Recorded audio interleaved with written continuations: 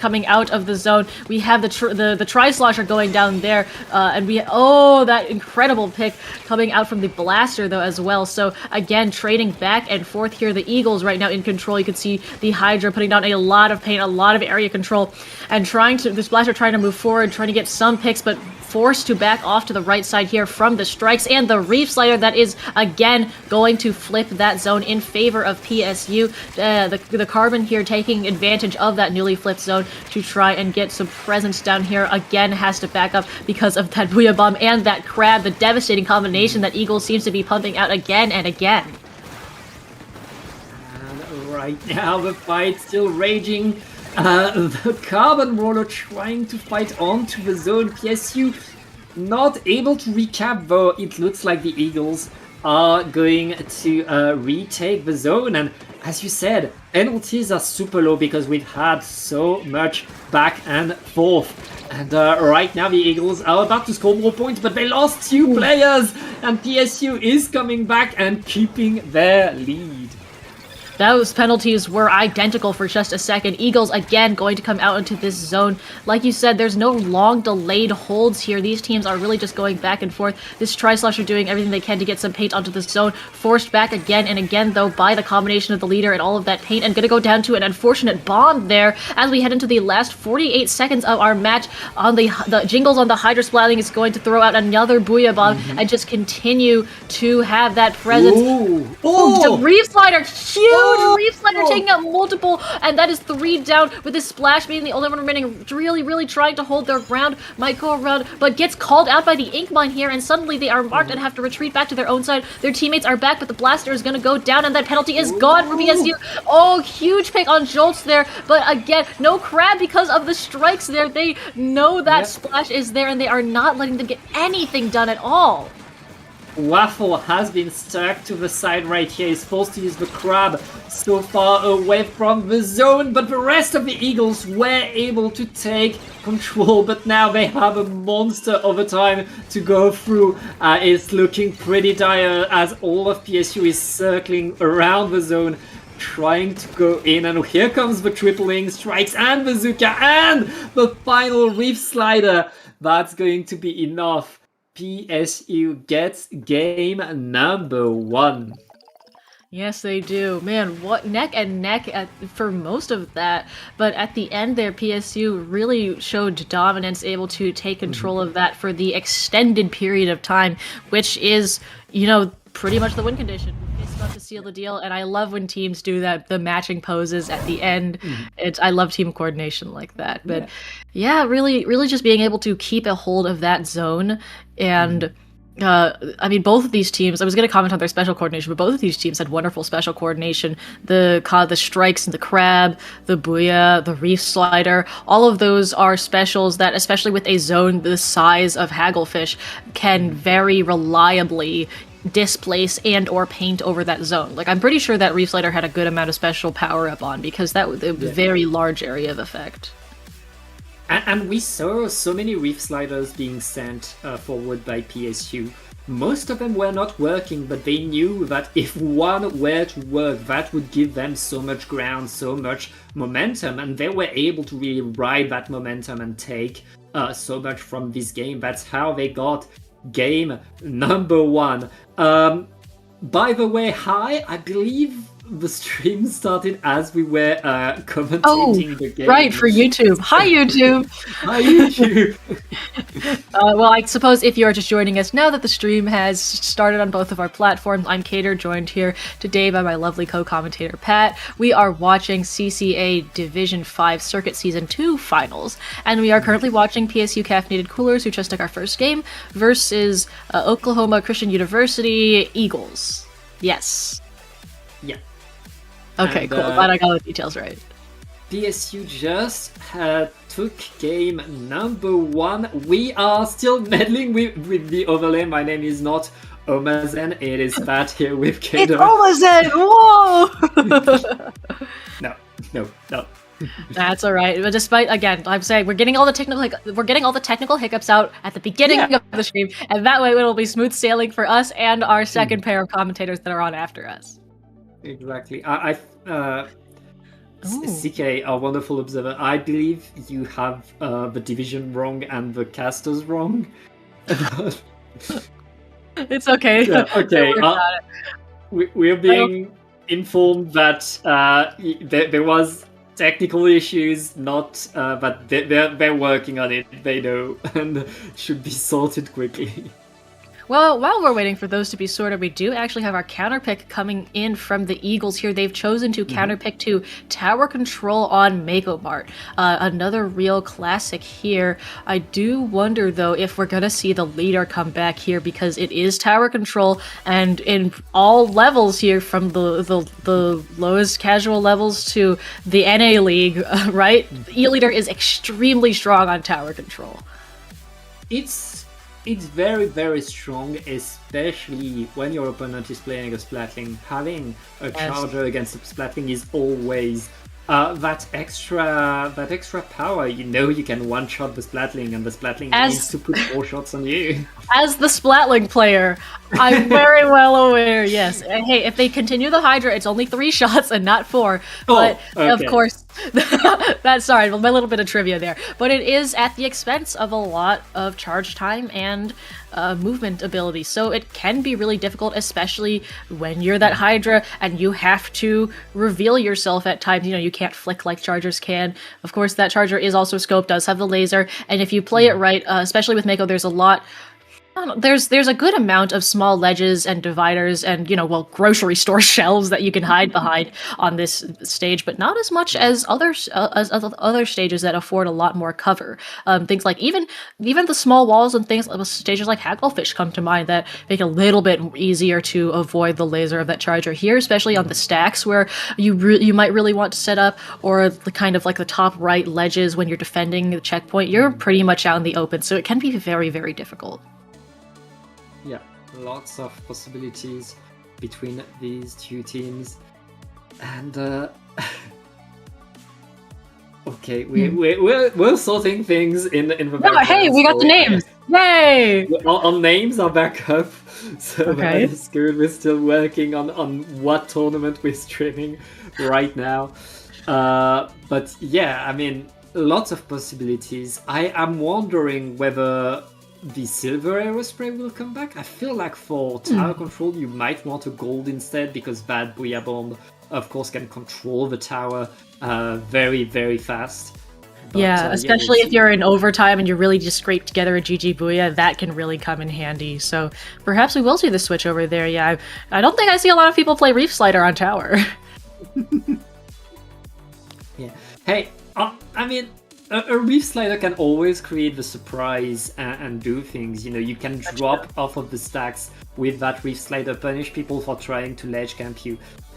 But, like, a Booyah Bomb is always going to work.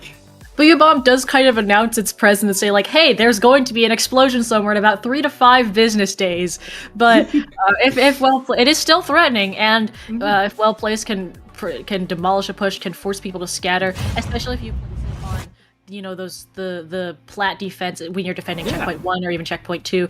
Well placed Booyah Bomb can really scatter the opposing team's defenses. So we'll see what we get out here. We do have the E-Leader returning, as well as that Hydra Splitting switch to the Vanilla Dually Squelchers and the Wiper Deco here. So we've got some beacons coming out with the missiles there on the Deco, so completely fair. We do have that Wave Breaker on the side of the Dually Squelcher. Screen is on in this set, so perhaps it's a want for that Splat Bomb that made them play the Vanilla kit. Yeah.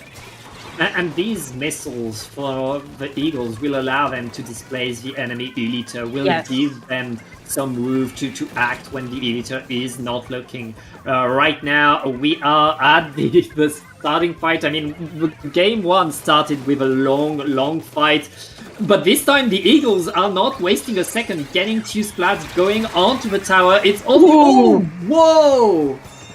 Well, they didn't waste any time, but neither did PSU, forcing that 3-down situation, and 2 of those were with a strike on the tower. They know what that objective is, and they have their sights set on it as they are making their way up to that first checkpoint. They have to deal with the Hydra here, and another set of strikes are going to come out. They're running double strikes, actually, I believe, here with the combination of the T-Tech and the End Splash. Both of those weapons that can paint very well and that's another 3-down situation here as the End Parries come to play. Clean up behind the Viper here, are able to get that pick and have the splash out at the ready. We're almost at that second checkpoint right now. PSU is running this match.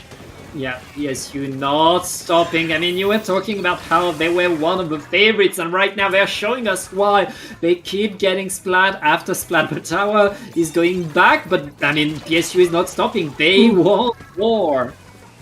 A rough jump right there into a bunch of crossfire, firing up those missiles from the Eagles, and finally it looks like they've played clean up enough to start coming back out to mid, placing down those beacons, and the Viper looking to move forward, taking this right stack, always the stacks, very important part of this, getting a few hits on, I believe that was the T-Tech there, but another set of strikes. These strikes are just so disruptive to what the Eagles are trying to push forward. Even with the Booyah Bomb out there, they couldn't really capitalize on that space because the strikes forced them to move backwards, and with another set of them, another set of tri-strikes, that tower is slowly resetting its way back to mid. Indigo here going down, getting the trade, which is, as we head into our second half of the match, Eagles are going to be on that tower, but they have to contend with that E-leader.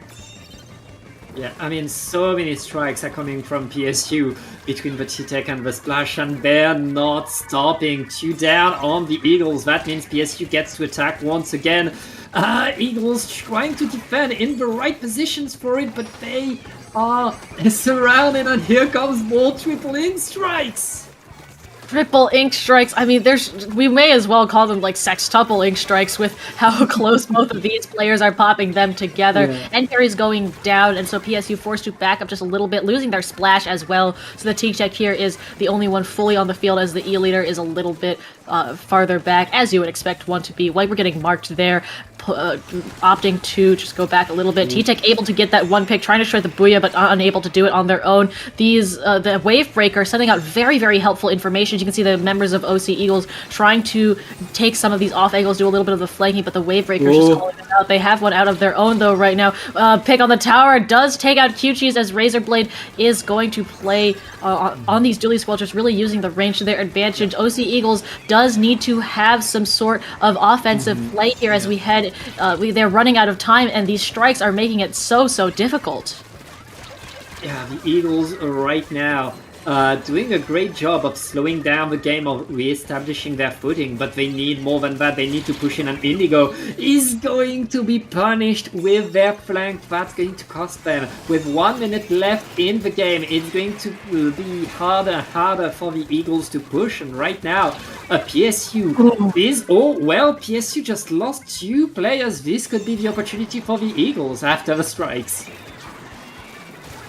The name of the game right here. They're always saying after the strikes, then we can push. But immediately those create opportunities. Losing the no cooler, but also no dualies for PSU, as an unfortunate slip sends a squid down to the grates of Mako Mart. But it's okay, they'll come right back. But the thing is, the Eagles did not have the cooler, and heading into there, losing 3 members, having the Hydra be losing 4. That is a pseudo wipe there, as we head into our last 20 seconds with the strikes on lock here. Getting this pick, trying to camp this jump. That's 1, that's 2. Getting the third, if you count that assist there. Absolutely, with the wipeout situation, no mercy from PSU as a celebratory Booyah to end that match. We're trying to proc overtime here, but with the strikes directly on our spectator camera, it's as if we here in the booth are feeling the full impact of that.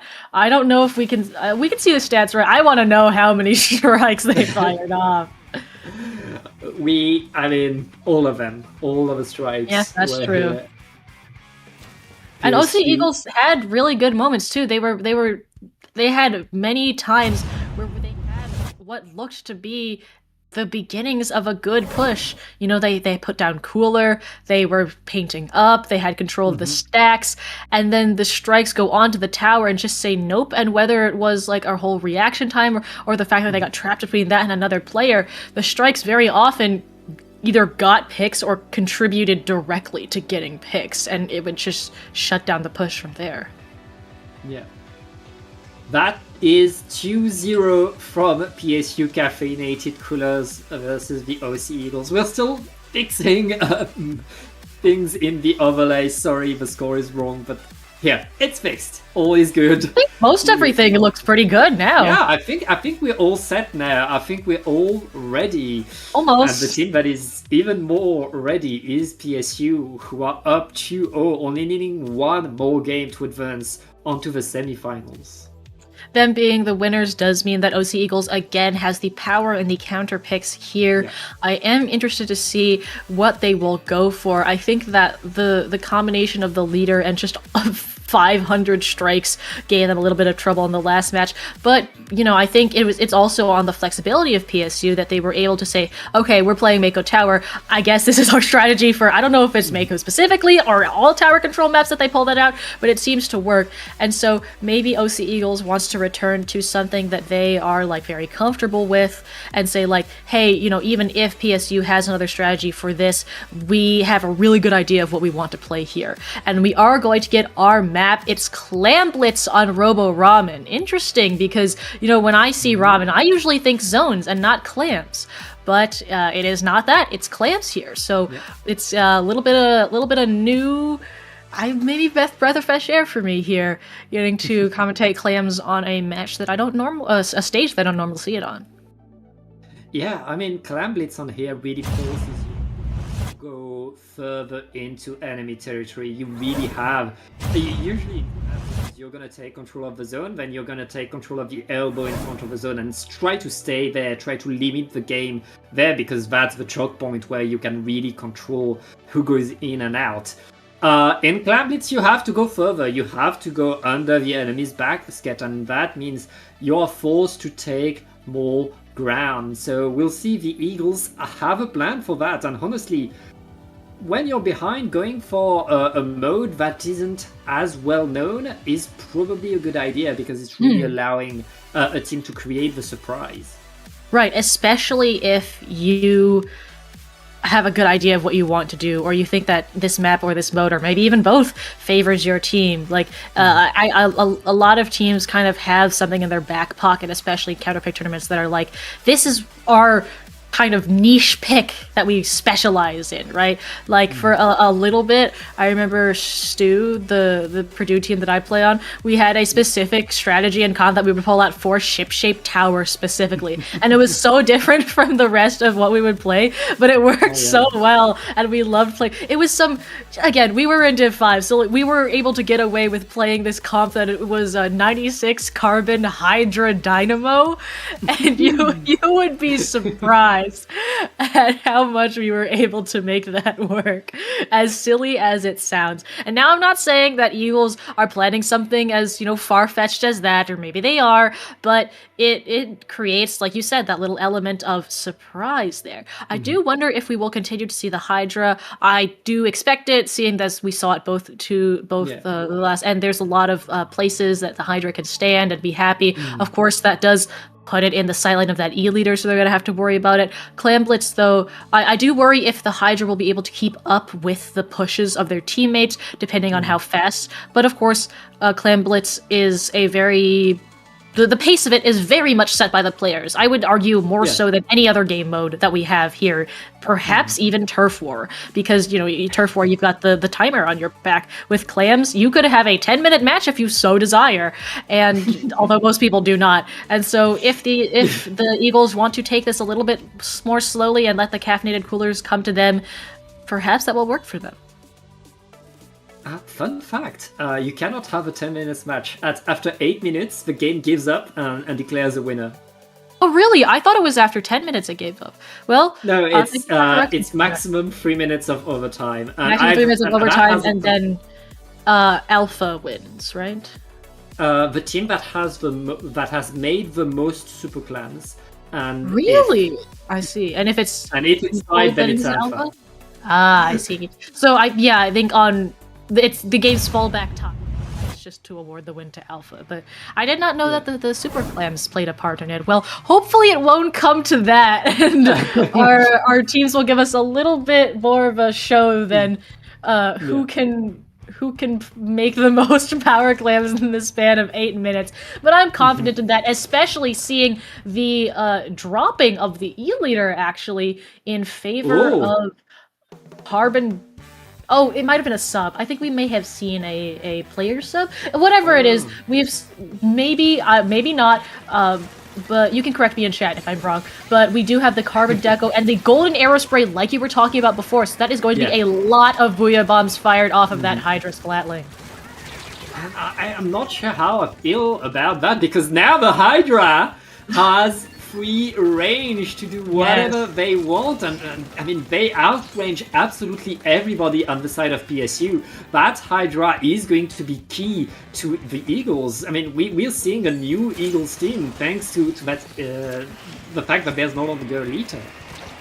Yeah, despite everything that is going to be thrown at this Hydra, I said there's places for them to stand and be happy, and very much so on top of the glass, on top of the snipe. With the way that Ramen is structured, there's a lot of range that these long-range weapons can have, and a lot of key areas that they control, and the OC Eagles is really showing how important that is with having Waffle on that crab and trying to get a push in there. Waffle gets one, trying to get a second, falling down here, doing a little circling, and able to find that trade after circling around and around. Great moment for them. We return to mid here as Youth on that Carbon is able to go out with the Zuka, but Indigo says that's okay and gets one pick on, a second pick on this blaster here. Credible plays the bubbler, also very key for the comp here, as they can, there it is, set it up. The strikes going up the bubble, finally going down to the bomb there, but man, what a showing.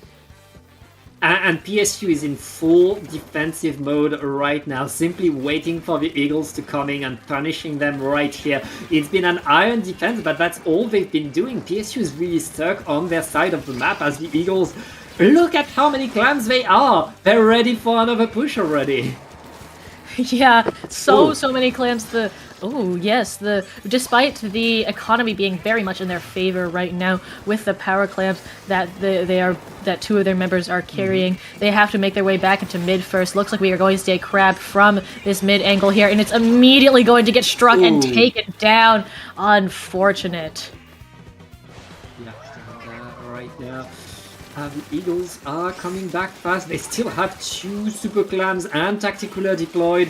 That's going to allow them to take risks, and they are going in. They're getting closer to the basket, but still the iron defense from PSU is there to hold 2 versus 2 to get under the basket. Can Waffle open it? Yes, Waffle and Jingles will both put their clam in the basket and open the score. Down to 60 and getting past that benchmark by getting a couple more clams in. Waffle popping the crab, but making a little bit more time. Jingles is going to try and come in and get something done, but unfortunately no, with that delayed wipe situation. PSU finally able to very easily come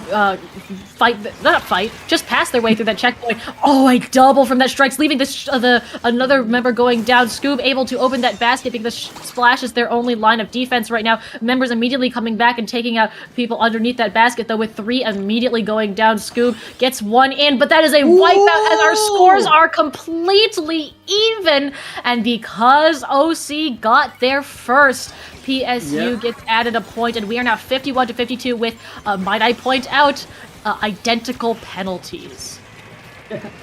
Our 2 teams are neck and neck right now, but it's 2 players down onto PSU, and one of them is marked by their super clam. They're going to be dealt with, and the Eagles are back in attack mode, punishing 2 players already. The bubbler is deployed once again. The strikes are going to cancel the bubbler, but that means there's no more strikes to defend. These strikes have been so important for PSU, and right now the Eagles are not able to get control, but it's still very much around here and punishing things. Wait.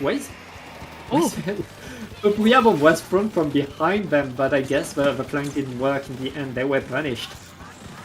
See, we've been talking about range. The combination of this Hydra and this Crab, when it is able to be set up, and it means that PSU just, if they don't have the strikes, doesn't have anything to counter it.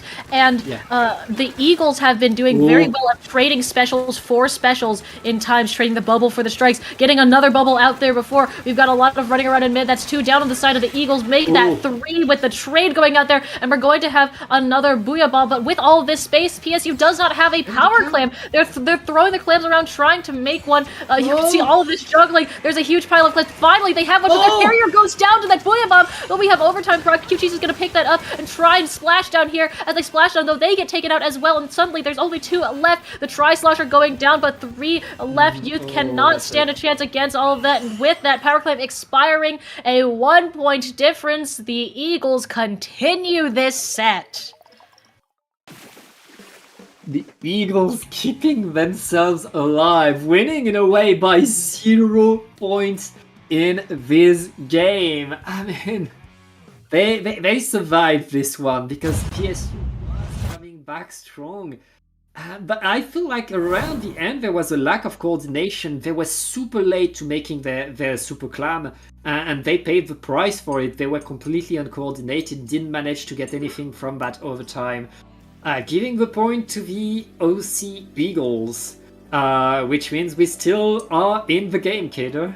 We still are, but that does also pass the counterpicking power over to PSU. If OC wants to win this set, they are going to have to reverse sweep PSU onto map mode combinations of their counterpick choice, which, these teams have been so even on both teams, on both the predetermined map and the OC Eagles counter picks, that I'm not sure how much of a difference that will really make. But if PSU has something very strong that they are very confident in, this set could be over in this next match.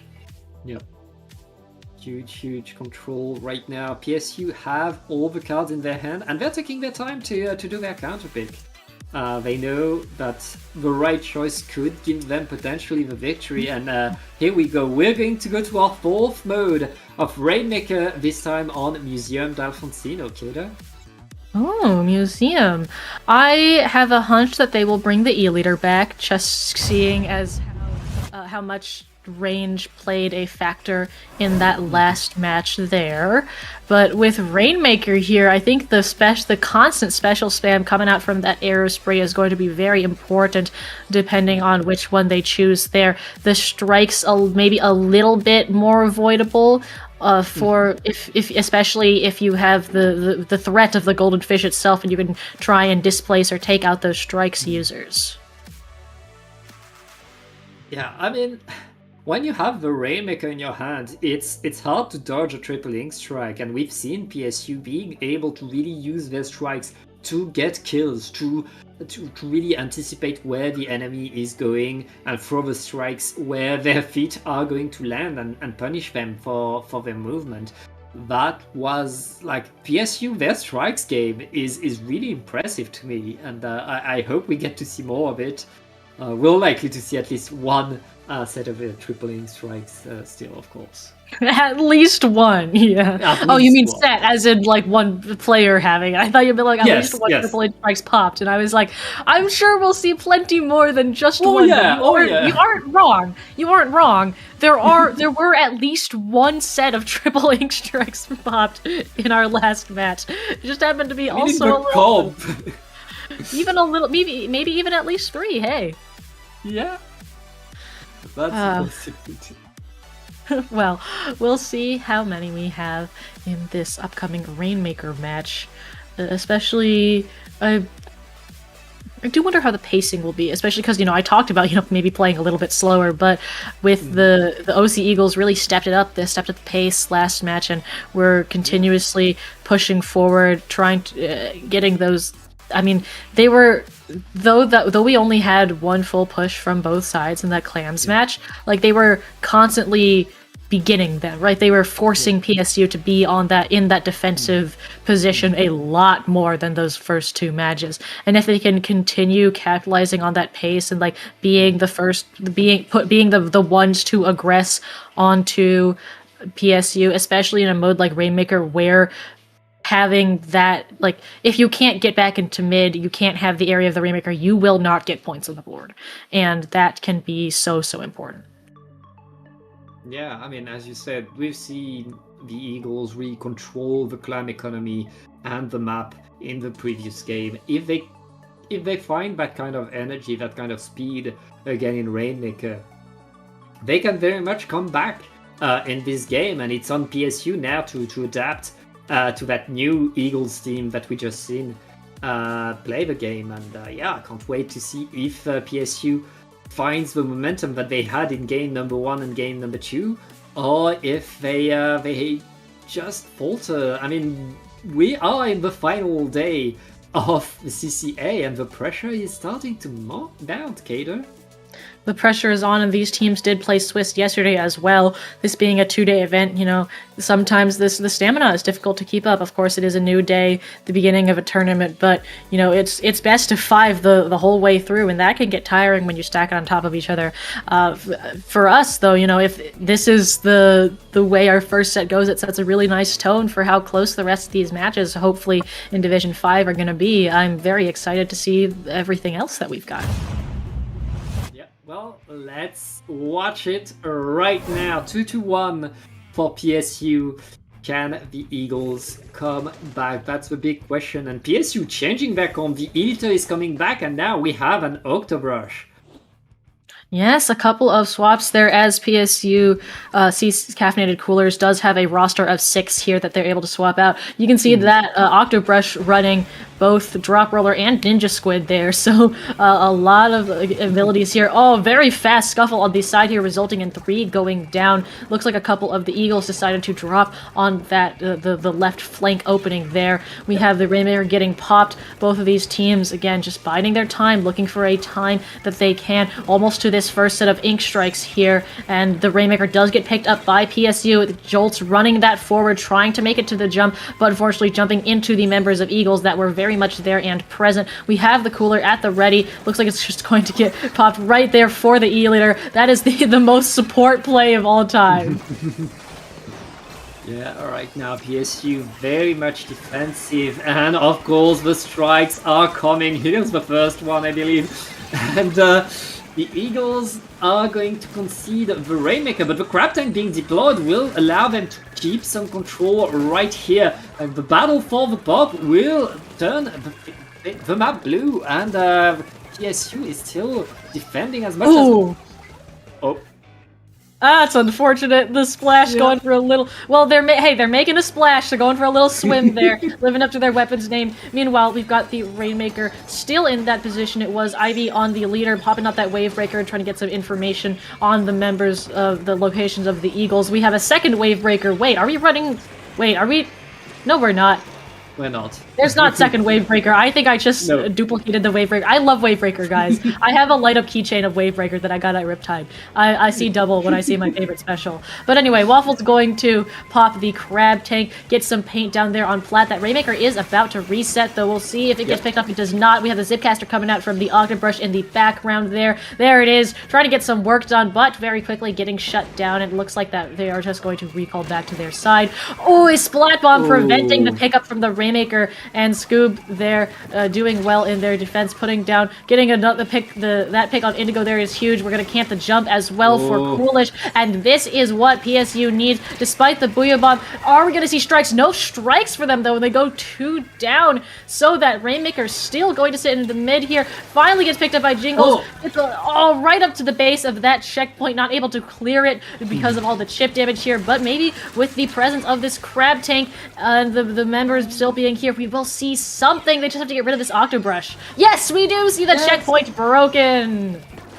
The Eagles able to go through the checkpoints. It took more than half of the game to get past one checkpoint, and right now it's on the PSU Caffeinated Coolers to get back in the game. Right now they're getting the snipes. That's going to help as they're trying to go in, but the blaster is going to shut down the push. OC Eagles still very much in control of the score, and not...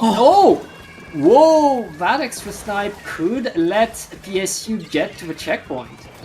Oh, but they lose the Rainmaker in that awkward little corner there. Ivy really holding down the plat area as the members really do try their best to make it up the ramp as they weren't able to get the spinner jump, but they go down again. Coolish here getting another pick for the road. We've got the jumps in, but this push is just going so slowly as Caffeinated Coolers keep unfortunately losing the fights. They're going to come pick up this Rainmaker again soon, hopefully, as Jolts tries to make room. Or rather, Maker goes down again to Indigo here on that Blaster, who's been putting in a lot of work, and that Rainmaker finally resets. So despite all of the time put into that, unfortunately PSU wasn't able to get it up that ramp.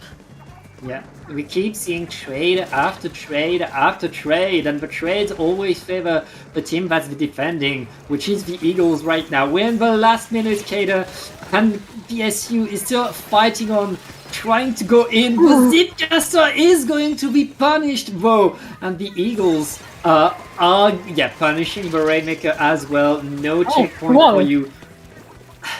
Scoop was way in the base of the Eagles right there, actually. Jolt's able to get that pick there. The Rainmaker does get picked up by the Eagles, who are going to try and get it on the spinner here. No pick for Indigo on the Blaster, and Sultan really putting in the work here. Does get the pick on the Rainmaker. It's back pretty much in mid right now, and Pop goes to the Caffeinated Coolers. They have one, maybe two more pushes left to get past that checkpoint and a little bit more. We'll see if they can pull it off here. Right now, the Fizzy Bomb to stop the Rainmaker once again. PSU are going to get the report, but now it is overtime, and PSU needs that checkpoint and then to re-grab if they want to win this game. All of the Eagles are defending as hard as they can. And, we'll see how it goes. Eagles R2 down right now on top of the spinner, but it's not quite in the right place, and the Booyah Bomb is going to prevent them from taking that path. Another two down, but the checkpoint is painted, but the spinner isn't at the right place. Ivy's going to have to go for it. Squid rolls over to it, trying their best to get on, but goes down on the wall of that checkpoint. The spinner just in the wrong place at the wrong time. If it had been maybe even an eighth of a turn farther, I think they would have been able to get that checkpoint, and this match might look a little different. But as it stands, the Eagles asserting their dominance, saying we are not going to take this set lying down, bringing us straight to a Game 5. Yes, 2-2 between these two teams. The Eagles fighting hard and making sure they are coming back into this game. I mean, we've seen both of these teams really have their moment where they took control of the game. At the start, it was PSU. Now it's OC who are in the lead, in control. I mean, right now they have the momentum, and it's on PSU to really change something, because what they are doing no longer works.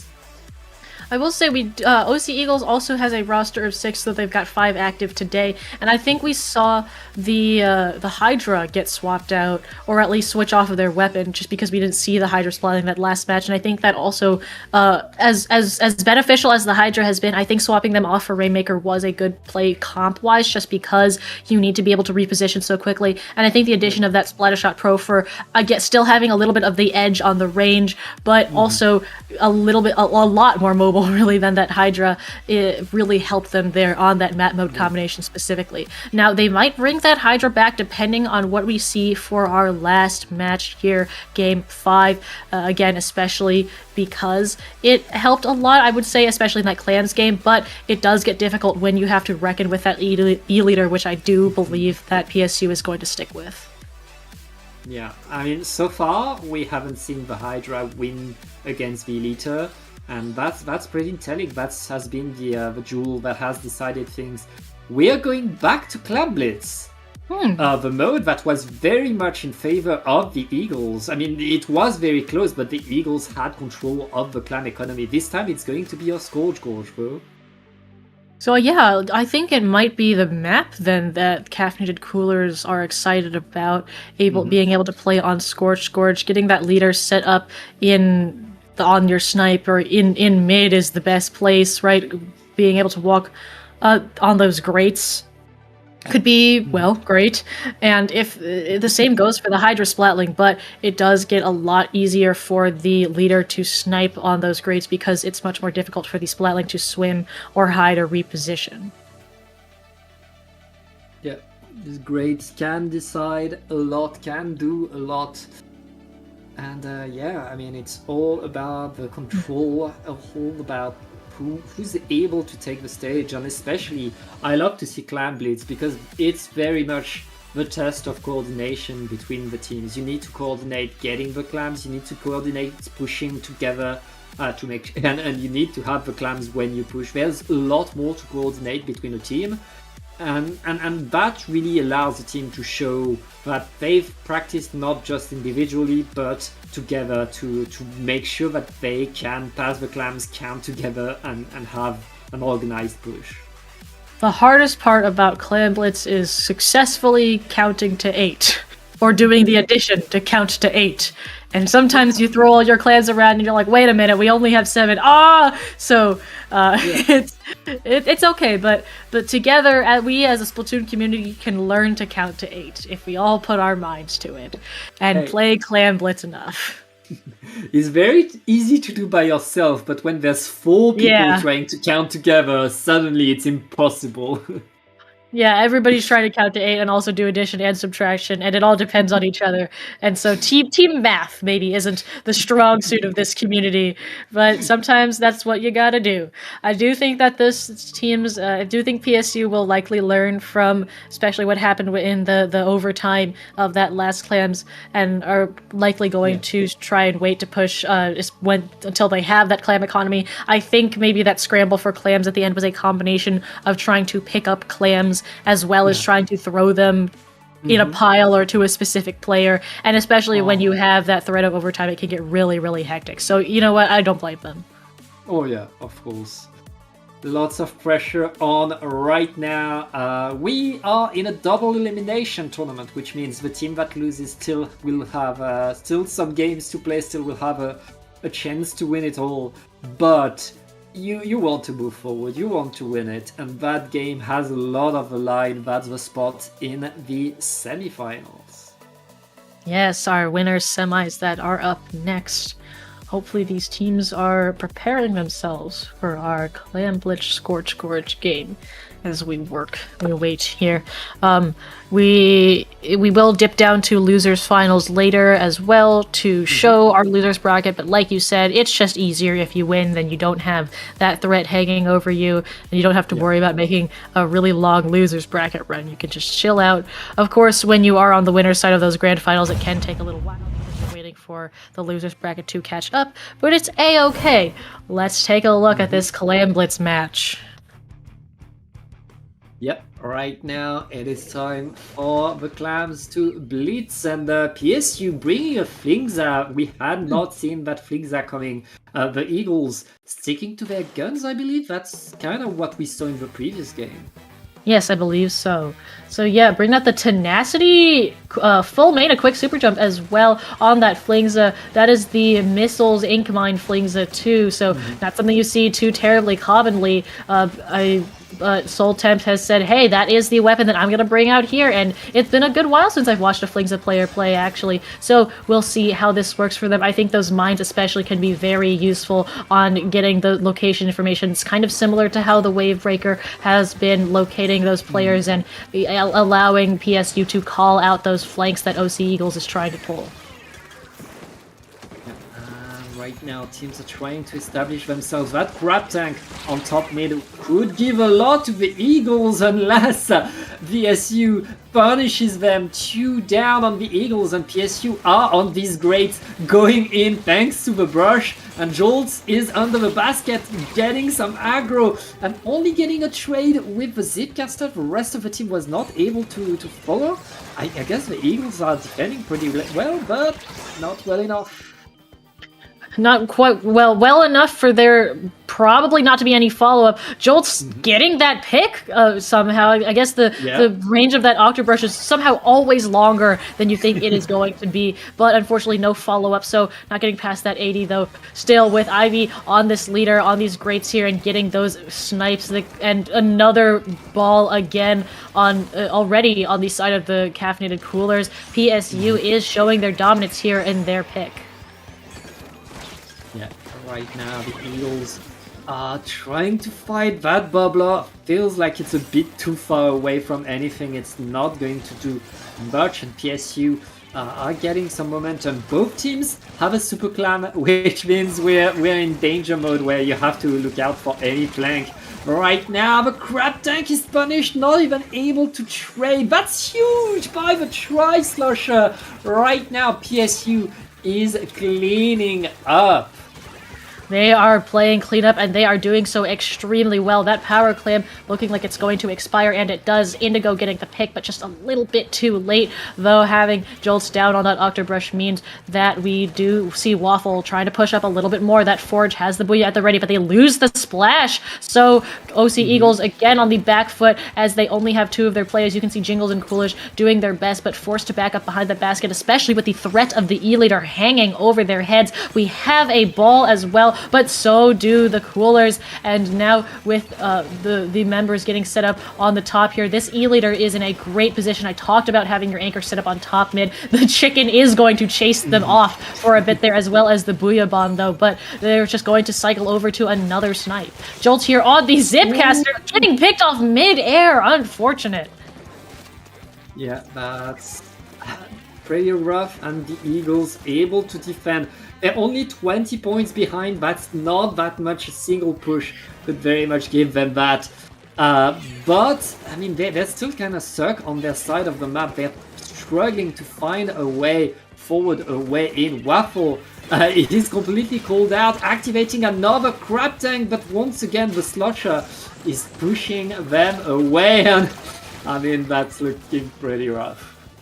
It is. The thing about Waffle's Crabs is that, like, when they're proactive, they are very, very effective. But unfortunately, if they get called out, especially with all the tools that the other team has against the Crabs, it can be very difficult to maintain that. And it's kind of just something that Crab Tank has, right? Left unchecked. Ooh! With Sultan getting these picks here. Left unchecked, Crab Tank is a menace, which is why it kind of becomes this sort of resource sponge where you have to deal with it. Oh, two bomb picks, yeah. I think, right on top of each other in a row there, meaning that the Eagles are at the advantage right now, though they do have to watch out for Jolts with his Zipcaster and this ball. Yeah, right now 45 seconds left. PSU has a lot of super clam, but all they need to do is defend. Waffles is forced to drop away, able to jump and save their life. That's already bad, but with two players down, the Eagles are in danger right now. They don't have much time. They need to make a super clam. They're trying. They are able to take out the Zipcaster, which is huge from that burst bomb from Waffle, with the Crab going out right before overtime here, taking out the Wavebreaker, but also getting missiled, forcing them to roll away and not be nearly as effective as if they could have been from that high spot. They need to make a power clam, like you said. It looks like they're about to do that, taking out the Jolt, but they don't have any clams on them right now. Yeah. And you can see and trying to pick them up, but unfortunately no dice there. PSU, Caffeinated Coolers, with that one score and the solid defense that they put up, finally taking this match 3-2, denying that reverse sweep. That was pretty close, very much too close for comfort. I mean, a single clam was the whole game. That's how tense it was between these two teams. It was so hard to take control. It was so hard to really go in. But at the end of the day, PSU Caffeinated Coolers will move forward onto the semi-finals. Yes, they will. It looks like, if you take a look at our bracket... Oh, yes. It looks like they were in the semifinals. They are going to meet Octos and Squids United Grey. On the other side of that, we've got Tamu Grey and Washed Up, which I believe that is the set that we are going to watch next. Yes. So we're going to take a short break so we can set up the lobby, make sure everything is A-okay, and we will be right back.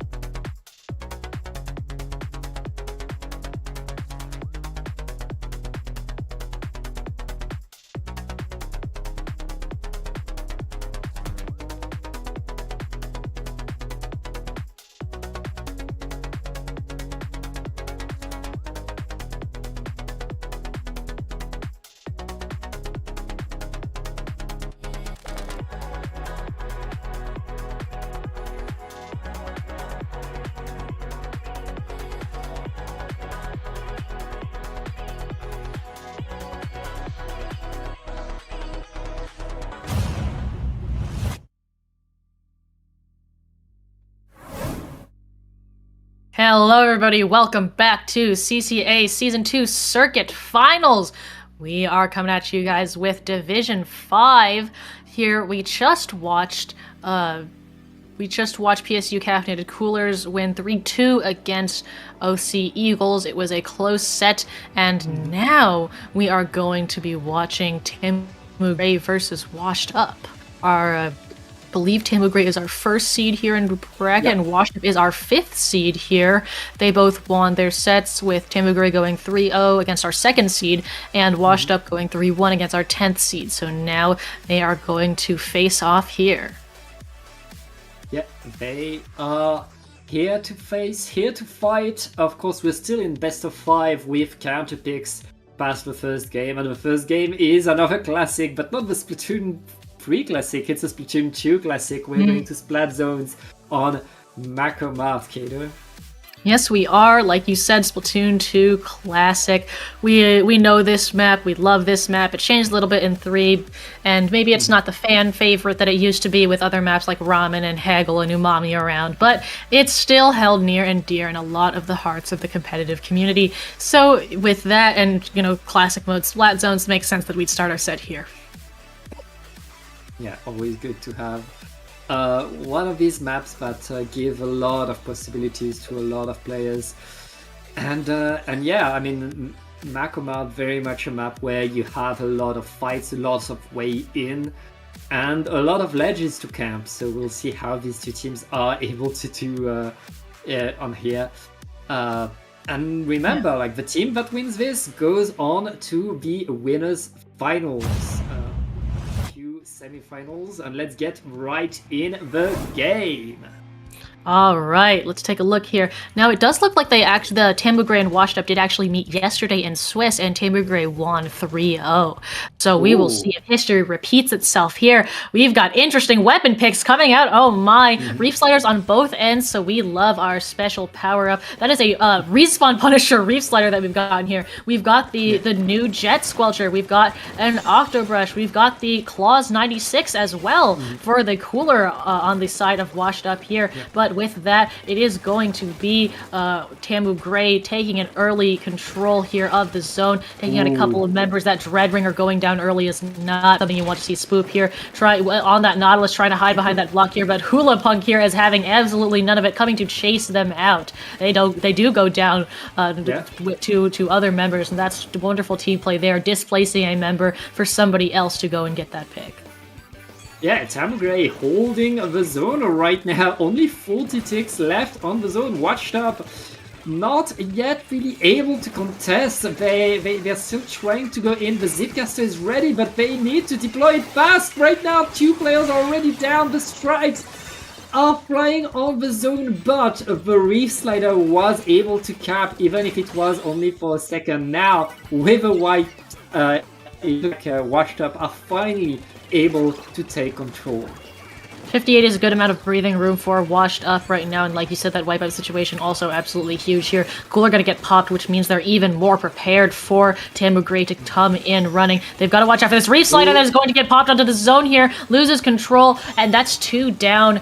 Make that 3 down, make that a delayed wipe on the side of Washed Up. This Nautilus coming back, they were all Cooler coming back with their splashdown as well, but they are going to have to wait for their teammates in order to get into a good position to use that. Meanwhile, Tamu Gray very quickly running through that penalty already. It is half gone. Oh, an incidental pick from the Nautilus, though, could bust this door wide open as they are slowly inching their way over to the zone. We do have the Reef Slider on the side of the Dreadringer as well. And are we going to see something out from it is my question. No splashdown, but we do see the Dread. We do see the recap, but it is not an insta-take. No zone sheaths here. And with the splashdowns, no splashdowns again, we do see actually Washed Up continuing to move forward, able to get that pick on the zone, buying themselves more time. And when Splashdown versus Hammer, the Splashdown is going to win in that case. Yeah, Washed Up very much able to hold their control. And now that there's no more penalty, here comes a Splashdown, not able to cap, but all of Tamu Gray is now back in fighting position, going forward. The Reef Slider will slow things down, but it's Tamu Gray in control, and Washed Up forced to move back. They need to prepare another push, Kato. They are doing that, but time is short as they've got Ooh. less than 30 seconds left to do so. The Jet Sculpture getting that pick is going to be huge. We have the strikes ready on the side of Tamu Gray and a splashdown getting charged as well. Very quickly, that penalty is gone, and now we are taking down past 20. It is now or never for Washed Up as they have the special from that Octobrush. The Nautilus is trying to get in, but they seem to be the only one even close to the zone, and with going down to the GG strikes, we have the Zipcaster coming in, but the splashdown to seal the deal, and that is going to be our first game going to Tamu Gray. Yeah, Tamu Gray took a lot of control, were very much able to lock down the zone for a lot of that game. Washed Up, able to fight, able to push, but not able enough. At the end of the day, the pace of the game was not favoring them. Unfortunately, it was not.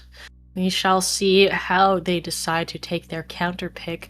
Especially, I do wonder if they want to go for maybe something like Tower or Rainmaker that will allow them to capitalize kind of on inching slowly forward, as opposed to kind of getting reset back to square one every time that they get pushed a little far back. Maybe being able to have like incidentally more and more control over the map and the objective will lend itself a little bit more to their style of play.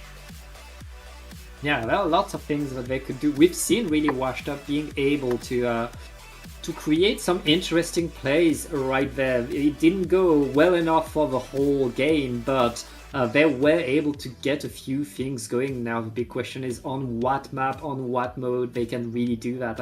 I agree that tower control could be good for them. They had a few good opportunities that match that. But it's on them to make the choice and to decide where they go, where they feel the most comfortable, and what they want to play next. It is on them indeed. I think that I hope that Washed Up at least feels like they have a little bit more power in this scenario as opposed to Swiss, where I think the maps were predetermined, if I recall correctly. And we have tower control on Shipshape Cargo Company. Here we go. I am a fan of this map mode. I don't think that's a particularly popular opinion, especially as compared to others. But I'd like getting. What can I say? I like pulling out my Torrents Hydra. I like getting set up in my bubble on top right, and nobody can move me. Well, apparently you're not the only person to like the map mode, because Washed Up agrees with you. They probably have a plan to make it work. It's an interesting map because like there's really two stages to this map, where there's the fight around mid to take control of the middle area, which is not as big as in the other modes. In tower control, you don't have the roof of the map. And of course, after that, you have that fight where you want to go through the opponent's court and get to their spawn, get to their battlements, and the two play very different. I really love the way you have to completely change the way you play the second that checkpoint is broken. I wholeheartedly agree. Well, speaking of changing the way we play, we're seeing a Luna Blaster come out. Ooh. We're seeing the Vanilla Splatter Scope, actually. So we're going to see some Inkvac action on the field here. I think the Fro Pros coming out. That Dread has switched to Thermal Ink and Drop Roller. We've got a Forge on the other side. We got a Sploosh-O-Matic as well. So short-range warriors on the side of Tamu Gray. Yeah, but the Splatter Scope will do a very good job at stopping the enemy Jet Sculpture from taking control, from being wherever they want. And right now, the splashdown is taking some control, but there's the answer instantly by Washed Up. 2 down onto Tamu Gray, and Washed Up are going to be the ones riding the tower first. They are, with that 3-down situation. That is the door wide open. It looks like that first checkpoint is going to fall without a lot of fuss, especially with the call-in on that Octobrush. Zip casting on the left side, meaning that little shortcut. Grass goes down there. That little shortcut is no longer available. We've got the Inkvac coming out to eat anything that might be coming at the Splatter Scope on these as they pass that first checkpoint there. And this is only a 2-checkpoint map. Backshot on the tower, not finding anything. But now that a smooth snipe there coming out. Love to see it. And Spoop is very just commanding this tower. Grass has something to say about that though, but the hammer's just going to get taken down, and Swoop is able to very quickly avoid that. 2 down on both sides right now as Talkian and Nice Flyer are still having control over this. Hulapunk is doing their best to play cleanup out here, and the curling bomb going to cancel the Reef Slider. Talk about a trade sub-weapon there. There's the hammer here as well. It is going to do its best to camp this jump. 2 picks going down, at least in part thanks to the distraction of that hammer and a third throw. So 12 remaining, also getting past that second checkpoint for washed up Tamu Gray now, though, trying to get something done. No rest for them, though, as the splatter scope says, I can see you coming. Yeah. Yeah, I mean, right now, washed up very, very comfortable in every fight they're playing, and able to really take control of this map. It's again still 2 down onto Tamu Gray, who are forced to move back to their spawn, to their defensive position as the tower is moving back forward, and there's no checkpoint to stop them, Kato, right now. It's straight cruising to the KO, but nope, I guess Tamu Gray has something to say about that. Yeah, they really want it to be straight cruising, but Tamu Gray does not. That defense going to stop them in their tracks again, and that's pretty much been the name of the game. It's washed up, pushing up, and Tamu Gray responding. And the thing is, that is not the pace of the game that Tamu Gray wants to set. That pick on Colin, though, is going to start shifting the momentum as Tamu Gray hops on and gets to that first checkpoint here. Does lose the tower rider, but it's okay because we got a couple more coming in. Spoop there, a little bit stuck in this pit area here, especially with the threat of those members diving off, has to relocate here, and the members of Tamu Gray just kind of swarming this checkpoint. The vac here, all of these specials, Grass on that hammer, getting a pick, and losing the tower though. So despite all of that fanfare and this Booyah Bomb that is coming out in mid here, only 62 right now, though that push is not over. Yeah, right now Tamu Gray back at the checkpoint, and washed up forced to defend. This time, 1.5 minutes left in the game. Can Tamu Gray go forward? The splashdown is maybe able to take some attention. I mean, the checkpoint was broken and Tamu Gray still has the tower, but they need to move forward right now. Washed up, very much ready to defend 2 versus 2. I guess we're slowing down, but curling is coming, and I mean, washed up, still defending as much as they can, but losing players. Wait, Tamu Gray are able to go through. Yes, they are breaking the way through and running up on this second checkpoint right here, all the way past 30. They are at it, and they are just chilling 2 members on right now with the splashdown going down, and that is the Booyah Bomb coming up, but that is a full wipeout situation, 12-19 right now, which means no more push, as washed up very quickly brings this tower right back to mid, and so with a 7-point difference right here, Tamu Gray has 30 seconds plus overtime to make something happen here, to charge those specials, to avoid this the Zipcaster and the missiles and everything that washed up is going to try and throw at them. The vac shot going out and getting a pick as well. 2 more specials at the ready for washed up. They are in a great position to defend right now. Yeah, all they need to do is hold for 15 more seconds. The Reef Slider is going to get us flat, and both teams trying to fight for that tower. 5 seconds left. Tamu Gray needs to be on the tower, but they lose too many players. The super jump is on the tower, but I mean, it's looking pretty rough. Washed up is going to tie up the score. Grass surviving as long as they could, but unfortunately, when you've got 2 suction bombs on that tower, you're a little bit between a rock and a hard place, or well, a suction bomb and another suction bomb there. And unfortunately, they were not able to survive through that. So, like you said, washed up, tying up this set. Showing that they are not going to take this line down, and it is now ball in Tamu Gray's court as we wait on their counter pick. Yeah, Tamu Gray, it's their turn to counter pick. And I mean, I feel like they need something to counter that charger. That charger had very, very smooth snipes, as you were saying. And Tamu Gray were able to do better on Makomat when they had all the cover and all the ways to sneak their way through. So I guess they have to go to these kinds of maps if they want to get the victory.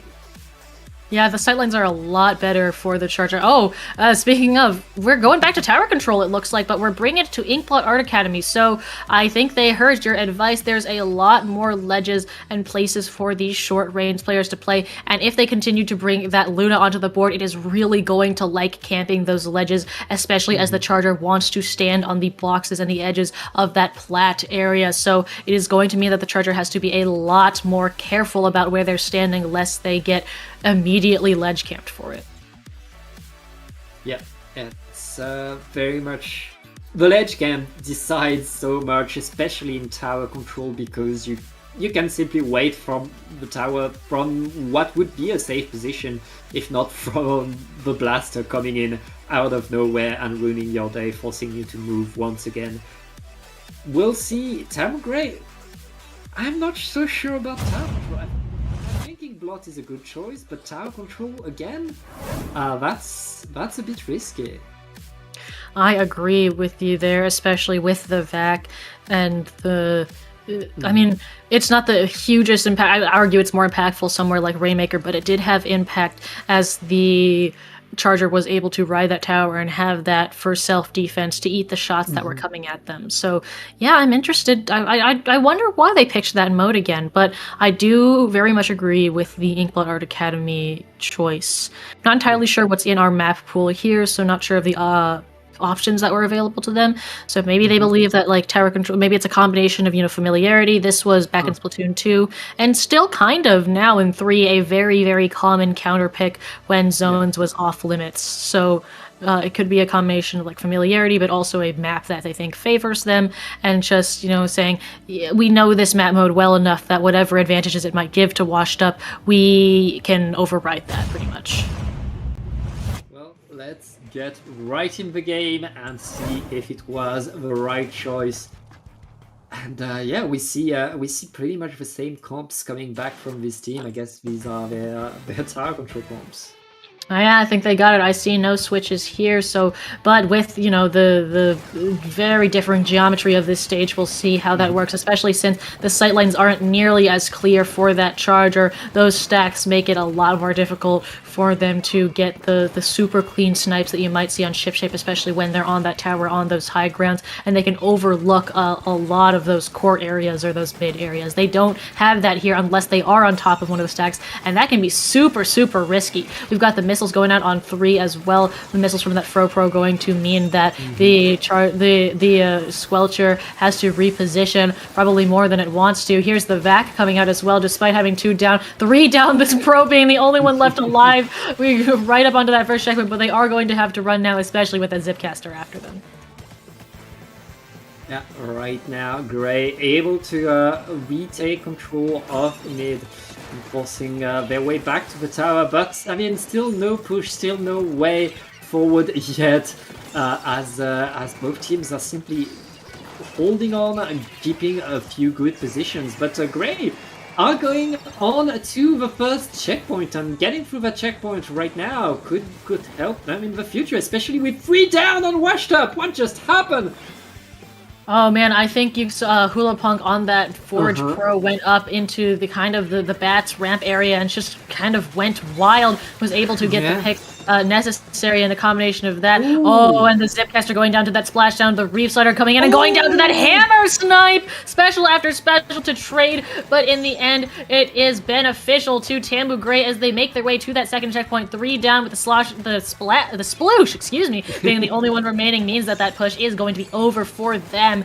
But 253 in our first couple minutes of the match is not bad with the pace that they are setting. Talkion here is going to put out those missiles, though, and displace the members of Tambu Grey. You can see Hula Punk all the way on this pit. Talkion is calling for backup as they go to fight. Meanwhile, the other members are on this tower. The Zipcaster has popped. The Vac is popped as well. Checkpoint 1 is done. If they can contest with the threat behind them, which it looks like they can, they have to stand up to grass on this Sploosh-O-Matic, and it is not working out. Yeah, I feel like Washed Up used 1 too many specials to get the first checkpoint, which meant they didn't have anything to really push to the second. And you need so many resources to get that second checkpoint right there. They were forced to move away, but there's only 7 points between our two teams. They're in the same checkpoint. whoever gets the next good push will be in the lead. But right now, it's Tamu Gray with a little bit of lead and still pushing the tower further forward. Just a little bit, but with the pushes that we've seen out of both of these teams, it's still anybody's game. Great pick on grass from Talkion as they make their way up onto the clam here, trying to take the high ground. Hulapunk is going to slam dunk that Booyah Bomb right into the plat of Tamu Gray, meaning that they have to move. We've got the splashdown coming out, but we have the Octobrush just... Yep. Oh, I thought they were going to shark. They've suction bombed the Zip recall. Not sure if it... No, didn't so get it. unfortunate. Fortunately, not quite, but very, very funny trick that they're trying to pull there. Oh, the hammer! Seeing the hammer thrown at you through your scope has got to be one of the most terrifying things. Thankfully, they were not in the range. But as we head into our last minute and 20 seconds, it was with another beautiful snipe, a little bit more on the side of Tamu Gray still than Washed Up. So I want to see more of those snipes. I want to see more pushing from Washed Up. We know that they have it in them, and it is coming down to the wire now. Yeah, right now, Washed Up needs to go in. They just lost their brush, and that brush has been so important in creating opportunities for them, which means the rest of the team is simply waiting for a better time. But the time is running out. We're in the last minute, Keder, and Washed Up still needs a lot of paint forward. They've got the specials to make it happen, narrowly avoiding that splat bomb. We have the reef slider, and if we can get it onto this plat, that could be huge, but it dives down! The geometry not being kind. A nice flyer going down to the Booyah Bomb there. That is not what they wanted to happen. I'm sure they wanted to angle that onto plat. We have the Zipcaster going out. That's recall back onto tower. But the push, I think I think despite the jumps coming in here, the 3 down there means the momentum is lost. Frozen Pro is going to try and get something done, getting the missiles there. A little bit of single targeting called out on that left stack, though. With that final line of defense there, an ironclad defense, Tamu Gray going to take our third match, bringing it 2-1. We very much had such a slow-paced game where both teams were trying to get control, to keep control, paint all of mid their color, and then move. And each time that led the other team to defend, that led the other team hold that second checkpoint that neither team really broke. At the end of the day, Grey were able to get further in, were able to push forward a bit more, which means they get 2-1 the match point. Match point. But ball is in Washed Up's court. They are able to counterpick for this match point, giving them a little bit more power here. Tower control is, believe, fully off the table since both of these teams have won on it. I think that's how our counterpick rules work. So we will be no longer... I think so. I'll check that in a second. But let's see. Here it is. Circuit format. See, guys, this is why you gotta read the rules. But I didn't do my homework. I didn't do my CCA homework. I gotta start reading the rules before these streams. That is my bad. But let's see. Oh well, I'm sure I'll be informed by nicely informed by somebody that knows a little bit more than I do. Or if we take a break, I'll take a look at those between them. But I am interested in seeing what mode that we go to now that we're not going to be seeing tower control anymore. Yeah, it's time to move on. There's more to this game than tower control. We'll see what these teams decide to go with. But yeah, I mean, we very much, these two teams, very evenly matched right here. We saw in that game both of the teams were taking control and then defending and then taking back control and then again and again and again. It didn't stop. So whichever team is going to be on top is likely to very much be decided by the maps and the modes, because that changes the game a lot, that forces you to adapt. And we have different comps, we have different play styles. We'll see which team is able to make the best of it. That's right, I did check. If you've won on a map or a mode, you cannot counterpick that for the rest of the set. So tower control is fully off the table right now, as both teams have now won on it. we can still see washed up counterpick to zones if they would, like as Tamu Gray did win the zones maps, for example, but no more tower control. I do wonder if we'll see something, especially with, kind of the super back and forth that we've been seeing, if we'll see maybe something like Rainmaker or Clams, where that, okay. Yeah. Okay. Yeah, okay, I guess we're going to Mincemeat Rainmaker. It's CCA. You know what? I should have expected this. It's CCA. We've always got Mincemeat Rainmaker somewhere in the little nooks and crevices of our tournament, and it's always going to pop up somewhere. Mincemeat Rainmaker it is. Whether this is for the funny, or if it's because washed up, it's probably a combination of that and being, I think we got a chance on here, so we'll see the funny here. Hey, again, it's one of these maps that's unique, where some teams know that they will have better options. And Washed Up, they have the splatter scope. Gray, their longest range we've seen so far is the Jet Squelcher, which means the splatter scopes has more range, and on this map, range is absolute king. It really is with the structure of this. I'm presuming that neither of these teams are going to try and push it over the grates and because it's just so difficult to brute force that. It's funny, I'll give them that, but it's so difficult to brute force Rainmaker over an uninkable, especially great. It's not that hard if you have a vac. Fair enough. You got me there. It's not that hard if you have a vacuum. You do have to time it correctly, and I have seen a lot of vacuums used more for like getting checkpoints specifically than for getting to the checkpoints. But I guess if you want to use your vac for that, you can as well. Or if they're in a a nice situation where there's no defense over there. So maybe we'll see something funny. Hey, last time I said I'd like to see a team go the funny route. That was on NA League, and then Moonlight won the match by going the funny route. So, let's do it again, eh? Yeah. It's a risky route. It's very risky, yes. I would say similar, Humpback, right? Where it's extremely risky, and that's why it's not as favored, even though it's so small. But here's the thing with these risky is that even if you're not gonna go there, you want to threaten to go there. You want to force your opponent to go defend there, so that you can go to the safe route a bit more easily. Yes, I fully agree. It looks like we're having the Zinc Mini come out here, so that Bubble and Toxic Mist, the Toxic Mist especially, really great for Rainmaker, can just completely deny that the shorter route. Like, you pretty much can't push that left route if there's Toxic Mist anywhere around it. So I think that's completely fair to try and, entirely shut that down. Yeah, right now teams are fighting 2 down onto Gray. Washed Up are winning the first fight. They're gonna grab the Rainmaker, and they're not going the funny route. That's okay. To the right. Well, they're going right, and that checkpoint's already painted. Ooh. The range here from the Jet Squelcher going to be enough to take out the Rainmaker, but like you said, the longer range from the Splatter Scope going to be enough, and they don't even have to use the VAC to get through that first checkpoint, meaning that is a very, very useful tool that they can now use to get further. Spoop here opting to actually go for some picks as well. There is the VAC now. I'm not sure if it ate the hammer or not, but it is definitely trying to eat the Zipcaster. No dice, though, as it goes down. Unfortunately. But Oof really doing their job, seeing the opportunity seemingly right out of spawn, it looks like there.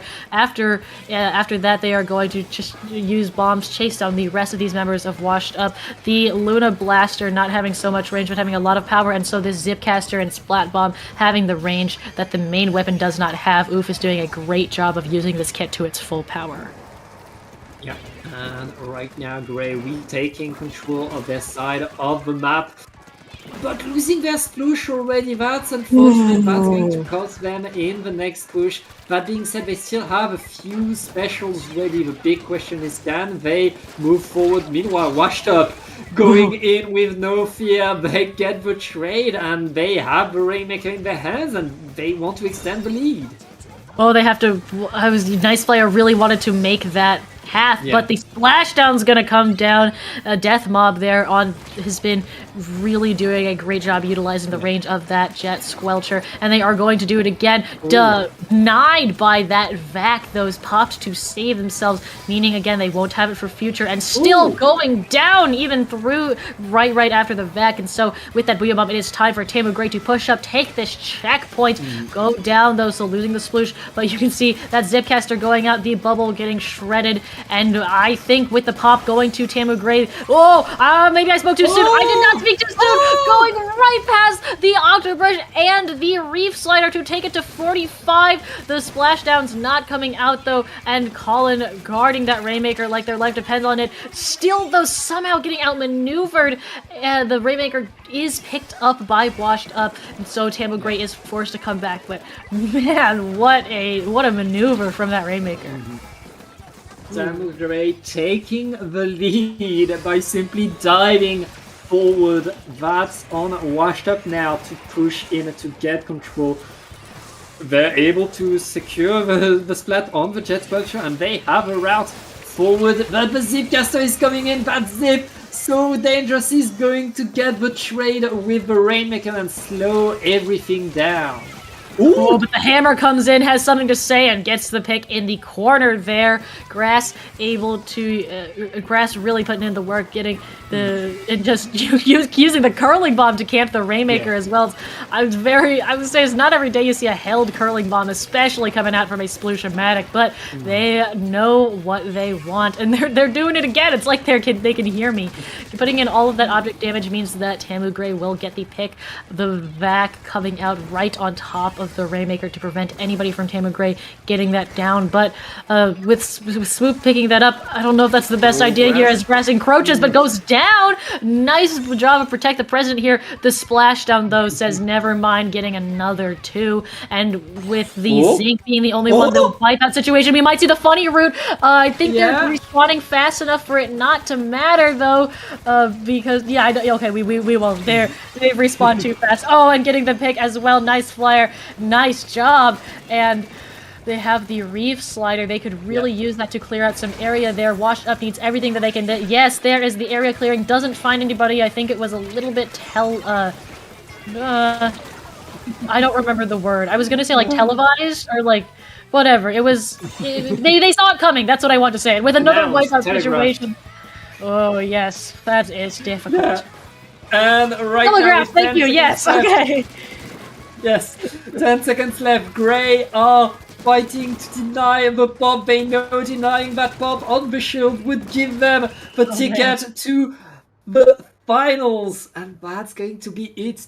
3-1 for Tamu Gray. Yeah, like you said, they knew their win condition was just don't let Washed Up get that pop, and all of those bombs and the huge object damage that's coming out from the sploosh meant that they were able to deny that. So like you said, 3-1, winning on Mincemeat Metalworks, which wasn't even their own pick. That probably what a CCA way to end that set is what I'll say. Very much a CCA set. And I mean, Tamu Gray, the second they got the lead, and they got the lead simply by running forward the second Washed Up blinked. The second they had that, they knew they had speed on their team. They didn't have the range, but they had the speed, and they were constantly flanking, going around, especially that sploosh, throwing curling bombs left and right, and making sure Washed Up could never rest easy, could never really slow things down and get their pace up. That allowed Tamu Gray to maintain the chaos through the rest of the game and not let Washed Up go anywhere. That's how you get the victory, that's how you get the 3-1, and that's how you get to the winners finals. Fully agree with you there. Well, speaking of winners finals, we are waiting on our other set, which is Seed 3 versus 4 Octos and Squids versus PSU Caffeinated Coolers, who we did just see before. And despite the seed of Caffeinated Coolers being lower, they are up 2-1 right now. So we are going to take a short break as we wait for that 10th set to finish up and see who will meet Tamu Gray here in the winners finals, coming up very shortly.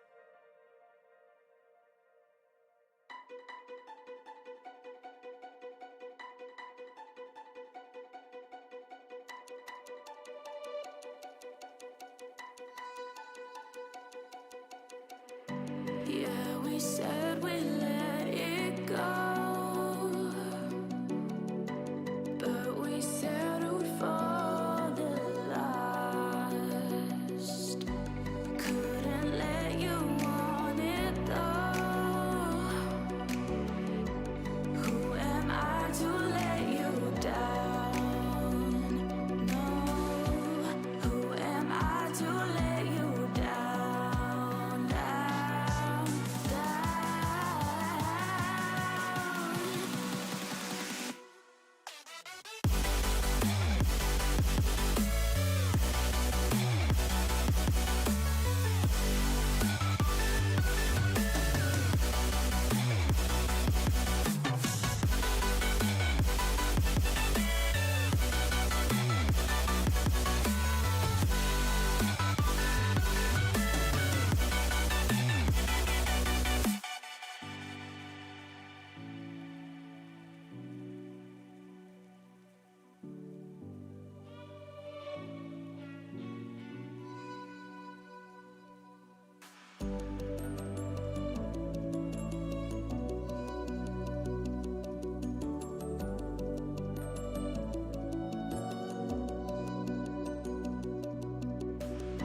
If you let me walk away, maybe then we'd lose it all. No.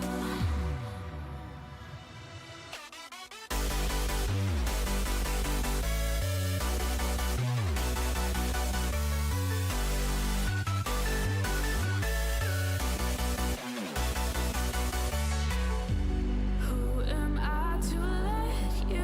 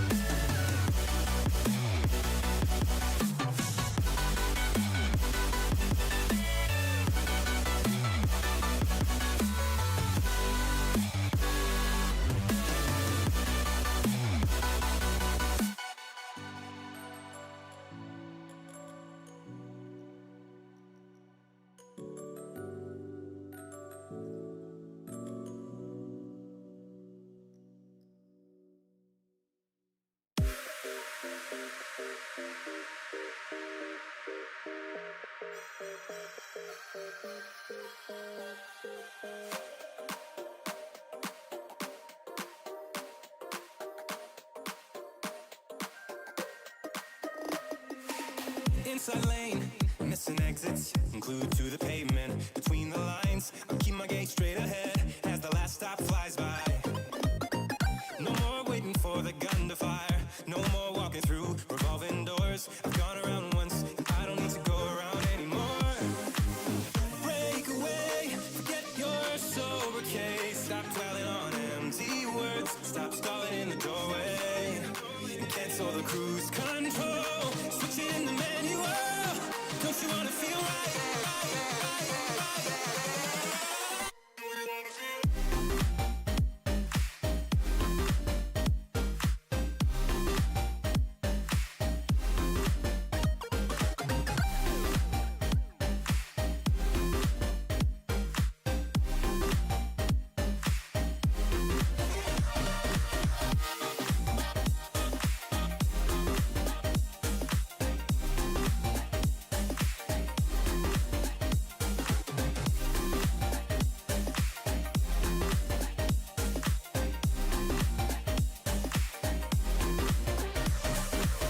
Full steam through the setbacks.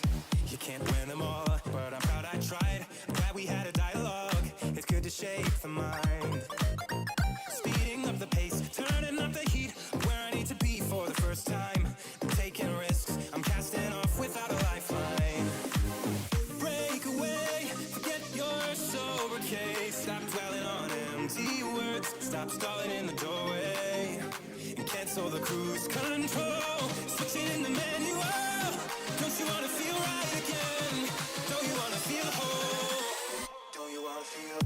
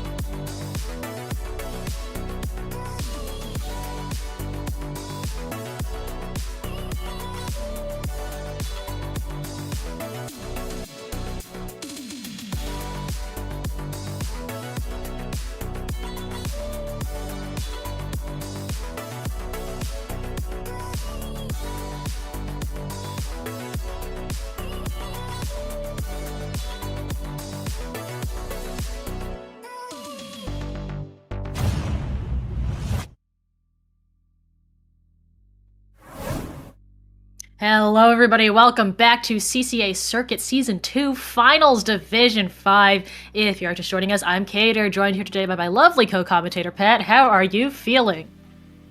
I am feeling great and ready to watch more games today. And I'm glad we get to see both of these teams that we've seen already today. On one side, Tamugray, we saw them decidedly take control of the winner's semifinals and win it 3-1.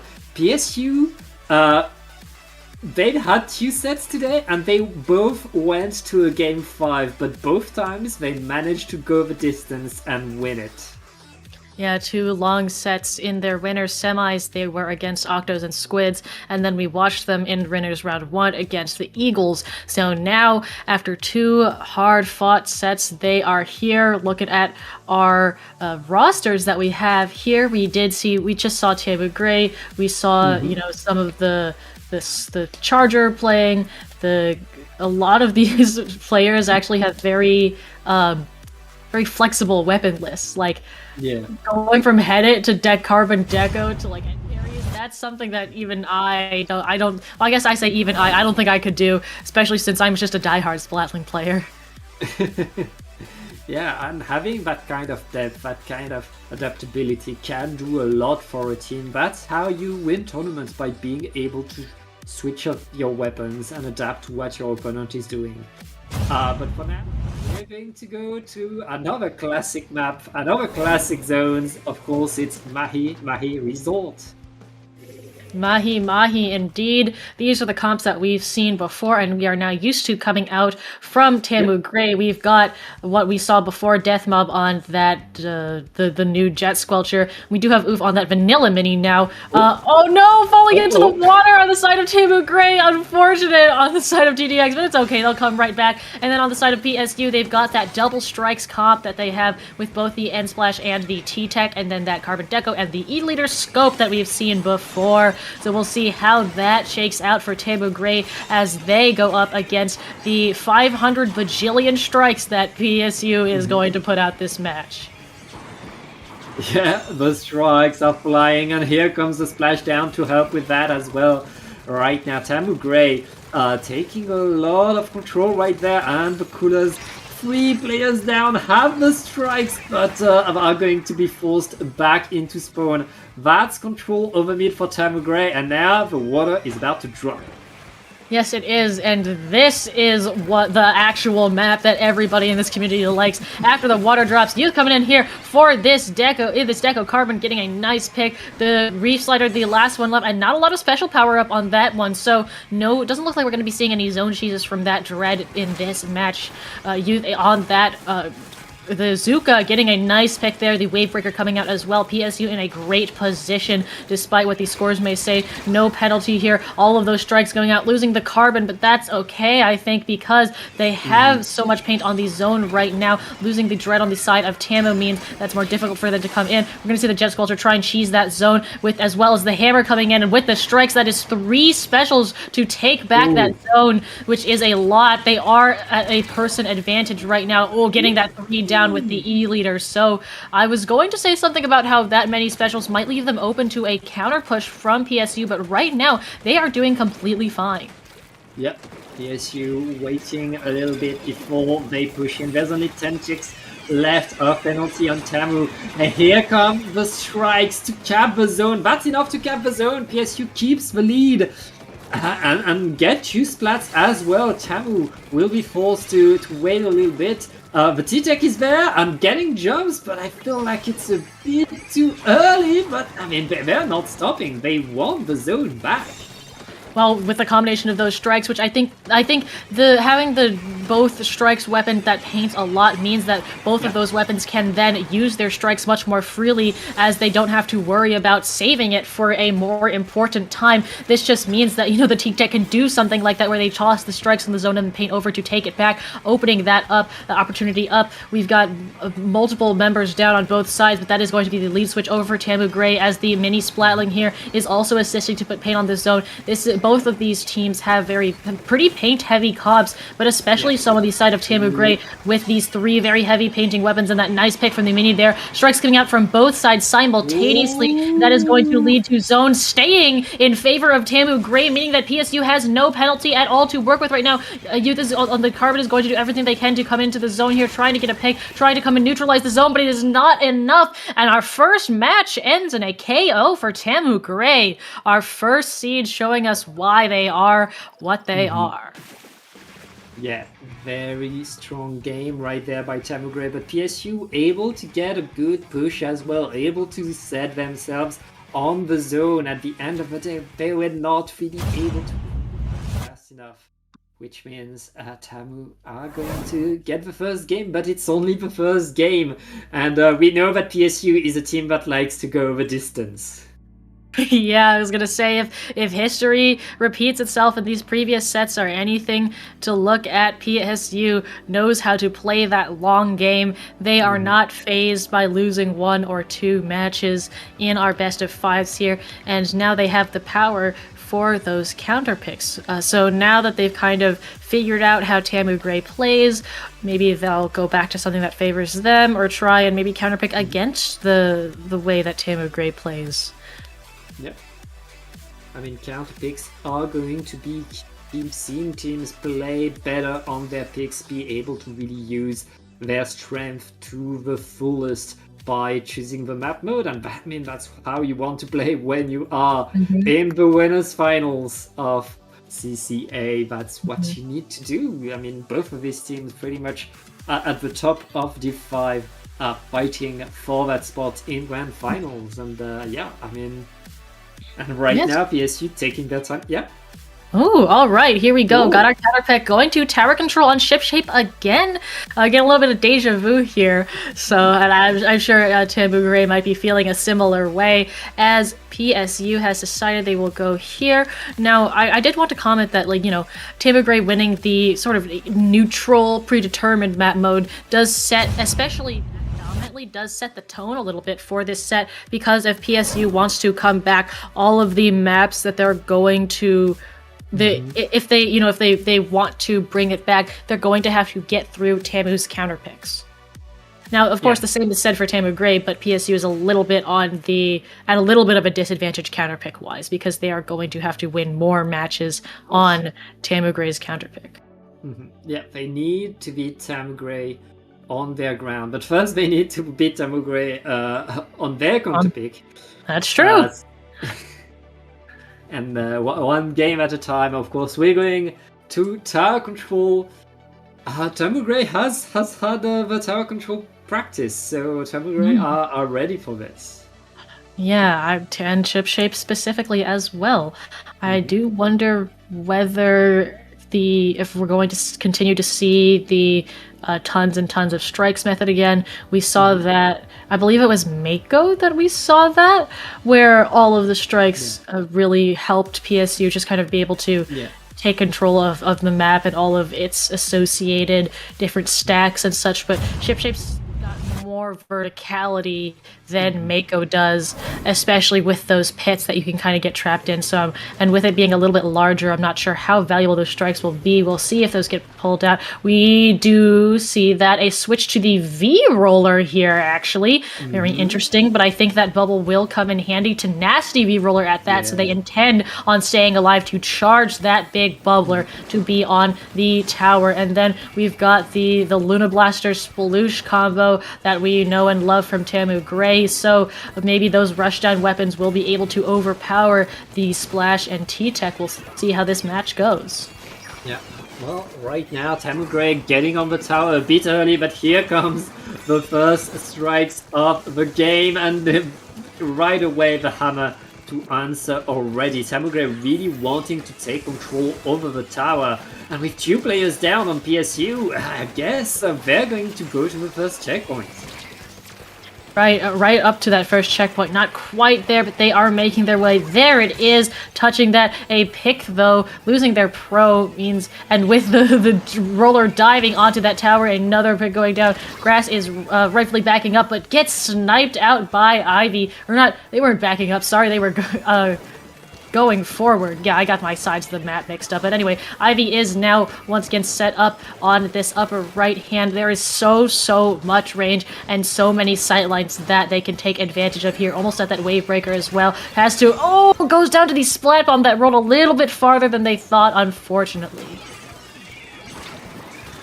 Yeah, and right now the fight for the tower is raging on. Tamu Gray able to push PSU away with 3 players down. It's only the Elita to slow down the counter push by Tamu. And Tamu is activating the zip. The zip is beelining for the platform, and Hula Punk staying on the checkpoint. It's looking like Tamu is going to get past it, and with still a few splats going their way, they could keep going, Kato. Yes, indeed. It is going their way. We've got 3 down at the side of PSU right now as Tamu Gray is going to hop back on the... probably hop back on that tower, and yes, it is continuing its way forward. We have the Zipcaster as well. This, if executed well, can be really well timed, and the really aggressive splashdown coming out there. Zipcaster is going to directly target that E-leader, but goes down. 3 down on the side of Tamu Gray. So as quickly as that push was opened up, it was shut down, but all the way to 27 right on that second checkpoint is absolutely huge for them. Yeah, and right now PSU getting back mid, getting back in control of mid, which will let them take the tower to the first checkpoint. And with the bubbler right there, they're in a good position to get a comeback in this game. The Booyah Bomb is coming right in time to deny, but there's still so many players, they're gonna get past the checkpoint. And now there's one straight line to the second one, to the lead. One straight line right up to that checkpoint because they only have to touch it and stay on it for a little bit longer, but 3 down. The E-leader has to back up. That is not what they want. So as we stand, 11-point difference on the board. Narrowly avoiding that hammer snipe right there. Ever since the hammer hitbox got buffed, it's just been terrifying for anchors like us. A smooth pick right onto that. Speaking of anchors, right onto that jet squelcher. And just like that, PSU is back in action. However, they have to watch for the Zipcaster and Booyah Bomb that Tamu Gray is waiting to use. And right now, few more splats for Tamu Gray. Tamu Gray have the lead, and Tamu Gray have a Zipcaster going in, trying to get some havoc. But the rest of the team was splatted, and that the Zipcaster now is in danger as PSU is moving back forward once again. There's no checkpoint. If they can get on that... Oh, wait, the Luna's defending?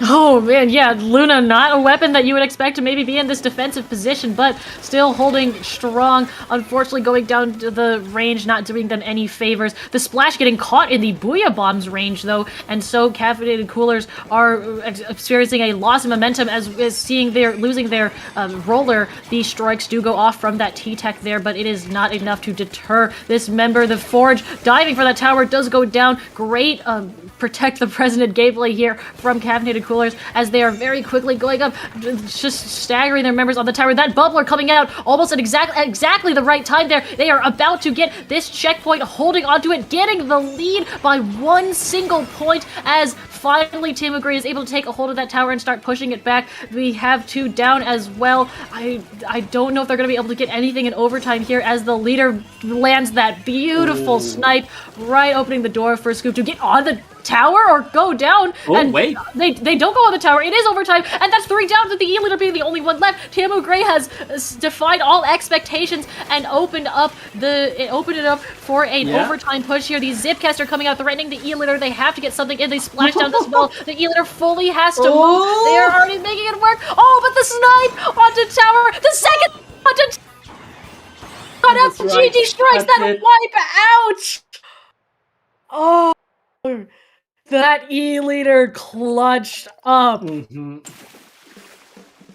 Wow. But that's the thing. The moment they saw the Zipcaster, the E-leader just bolted away, went to the other side of the map, just to get the shot onto the Zipcaster landing, to the callback, and were able to punish that. And from then on, it was very much PSU getting back their bearings sending the strikes and ending the game. Oh man, I mean, what great play from both sides in that overtime push. For PSU, they said, we are going to keep playing until the very end, and they got the pick on the member who would have prevented overtime from triggering, and then they said, okay, now it is go time, we have the specials, we have to go, we have to displace the E-Leader. That was the Luna Blaster's job, which they did. Now the E-Leader said, instead of dying, I'm gonna get displaced, and I'm gonna keep my cool even when 3 of my teammates are down, and I'm just gonna get in position, and I'm not gonna miss my shots. And that is exactly what you want on the defensive play. And the E-Leader also, like you said, having the awareness to be like, the Zipcaster has to recall somewhere, and I know I can camp that landing. And kind of flipping the script there, as usually you say, like, Zipcaster leader, the Zipcaster's going to instantly kill the leader, right? But it worked out, and I think that plus the 1 point difference in that win there's no better representation of how close these teams are to each other. Yeah, very much evenly matched. 1-1. And it's Sam Gray's turn to get the map, and the map is going to be tower control. That's today's theme, Jada. Tower control on Inkblot, for the record. So Tamu Gray is just replaying that set that they had before that we saw. And to be fair, it did go in their favor. So maybe they've got a point replaying it like this. Tower control on Inkblot, like we said, relatively common tower control counterpick.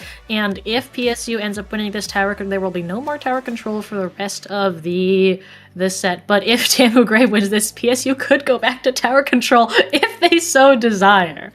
No, I doubt that will happen. No, it's the other way around. PSU just won on tower control. Oh, you are right. I mixed up my colors there. PSU just won tower control. But anyway, It could keep going technically as our counterpick rules are written. Again, I highly doubt it will happen. But Inkblot Art Academy, I do wonder how that E-Leader is going to tackle this again, right? Because they're familiar with it at this point, the switch between Shipshape and Inkblot. I think they and their team definitely have an idea of what they want. PSU, on the other hand, it's a great win that they had the last time. I do think they'll continue to bring out the double strikes comp, seeing especially as they can use that to displace the E-Leader. I wonder if the Luna Blaster will stay.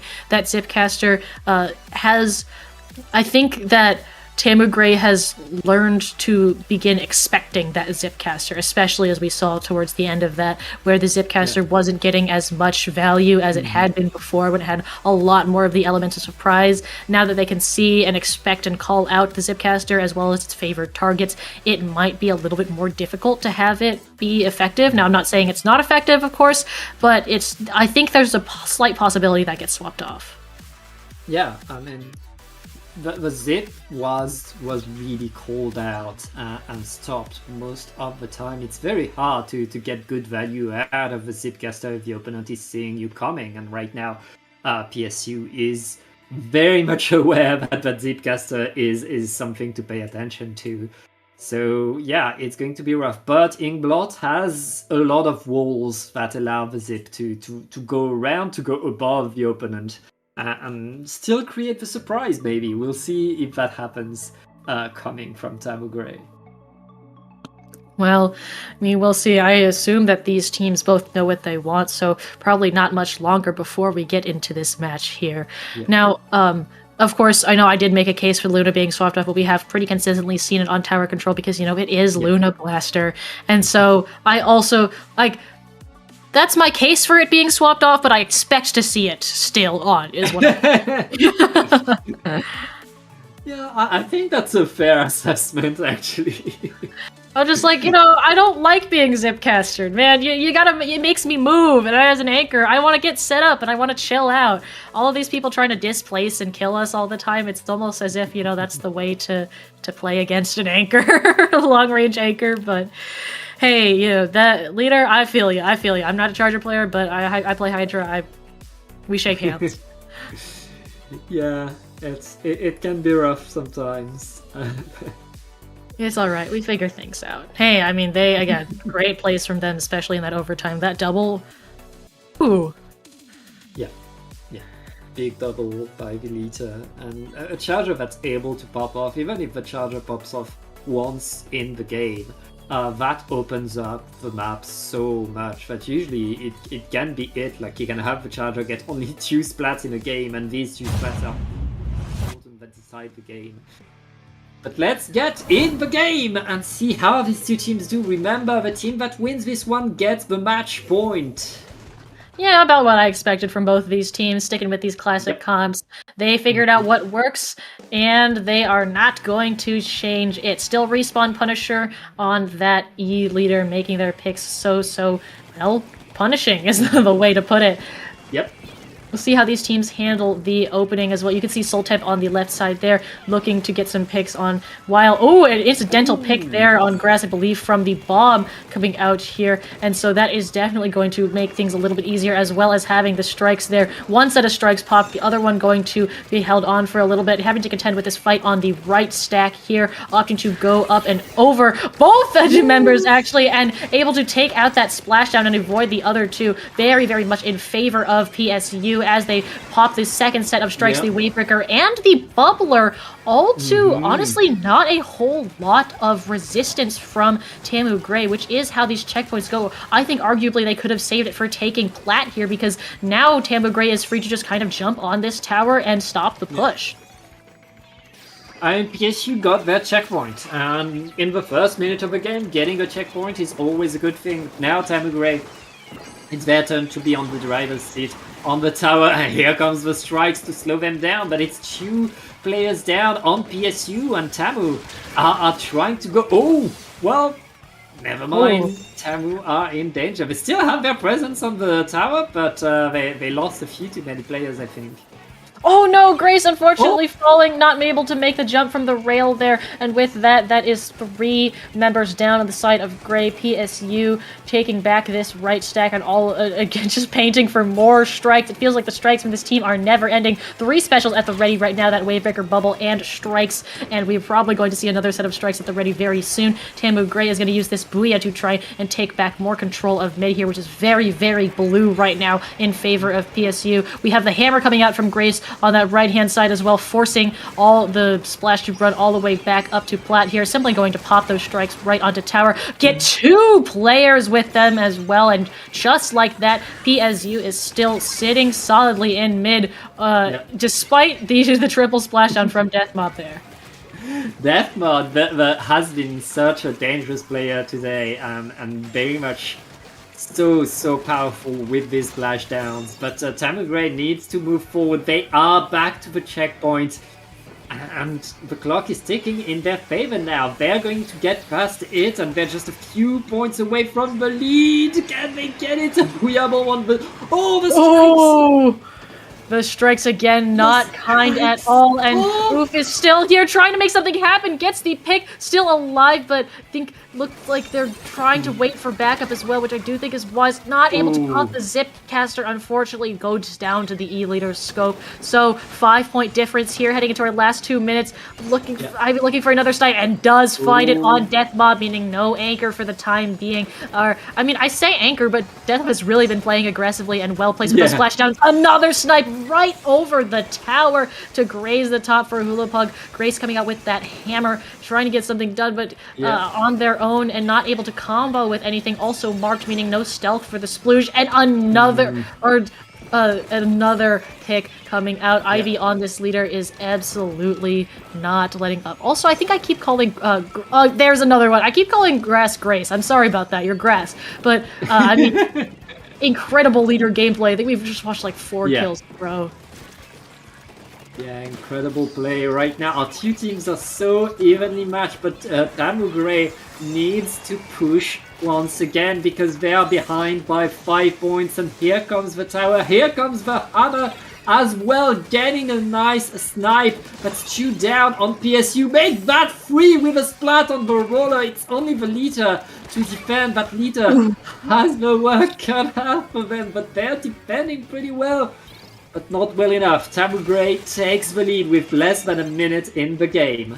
There's only so much that one leader can do against a whole team encroaching, and that is what Tamer Gray is doing. We're seeing a little bit of a flank coming around from here. We have the strikes coming from behind, probably unexpected. Deathmob popping that splashdown. We're forcing the fight with the T-Tech. They do win it, but I do wonder if it was worth it, as in that time it took, they're all the way down to 26. We still have another member left in bats. They do jump out, but all the way again to 26 is not where you want. Another jump in from grass does go down there, but a little bit more distraction. We have one set of strikes at the ready, but no other specials right now, and those strikes are going to get popped right now, meaning as we head into overtime, there's the bubble goes out, but the roller goes down. The strikes go out directly onto the tower. No space in front of the tower is taken for Tamer Gray, and here is the GG Booyah. There it is. That means it is 2-1 for Tamu Gray. Texas just one game away from the ticket to Grand Finals. So close. I mean, they are doing very well somehow, despite all of those picks from Ivy, able to hold out, able to get that one large push. And I feel like that's kind of been how these teams are playing against each other. We have this really even tug of war, and then sometimes one of the teams is just able to find this absolutely massive push, and then it returns to that neutral tug of war from there. And so it's really about capitalizing on that opportunity that they can find. Yeah, these two teams about to go the distance, but just like in the previous set, we're done with tower control. We have, both of our teams have won on it, which means we need to go to a different mode. And because it's on PSU to pick, I guess they could go back to zones, but of course they can also go to Clam Blitz and Rainmaker, which we haven't seen yet today. We could see another Game 4 Mincemeat Rainmaker if we really wanted to repeat the set. Now, I don't think that's in PSQ's interest here. It is not. We are going back to Splat Zones on Hagglefish Market, which is where we started this whole stream, I'm pretty sure. Yeah. So, again, Deja Vu coming back around. But I do think this is a really fair pick because those, the strikes coming out from PSU, the slightly smaller zone as well as the structure means that wherever they are in the map, whether aggressing or defending, those strikes can very easily be put out so that they can go forward and capitalize on the smoke screen and displacement effect of them, as opposed to others where they might put out the strikes, but it's farther than where they can actually reach to follow up on them. Yeah, zone control is so important, and when we saw that earlier today, PSU was playing, and we saw them kind of struggle to get further than the zone to really establish themselves. There was just that one reef slider that allowed them to go forward, but other than that, they were struggling to push in, and we'll see if Tamu Gray are able to not let them through the zone. If they can avoid these reef sliders, I guess they could get the game. They could, yes. The reef sliders, I do wonder again if we're going to be seeing reef cheese sliders or just reef sliders for the sake of reef sliders. We've seen both here today on the stream. It just depends on what you want it for, because, reef cheese is a fair I don't know if I'll say fair, but it is a tactic. It is a well-known tactic, but you do have to devote a lot of your gear to it, a good amount of ability points on the special power-up that could be used for something else. So it is completely fair if they don't want to use reef cheese. They are just going to plan around it and using other specials for it. Yeah, but let's get in the game. Tamu Gray fighting to qualify for Grand PSU, bringing the silver aerospray back, of course, to the Hagglefish fight.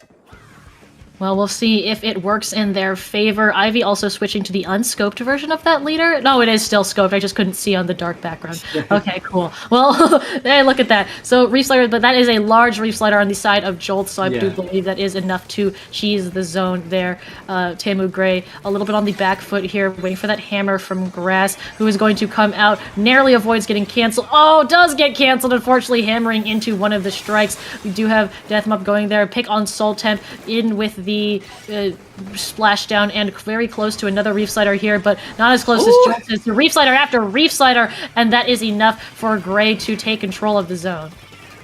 Yeah, Gray with the control right there are going to get a small lead, but what matters the most right now is who is going to win this next fight. The strikes are giving some space to PSU. PSU can they go across the zone, but well, the Reef Slider is going in, and the hammer is the answer from Tamu Gray. But Tamu Gray lost 2 players, and PSU is repainting the zone. At the rate that this is going, it's looking like PSU might force their third Game 5 of the day, as they are looking strong here on this match with the consistent Reef Sliders and the cooler jump out as well to jump right back in, trying not to be punished out of that Reef Slider. And they still have all of their members, the Zap and the T-Tech, putting out a lot of paint there. I will say the swap to the Zap for the cooler, I think, is really benefiting them here, because that Reef Slider can be super risky and not have to worry about getting punished. Speaking of super risky, they both live usually in a splashdown Reef interaction. One or the other goes down, so I'm shocked to see both of those members basically stalemate there, but that does also mean that the splashdown did not have the effect that Deathmob wanted it to, and so that penalty is gone, and PSU is going to take the lead here. Tamu Gray doing everything they can, but another Reef Slider, and another Reef Slider, and another set of strikes. It's just like the first match we watched today, where it is all about specials covering this zone. Another splashdown directly onto that zone, going to immediately flip it for Tamu Gray, but as we said, another hammer goes onto the zone. Cooler again and again. All of these teams using their specials as best they can, and it is so still neutral. Oh, I was gonna say it goes to PSU, but Tamu Gray using their own strikes. Doubles Reef again! They read each other, and both of them are punished. A good old game of Reef Slider Chicken in front of our eyes right now, as PSU holding on to their lead and getting a splat with the Wave Breaker, I think, are going to hold that zone and forcing Tamu Gray to use yet another splashdown.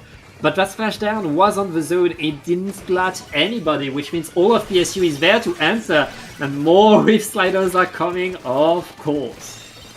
Of course. Well, with the silver Aerospray on the board, there's always one more to come, although it's going to be a little bit delayed as PSU does lose the Reef Slider, the Aerospray, sorry, and Deathmob is able to catch out a member of PSU in that triple splashdown, looking strong, but Tamu has been struggling to get past this zone, very similar to how we saw PSU earlier on in our first zone tackle match, but with these picks, I don't know if they're going to be able to avoid the Reef Slider. Yes, they do! That Reef Slider is crossfired! That's 2 down inside of PSU. This is exactly what they need, the combination of this and the strikes, but we might see something from the Zap here as they have Cooler and are able to jump out with it, and there's still paint. We do see the lead flip again, but now the Cooler is out, the leader is still here, and there's 2 down on the side of Gray, meaning that zone is going to flip to PSU with the combination of this Wave Breaker, and, sorry, wrong mode, Wave Breaker and strikes. All of this coming out here. Yeah, I think we're going to see another lead flip here with the penalty almost gone, unless Deathmob can make a miracle happen with this splashdown, but I don't think they want to waste it, not having control. We're almost there, trying to go in. They're going to get the splashdown out, and that is control for Tamu Gray. Just the most tug of war between these two teams, 2 down inside of PSU, that we've seen so far. It is never over between these two teams. Tamu Gray are getting a few more splats now with 25 seconds left in the game. They still have the zone penalty bars not applied. The strikes are coming in. But are they enough to paint for everybody right now trying to get the zone? Another set of strikes. It's for Tamu Gray. They get... No lead! The Reef Slider at Jones denying the lead flip. 33 to 32. Can they get it? No! This touchdown from Deathmob just seconds too late to cap the zone, and PSU pushing this to Game 5 off another single point lead. PSU didn't win that game. They survived it. They just crawled their way through to the finish line and got the victory. What And overtime. But surviving is enough for them to push it to a game 5. We've seen this set trade back and forth like no other. Tamu Gray, caffeinated coolers. Now it is in the hands of Gray to counterpick here. No zones, no tower. So it has to be Rainmaker or Clams. I'm trying to recall how we've seen them perform on those two other modes, which we've seen them play less than, the two that we've run through here today in our set. Yeah, well, I feel like Gray were able to get the victory on Rainmaker. That's right, they did win the Mincemeat Rainmaker game in the last set that we watched. Despite it being their opponent's counterpick too, so they have to feel a bit confident with that. They have the weapons to really play around Rainmaker with all the speed that they're able to output. But they're gonna go to Clan Blitz! I was gonna say, I was looking at Tamu Gray's previous set, and the one that they won 3-0, they only played zones and tower in as well. So, they haven't played any clams yet today. Ooh. So I believe this will be their... Yes, because we didn't see any clams in the previous set that we watched here. So Barnacle and Dime Game 5 Clams is going to be their first Clam Blitz match in today's finals. Yeah. Meanwhile, PSU only has had Game 5s. They've played Clam Blitz. They know Clam Blitz. And going on Barnacle and Dime, very much one of these classic maps of Clam Blitz, very much established as the map, one of the maps that we see the most for clams. And of course, you really have these two-step programs of first taking control of mid, getting all the clams, and then pushing your way onto the basket, trying to establish yourself around it so you can score as much as you can. Yeah, I will say that leader does have a lot of sightlines here on the mid of Clam Blitz. Sorry, on Barnacle and Dime, and if they get set up on that snipe, though that's not the safest place for them to be, so I don't think they will set up there. But like in defense, they can set up on the upper right-hand corner. This is not a bad map for that leader and their sightlines, so I think they will have a pretty good time here. Yeah, that's right. It's a good map for range overall because it's very flat, very open, and you can quite often see your opponent coming. But it's also a very good map for the blasters because there's these tiny walls. You can very easily splat above that wall if you have a good blaster or a good roller. Exactly. Yeah, you can camp those. You can get stuck on them when trying to run away. So it's and even if you think you're hidden, the AOE can wrap around as well. Now we've seen a lot of rat gameplay from Grass on that Splushamatic and the hammers, and that suits itself very well to Clam Blitz, especially when you need to dodge and just evade and get those clams in, even if you get taken down. So I think that is also going to really lend itself well to pushes that Tamu Gray wants to make on this map. Yeah, very much. Lots of possibilities. PSU caffeinated coolers. It's game 5 again. They've been here. They're ready for it. Tamu Gray, they get to choose the map mode. They have a bit of an edge. We'll see which team punches their ticket to grand finals and which team has to fight onto the lower bracket, onto the lower finals. Lots happening, and let's get right in the game, Kira. Yes, indeed, our game 5. Third of the day for PSU. We'll see what they decide to bring out. No changes from what we've seen classically out here. Double hammer as well, because we've got the vanilla mini and the Splash-O-Matic that Grass has been carrying this whole time. So those hammers are going to be formidable. Yeah, hammer, I mean, it can open up things. It's a risky special, but you only need it to work once. You only need to really get that one big push once in the game in order to get all the points. So we'll see if this hammer, what happens when the hammer starts flying. Already one flew, but didn't hit the mark. Right now, Tamu Gray able to get the splat thanks to the main weapons. Of course, it's Death Knot that is I mean, so dangerous with that Dread Squad shot.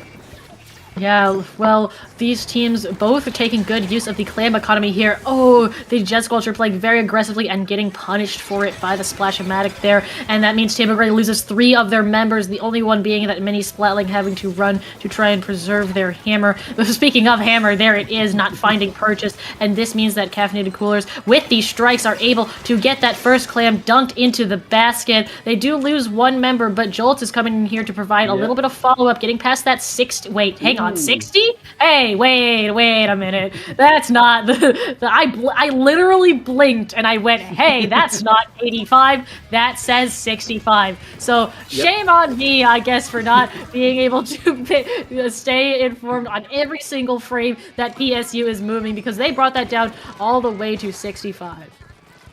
Very nice push by them, especially since they managed to keep control of the map right now and 2 down onto Tamu. A PSU very much happy to play Clamblitz on here. They have their control, they have another Super Clam ready, they have to dodge a Booyah Bomb. But now the big question is, can they find the way back to the basket? And they're already diving forward and reopening it. Diving forward, reopening, and living as well. Soul Temp does go down, they lose Jolts as well, but by and large, Ivy is pretty much completely fine, and so is Scoob, and so they are still, again, maintaining that control of mid, and with the huge amount of paint going out, and more picks coming from Ivy on that leader, again, just knowing exactly where they need to be, and 2 more power claims coming into the basket, losing their zap, though, which opens up a little bit, but Tamogray just seems to be really struggling to get into mid at all.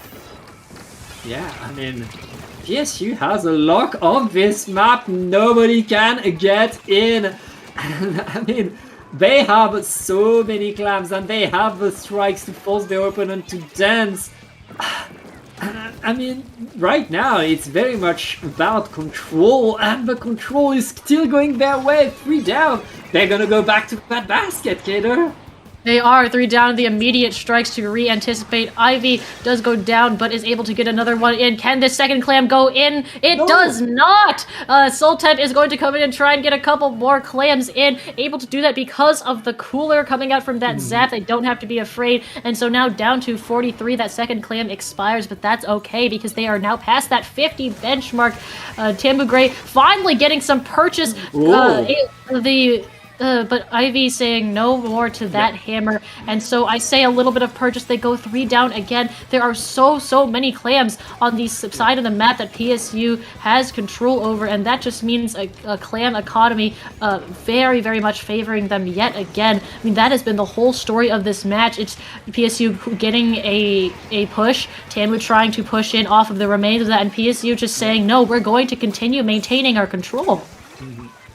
Yeah, PSU keeping it blue, keeping the map painted, but Tamogray is not done. The splashdown is not going to find much, but 2 down on Tamogray and PSU. They are gonna make another ball. They just... okay. Yeah, I think they may have tried to jump out or something there. Unfortunately, well, Hula was able to capitalize on that. Has the Booyah Bomb at the ready, has a power clam. This is the beginning of a push for Tamu. Popping the hammer there, gets 2 down, it looks like, but their power clam carry is behind them. They go back to get the pity, and suddenly they're 2 down again. This Booyah Bomb still hasn't been popped, and there's nobody left to combo with it now, as Jolt and Scoob are still here. Jolt's gonna pop, or maybe, popping the strikes, getting a pick. They lose the sploosh, which is both paint and aggression for them as we head into overtime. That is going to proc. The Booyah Bomb finally goes off with the members of PSU just bounce back, and that pick on Hula is devastating. That is 2 down. We have the hammer that's going to come out, gets tossed, doesn't find anything. We have the splashdowns, but they can't. They go down. We have the cooler coming out. Time is running out for Tamogray to make something happen, and with all of the blue and that pseudo wipe situation, PSU goes the distance yet again to clutch this set. And even against our first seed in the bracket, will take the set 3-2 to punch their ticket to grand finals. And that's how close this division is. The team that is right now in grand finals had to fight to a game 5 every step of the way to get there. Every That's- single set. Every time, but I mean, they are. That's how they play, I guess. They play it close, they keep the suspense on, but at the end, they win it. PSU are in grand finals. Samugray has a bit more work to do. They do. Wow, I mean, 3 game 5s for all of our winner sets means that this has taken quite a lot longer than we expected, but it just means that, we get to see more Splatoon, or at least we will when we get to pull up the stream after this and watch, because we are going to swap casters. We're handing off through Mike to Dark and Fufu, a classic CCA pair, so you guys are not going to want to miss their commentary because they put out some of the best stuff in this whole tournament. Before we go, though, quick shout out to our streamer CKK, who is making this whole thing happen, and to the other 4 streams that are being streamed? Oh my gosh, streamed and produced, right? I guess streamed. They're being streamed right now by everybody else here and commentated. So if you're interested in what's going on in the other divisions, take a peek at those. But right before we sign off, Pat, where can the wonderful people in the audience find you on the internet? You can find me on Blue Sky. I believe it's written here, right here, at Pajotom. And Kato, where can I find you? You can find me there as well, cater.inkling.social. You can also find me in some NA League VODs and the NA League show where I had some appearances and crushed some trivia. But with that, thank you guys for watching. We are going to be right back. We are going to dip down into losers semis where we watch OC Eagles, who we saw before, versus Octos and Squids, who PSU beat 3-2. So 2 more great teams coming up right at you. We're going to switch casters and be back in just a second. Stay fresh.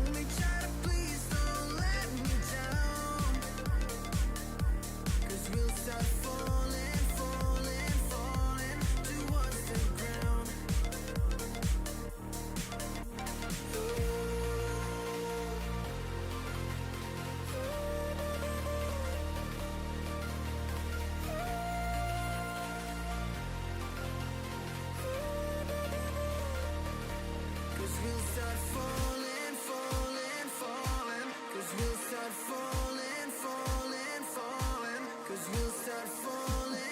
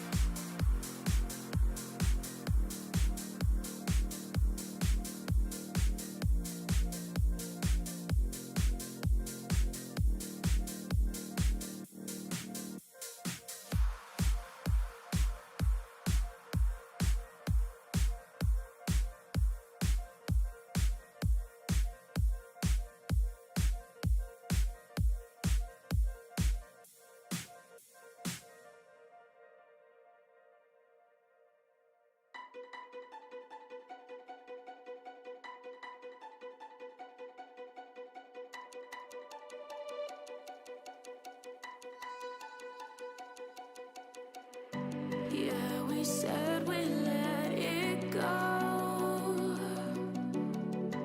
but we settled for the last. Couldn't let you want it though. Who am I to let you down? No, who am I to let you down, down,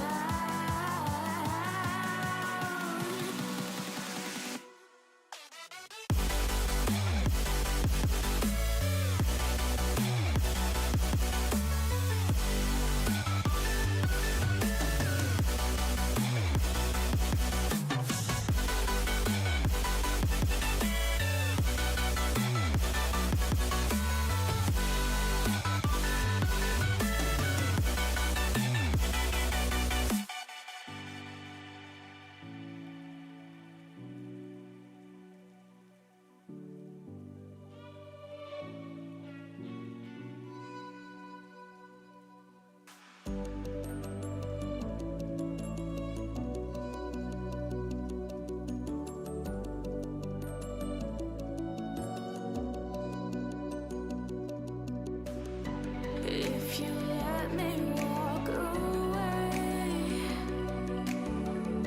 maybe then we'd lose it all. No.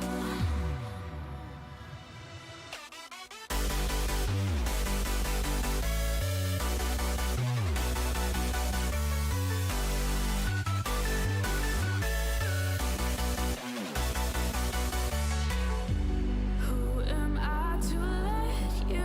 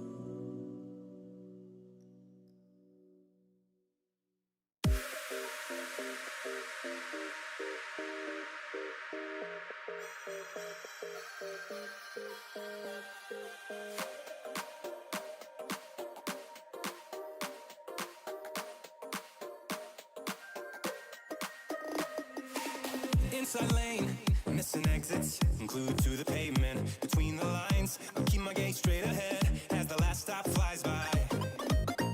No more waiting for the gun to fire. No more walking through revolving doors. I've gone around once, and I don't need to go around anymore. Break away, forget your sober case. Stop dwelling on empty words. once. Stop stalling in the doorway and cancel the cruise control. Switch it in the manual. Don't you wanna feel right?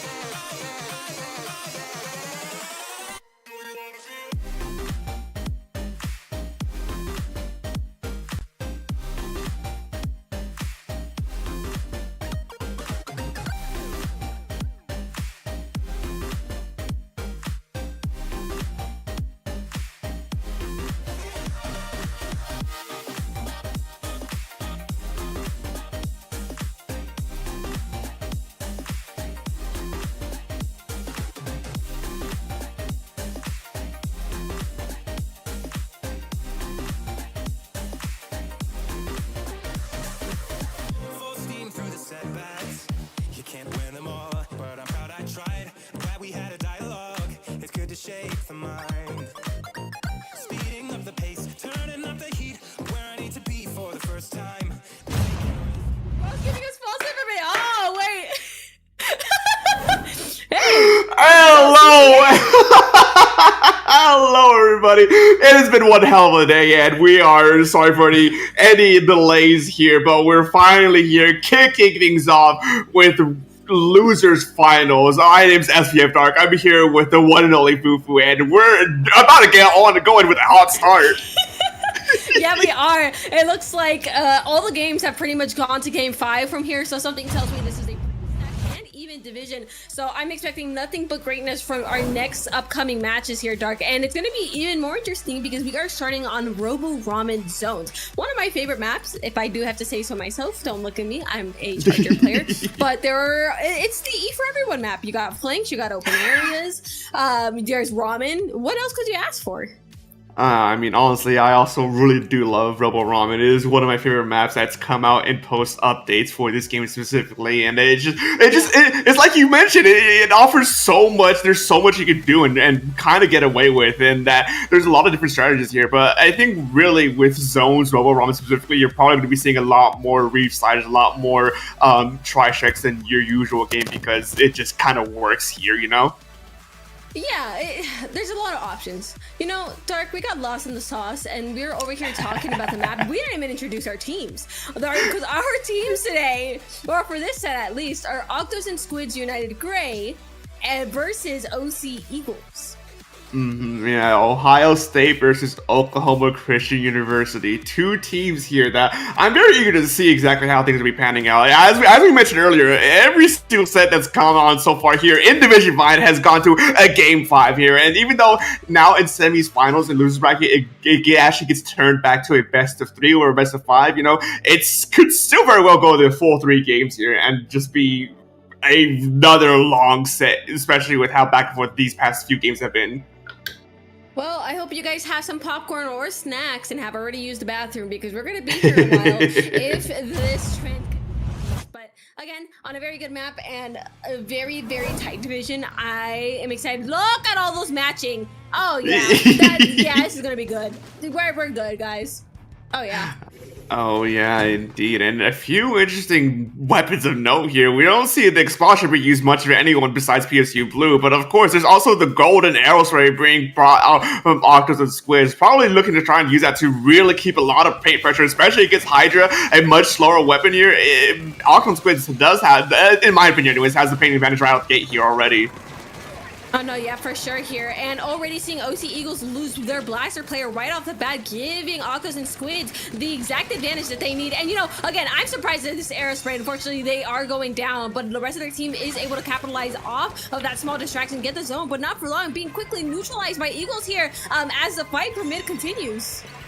Yeah, specials are being used back and forth from both sides. It's not that much of a long contention here from either side, as we are now seeing a lead swap here, but it's only just been 10 points past. But now it looks like OC Eagles are being able to run with some few additional points, but no, the Reefs are coming in out of nowhere. On top of the Boya Bomb is going to be able to flip that zone rather quickly. 2 down for the OC Eagles. Octos and Squids are going to have the opportunity here to try and push back and potentially lock them out here. Yeah, very much so, and already seeing a nice advantage there for Octos and Squids, maybe finding themselves in a position they would like to be. I think that Expo is definitely in a position they like to be indeed, because they're able to slosh, get picks wherever they want to, and it's very much a power position for Octos and Squids. It's a huge advantage to set your backline up where they are the most efficient here, but OC Eagles very quick to retaliate, but only to get fire. You're fighting fire with fire, and OC Eagles is down too from that splashdown.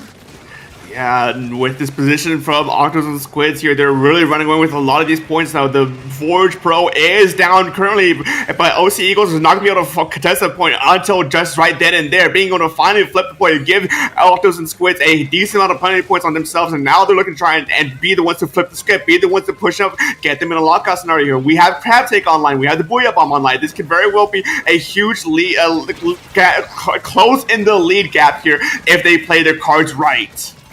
I cannot agree more here, and already seen this crowd unfortunately being forced to, move into ball form, and it seems that OC Eagles finds themselves pushed back a little bit more than they expected, as already seeing Rin, and I believe that Certs there on the right, taking a 2-for-1 special and able to get the picks necessary to push OC Eagles back a little bit. The zone isn't quite solid in any color just yet, as the fight is still strong in center. I see Waffle here on OC Eagles trying to move forward, not by finding it, but their teammate here on the Hydra able to take it through, but it can only do so much by itself, as the rest of their teammates are sent to spawn.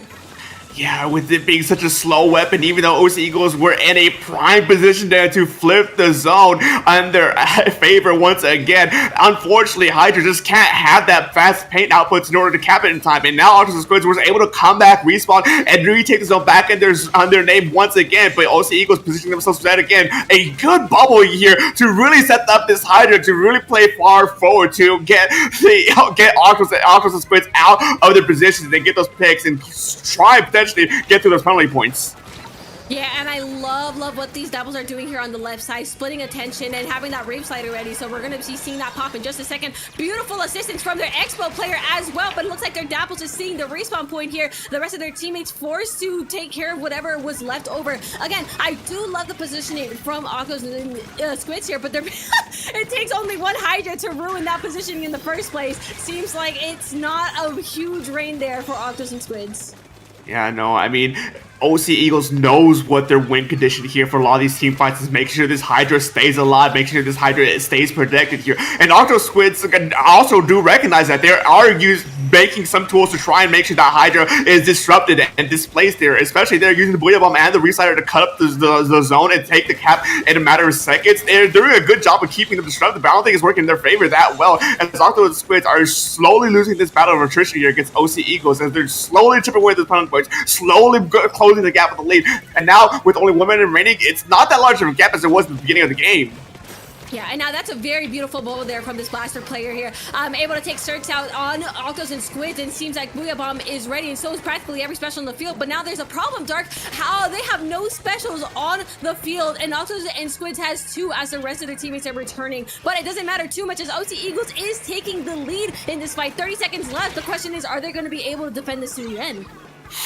It's a hard thing to say here. We see the Dapple Duel is going on the deep side with the Reslider to disrupt the Hydra, and because the Hydra is now out of position there, Octos and Squids are able to clean up OC Eagles. The Crab Tank being forced out here in order to stay alive. I'm not sure that splashdown was needed here, as the explosion keeps pushing them back, and now Octos and Squids are almost gone with their penalty points with the 10 seconds left remaining. 2.5 with Octos and Squids. OC Eagles needs to make sure that this zone is neutral at the very least if they want to win this game. Booyah Bombs on both sides being thrown out here, and it could be Octos and Squids could win this game if they can get the pain enough to take the zone. But no, it's not enough.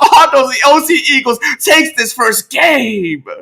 Beautiful first game there. Felt incredibly tight at that. OC Eagles, again, they were able to get that lead swap very close towards the end of the set, making sure that they're able to secure that. All you need is one good zone cap, and that is that. But I gotta give a huge shout out to Jingles, because they were on that Hydra. They were taking doubles and capitalizing on their teammates' distraction. So just very, very good gaming there. I love it. I love it. I love it.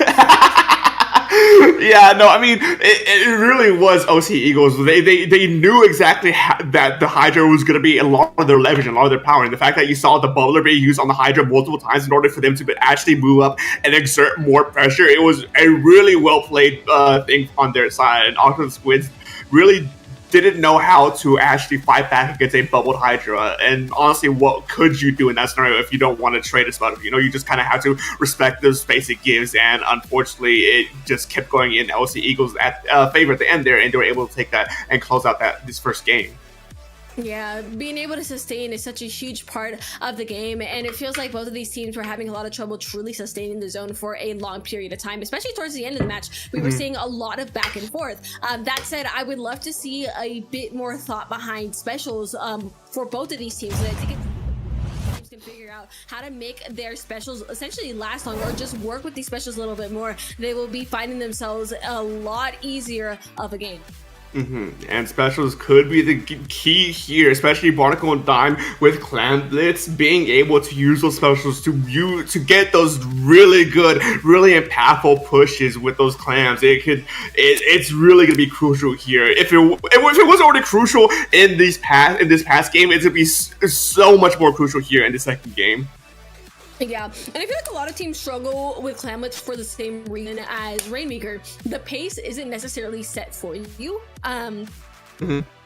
Juggle all of these elements. Rainmaker, you will lose a player, but here you have to juggle your clams, your player count, your push. You have to time everything well in order to have a good push going. There's a lot of strategy involved, and I think that's where a lot of teams struggle. So it very much is a game of who can balance the game mode better between these two teams.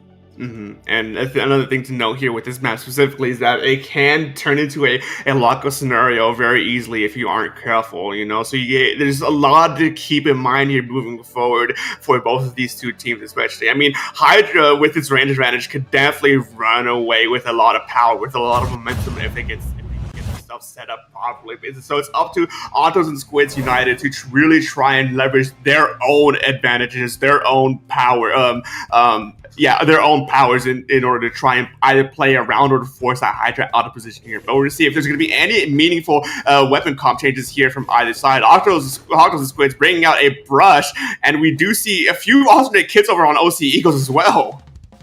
Yeah, indeed. That Hydra has swapped kits. Well, has it swapped kits? I'm pretty sure that's a swap kit. And same with Indigo switching off to the Crab Blaster. So this is going to be a really interesting shakeup. And honestly, I don't mind either. I think that bubble is going to be very crucial in holding any space for a push, as well as a Crab to give them the space to sustain that by the end. So I like these decisions from OC Eagles. But speaking of our pushes here, it looks like Octos and Squids are the first ones to get the first major push on board.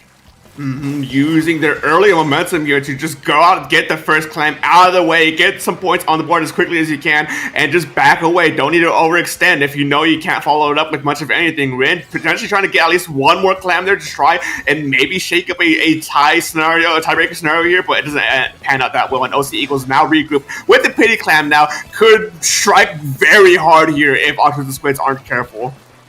Yeah, indeed, but we are seeing some specials online, especially here from these dualies having that splashing available. It's going to be huge if they can find a good position to take OC Eagles out, but it looks like they're slowly being pushed out, and with half their squad gone, again, Indigo on that Crab did an amazing job at just shipping players of Octos and Squids out. OC Eagles finding an opportunity, but not with Rin on board. Booyah Bomb and Arrow Spray in hand. Seems they're unstoppable. Well, not anymore. They've been set to spawn.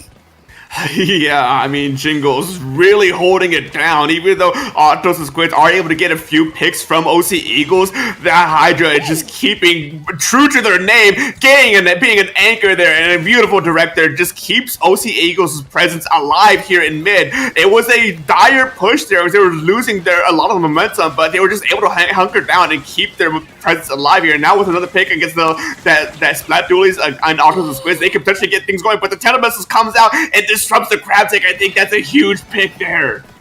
Yeah, I don't think that Crab Tank was expecting to go down to those missiles here, and OC Eagles suddenly finds themselves in an advantageous position to get things going, but I am not too sure about that bubble placement for the sustainability of that push, but it looks like the rest of their teammates are going as they are planning the waffle right here with the second ball into the basket, bringing that lead in OC Eagles' favor. Yeah, a good flip there, recognizing they have the opportunity here to get the lead and extend it even further. OC Eagles shoots down to the 34 points remaining mark on their side, and they're still not done yet. OC Eagles still has Waffles with his slash there, just staying alive in middle as long as they can. The crab take and a pick in hand as well, and 2 picks in hand as well. They are absolutely not letting this go, and this momentum just keeps building in OC Eagles' favor. Why did we let Waffles do that? Who let Waffles get away with that? And apparently Octos and Squids did, as OC Eagles once again in this push scenario. Jingles putting the ball right into the basket, opening for the potential of even more points on the board. But as I say that, all of OC Eagles has been wiped out except for that blaster Indigo. Yeah, I mean, maybe a little bit too eager there to keep the momentum going there. Turn to just really backfire on themselves, as OC Eagles didn't really get much of anything in that push here. And now Octos and Squids are reclaiming their presence here in mid to try and get some semblance of control back in this game with only 1 minute 40 seconds remaining. The Booyah Bomb is thrown here to try and get some more pain on the field. 10 missiles online to try and scatter OC Eagles out here, but Octos and Squids don't really have a good angle of approach here. But 2 down though, that is a good swing in their favor. Yeah, very good swing indeed, and as picks continue to go out in the favor of Octos Squids, it looks like Jingles was not Jingles. I think that's Waffles there was the last player here actively on the field, and as the rest of OC Eagles makes their way in, is it going to be enough to stop the lead from being swapped? One more Clam trying to make it into the basket, being stopped out. Just 16 points off of the lead from Octos and Squids. Very, very nice defense there from OC Eagles once they got themselves back on the field. Yeah, now 1 minute remaining. The lead has closed considerably here with only a 60-point differential right now, not counting penalty points. It's a bit of a more tight game than we've seen earlier, but 2 down for that one. A 2-for-1 special there is very huge for OC Eagles just to keep pressure in mid, just to make sure Octos and Squids aren't running them over here. And now the climate economy in their favor. We do unfortunately see the range blast go out. Specials are coming online. Tenemus was online and do go out before the Forge the pro was getting taken out here, but they're just playing the stalling game. OC Eagles does not want to let this ground go. Definitely not, but I don't know if this is the right play, as they are the ones on the back foot needing the 16, not only the 36 points here in order to take the lead in their favor. So they need just about 2 clams to get that lead, and OC Eagles continues to put this pressure forward, and it's going to get tense. The last 10 seconds are up and going, but I don't know. Does Octos and Squids even have a power clam?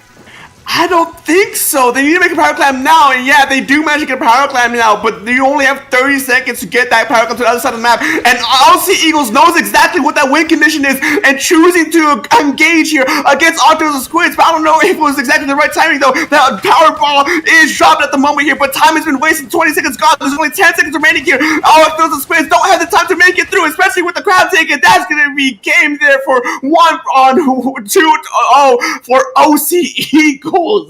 What a tight end of the set there. And OC Eagles did an amazing job at recognizing the scramble that Octos and Squids found themselves in. They were scrambling to get that power clam together. And in that scramble, they said, hey, why don't we just shoot them? And shoot them they did. Very much keeping them in their spot at the very end. Yeah, no, that was a good recognition of the winning condition there for OC Eagles to really just engage at the power clam right as overtime was called in order to cause some panic and keep them just scrambled long enough for them to be able to wait out that 30-second timer for overtime. And now 2-0 means that OC Eagles is going to be moving on to loser finals, unfortunately ending Octos and Squids United's gray run here. Yeah? Are we best of 5? I think we're best of 5. Losers semis is best of 3. Now going into losers finals, we are in best of 5. Okay, I'm making sure. I was like, hold on. Oh, I got things mixed around. I'm like, oh, no, I look crazy now. But then if Dark's information is right, OC Eagles will be moving on in the bracket. Again, that was some really good gaming. That was gaming, all right. Yeah, I know. OC Eagles. Game 5 curse. That is true. We didn't see the full 3 games here. They broke the curse here, but I guess it's up to you if you count that as a potential candidate for the Game 5 scenario, since it can only go to 3 games here. But moving to losers finals here, it could definitely go to a Game 5, especially with who's on waiting for OC Eagles on losers finals. We have Texas A&M Gray waiting for them here, who's been actually on a pretty good showing this entire bracket, having only losing in winners finals against PSU caffeinated coolers. A PSU team is always at the scene of the crime. Yeah. I mean, when you really think about it, it does make sense that A&M was knocked out by PSU. PSU, for those of you who don't know, PSU Blue being one of the most highly regarded teams in CCA these past few seasons. PSU Cafe Coolers being a sister team to PSU Blue, it makes sense that they have what it takes to at least make it to Division 5 Grand Finals here. And as we're waiting, seeing exactly what's going to be happening next, I do see that over on Sendu, that looks like that they do have their first map mode picked out, and we're going to be kicking off this losers finals on Splat Zone's Barnacle and Dime. I love me some Splatstone's Barnacle and Dime. I know this Barnacle and Dime is not the most favorite map of all time, but then people like Hagglefish. I don't know what their problem is. Actually, Hagglefish is a little better. I can't even lie. But I do like Barnacle and Dime. It is very much a hallway-ish map, and the lockout can be pretty nasty. So as long as these teams do not find themselves trapped in their spawn, I think it could be a pretty even match. Yeah, no, it like I mentioned earlier in the last set, this map does have the tendency to be very easily locked out if you don't have the proper specials. There was that update a few patches ago that adds the little nook to the shoulder/elbow area that you can drop down and kind of go around it, but it's a low ground to high ground scenario, which is always a tough thing to try and push into, so it hardly gets used in the first place. But if we see A&M have the right tools here, they can definitely lock out OC Eagles, especially with a Hydra. Once you get the Hydra displaced and sent back to the spawn, they can absolutely run away with this game.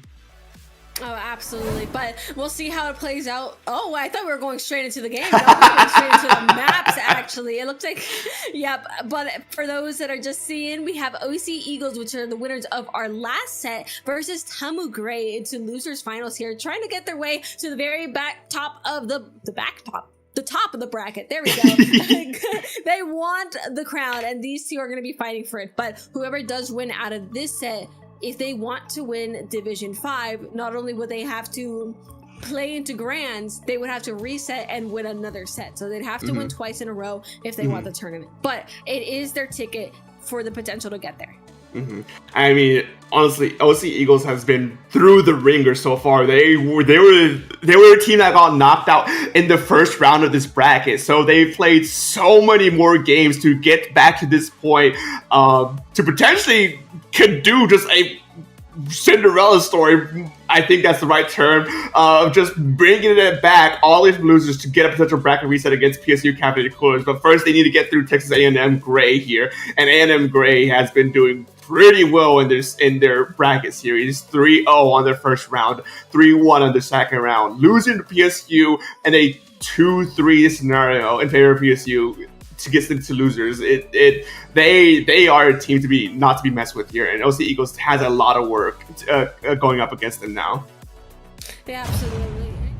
We can make predictions all we want, but the predictions will come true or not, depending on how this match plays out. Again, Splat Zone's Barnacle and Dime is our starter. We are following OC Eagles, our winners from last match, to fight Tamu Gray. So, looks like we got a little bit of internet moment here, but we're going forward. We're doing it. Squelchy.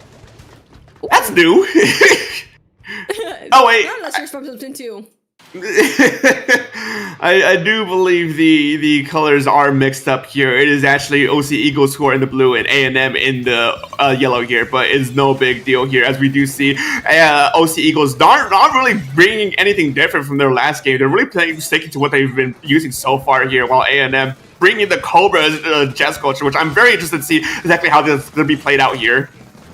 Yeah, absolutely, Karen. It's bloodshed in mid at the moment. Between the Crab and a Hydra, it does a lot here for OC Eagles as they are trying to sustain mid, but they are losing one of their players in the process. Whoa! Indigo Waffles and Jingles are gone and off the field, leaving that. Oh, dude, how are you alive? That's the bigger question. Their Slosher's alive still.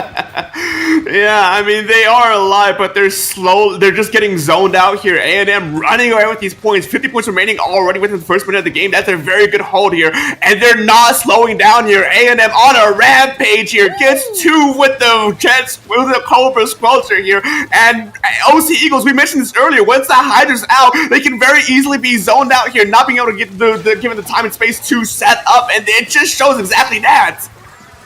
Yeah, that was the hater behavior. Using a splash on for the one person is like the most hater you can get. But it seems like Tamu Gray is just trying to hold onto the zone here. They want to see it through, but losing half their players and probably their best painters. Those Eagles finally retaliates, able to get the zone in their favor. 3 down at Tamu Gray, leaving just that Squelcher on their own here. You know, holding back. You do not want to push forward here. Keep yourself alive for the rest of your team. But OC Eagles finally seeing light at the end of the tunnel. Yeah, I mean, finally being able to cap the zone back again on their favor and giving A&M a hefty amount of planet points is a good way to keep yourself alive here. And now OC Eagles with the Hydra setup can be very hard to try and push past through here, but there is specials online for A&M. We see the tri-strikes, we see a lot of different specials that could potentially be used here. Hydra backing up a little bit in anticipation for these strikes here, and the zone is flipped with the hammer going in, but it is ground down, but the splashdown potentially tries to flip the zone, but no, it's not enough, and now OC Eagles are running away with these points here, slowly closing the gap out of nowhere.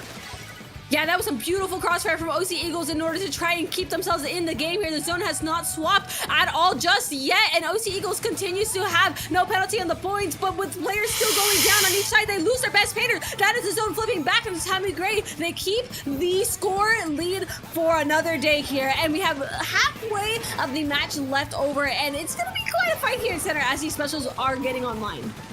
Yeah, these specials could be crucial here to really try and set the tempo for the remainder of this game. A good block with a bubbler from the hammer means that the Reslider is forced to come out and does not find anyone here and is punished almost immediately. That is a crucial pick there in order to keep OC Eagles alive here, potentially be able to get this zone back in their zone. But no, 3 down means that A&M is going to be able to clean this up and finally take control once again for the first time since the beginning of this game. And now, with those penalty points slowly dwindling away, they can absolutely run away with this game and get this first victory here.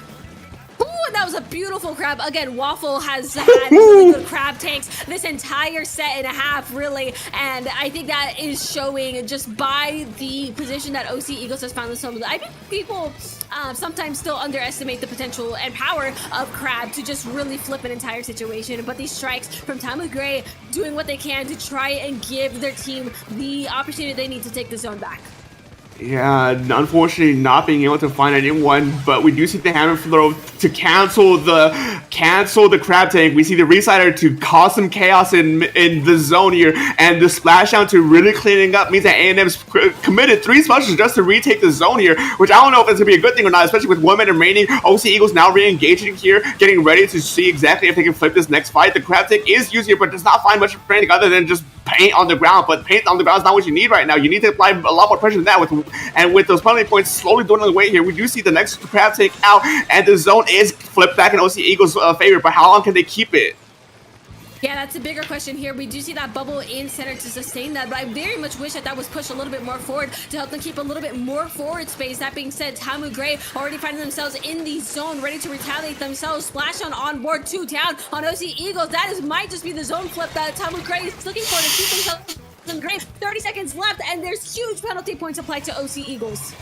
Yeah, huge penalty points on their side means that A&M's going to be able to potentially try and zone them out for the remainder of this game. 20 seconds remaining, and we do see pick after pick after pick. OC Eagles really has only 1 team fight left in order to try and re-engage here, but I don't think they're going to be able to get back quick enough in order to contest the zone. There's only 10 seconds remaining, and 10 ticks remaining on the zone here. They need to make something to flip the zone, at least in the neutral state for this to go into overtime scenario here, but 2 down on each side. It's a scramble for this zone, but the tri-strikes comes out, and A&M comes out on top.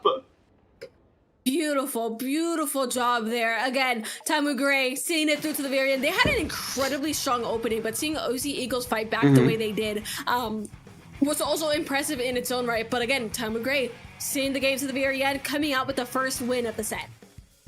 Yeah, a good on their side, so it's a huge lead to kick things off. Means that they were able to set a lot of tempo, and even though OC Eagles closed the gap quite a bit, it just unfortunately was not enough on their side. And now in a 1-0 scenario, you now in the best of 5, you don't have to really worry about my fufu, by the way. You don't have to worry about this potentially being your last game, you do have another game of wiggle room here to try and keep yourself alive. Oh, I think we lost Fufu. Well, while we're getting that settled here, I guess we can talk about what's coming up next here. These two teams, it was really been an extraordinary thing to watch these two teams so far. A&M, I mean, their bracket series has proven themselves already just be a very, very tough contender. And OC Eagles, they've been fighting tooth and nail to get back to this point. And unfortunately, they weren't. Oh, hi, Fufu, you're back. I was trying to figure out what happened. Apparently, I could hear you this entire time, by the way. I hope you know. I could hear you talking. You're like, bye, man. And I'm like, I'm here. Where That's did crazy. I go? But no. Yeah. Whatever Dark said. Whatever. Yeah, no, but we're still waiting for this counter pick from OC Eagles to see exactly what they want to do. I think this is their first counter pick that we, being you, have seen for OC Eagles to see exactly how they want to play this out here, what they're feeling. I mean, I honestly don't know if you want to stick with the Hydra here because it didn't seem that effective against what A&M has been bringing to the table, but it might also be an alternate kit thing. I think it's just how the Hydra is used because Jiggles is very stationary. They do pick like a spot and don't move much from there. And I think if they're able to rotate out just a little bit more, like bring themselves a little bit more movement and widen their angles, they may find just a bit more success with that Hydra and the speed that Tamu Gray is playing with. Because I think it's less of the pick, but more of a gameplay, you know? Yeah. Maybe. It's always hard to say because you don't know exactly what's happening in the comms, what's happening for these players specifically. I mean, to be fair, OC Eagles has played so many games up to this point while A&M has only played, this is like the fourth game, you know, so it could definitely be very well just be a stamina thing or where OC Eagles are starting to kind of slowly lose steam, which it happens in a long tournament like this, right? I don't know how much steam they really lost. Did you see how they struck back towards the second half of the game? Let's be real. They got like last effort or something, bro, because they were throwing hands. Let's be real. They just started those woo woo. It's like, Mox. Woo. Wait, how do you do that? Yeah, you want to do that here? All right. Just on the smoke screen to get CCA staff off our heads. We're going to Tower Control Mako Mart next, Fufu. Ooh, I like me some Tower Control. I'm a big fan of the shopping center that we have. You know, Mako Mart is no stranger to any competitive player. Something to keep of note is that Anchors have a very interesting start on this map because they either have to rush for the left stack or they would playing the block right off of the. You can see it on the. You know the drop after the little right ramp on your spawn? There's usually blocks there in zone. That's gone. You do not have a safer plat, so there's a good chance they will be outside of the fire for a while, waiting for people to come to them, or hoping their teammates are able to get a good enough push. So start on this map is weird for Anchors, but as all tower control things go, second checkpoint means there's a potential snowball. Yeah, I mean, I think this map overall is just really lends to a lot of different, a lot of different playstyles and a lot of different weapons that it can kind of be hard to try and really figure out what a backline should properly do here. Because this, I call this map a toolbox map where you can really play any kind of weapon here and still get away with it just because of how it's laid out and what the terrain's like. So it's really hard to try and figure out the quote unquote proper weapon comp that's not like meta, you know. Dark, let me tell you one thing. There is one weapon class that is prominent on this map mode, and that are sloshers and rollers.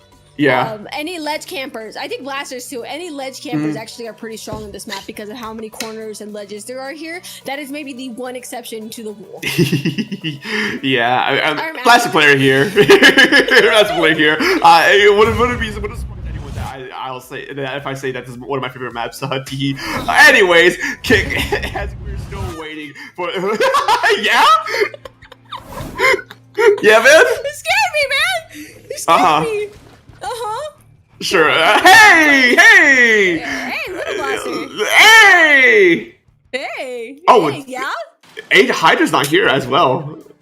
Oh my god, yeah, Jingles went right off, but that Booyah Bomb is going to be pretty interesting too. I do like how they're sticking to a mid-range, so there still is some chip on the field, and I think that Booyah Bomb is going to do great in order to keep things flowing for the teams. But it seems like OC Eagles has a little bit of staggering going on here in the opening, and Tam and Gray is actually finding themselves moving pretty quickly here on this opening. But as I say that, it seems like OC Eagles is able to find a pick. I believe that is on the pro and take the lead for themselves. Yeah, OC Eagles finding the opportunity to get the first few points on the board, and unfortunately, that's a disconnect. And I do believe we are within our rules for the disconnect, so this room should be getting reset here in just a moment. Yeah, all right. Yeah, happens. Oh well. Reset. Keep moving forward. Well, that was some interesting comp changes we saw. We did see that the Hydra was no longer existing. And that does mean that Jingles is going to have to be playing a little bit more aggressively in order to catch up with their teammates, because they no longer have the range or DPS of a Hydra. That's the big part. They do not have the DPS of a Hydra. And if I'm not mistaken, Hydra has the highest DPS in the entire dang game. So that is something to keep in mind. Yeah. I mean, I wouldn't know. I don't play Hydra, but I'm just going to trust you on that. Never Bro's a fake Splatoon fan. Like okay, hello? Like, are we just saying that to me? I'm not gonna get into this right now. Anyways. You argue with me? Yeah, no you're not. No, no, they're gonna get mad at us again. Like last time we were to get on here together, they're gonna get mad at us again. And it can't get worse with what I tell you when we're by ourselves. So. She's heard worse. Anything that I say today, it can't get worse than that. No, okay. That's factual. But no, I guess we're just waiting here for these teams to get things back into the room, to get things back and set in motion again, so we can finally see this game too. I mean, yeah. Why are you looking at me, bro? Look at the camera. I'm looking at my screen where all the information is, and I just see you. Why don't you? Because my camera's on the middle of my screen. It's on the middle of your screen. Do you not listen? Do you not listen? We're not doing this right now. We're not doing this right now. We're not doing this right now. Yeah, man. Yeah, man.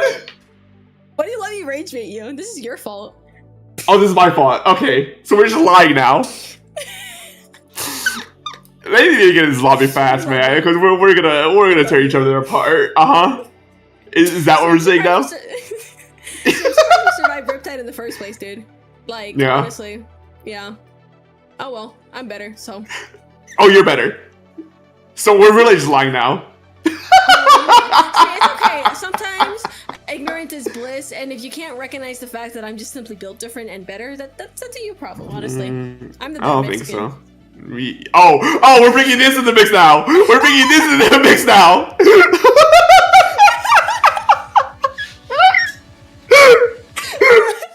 See, this is what happens, bro. This is what happens when there's an hour and a half delay and we're brought on late. Dude, I just had some carne asada and I could definitely go for some more. So if you guys want to wait like 10 minutes while you figure out some issues, I'm gonna go get. We're not waiting.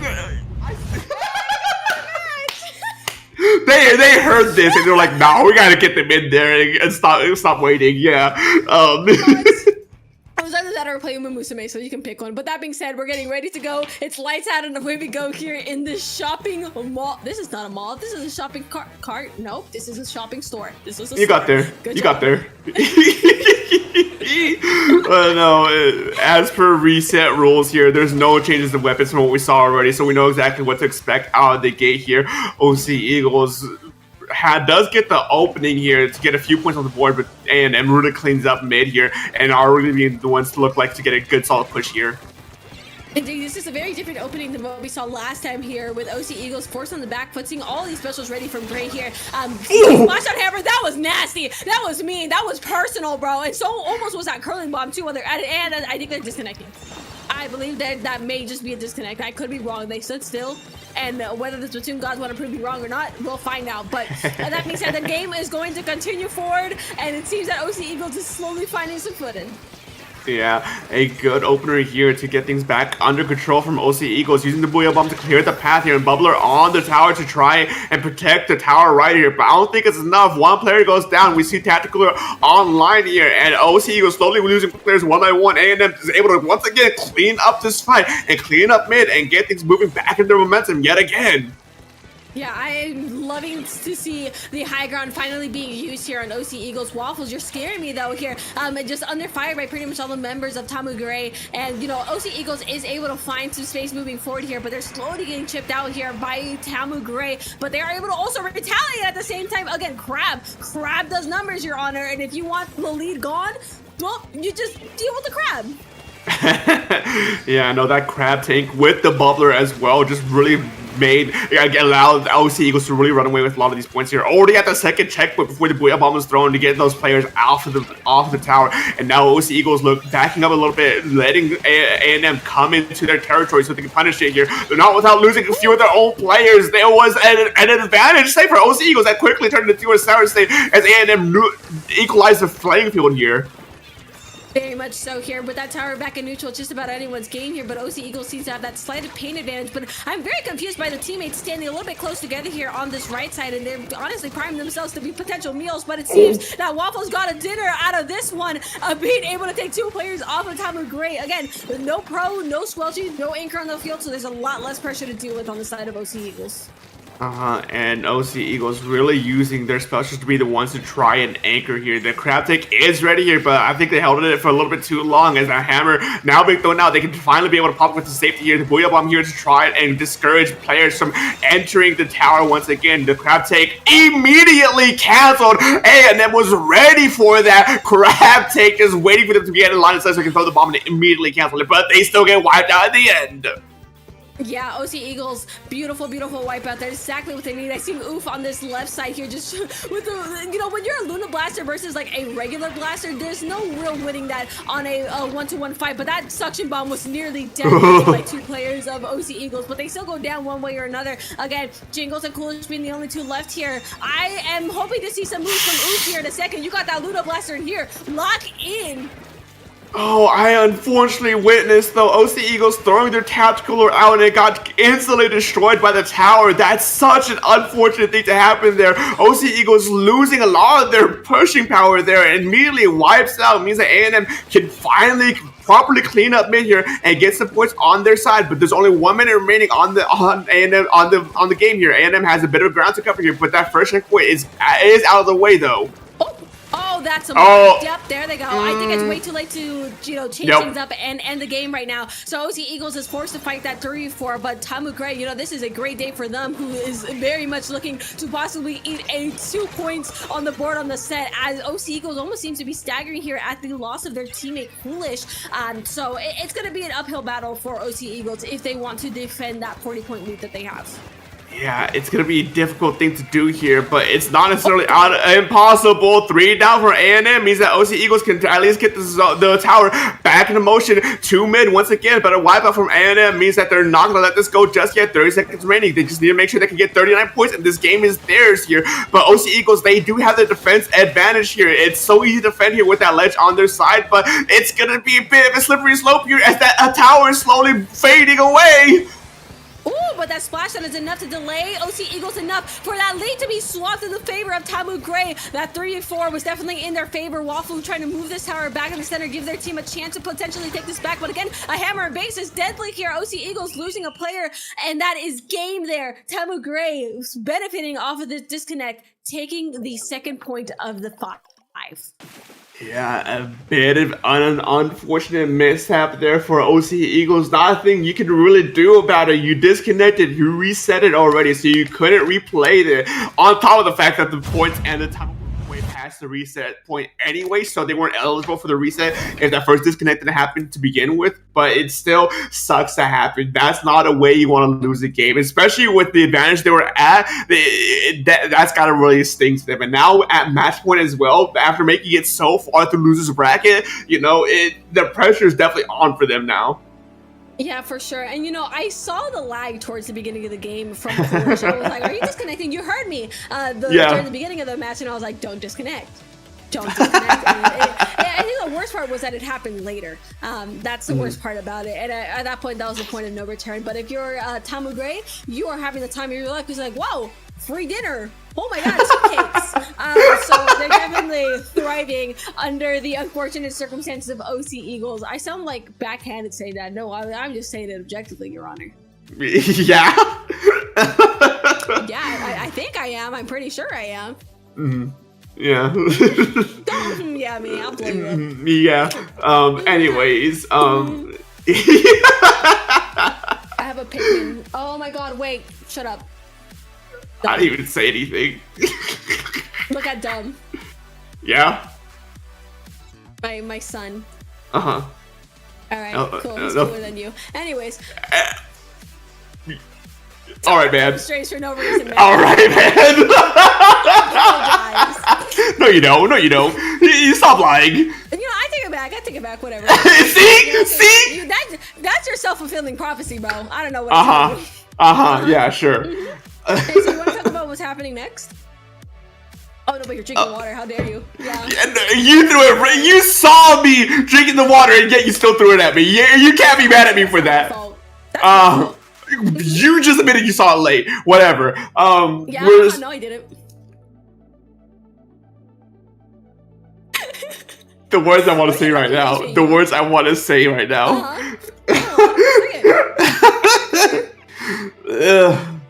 Anyways, currently waiting to see what OC Eagles counterpicks yet again here.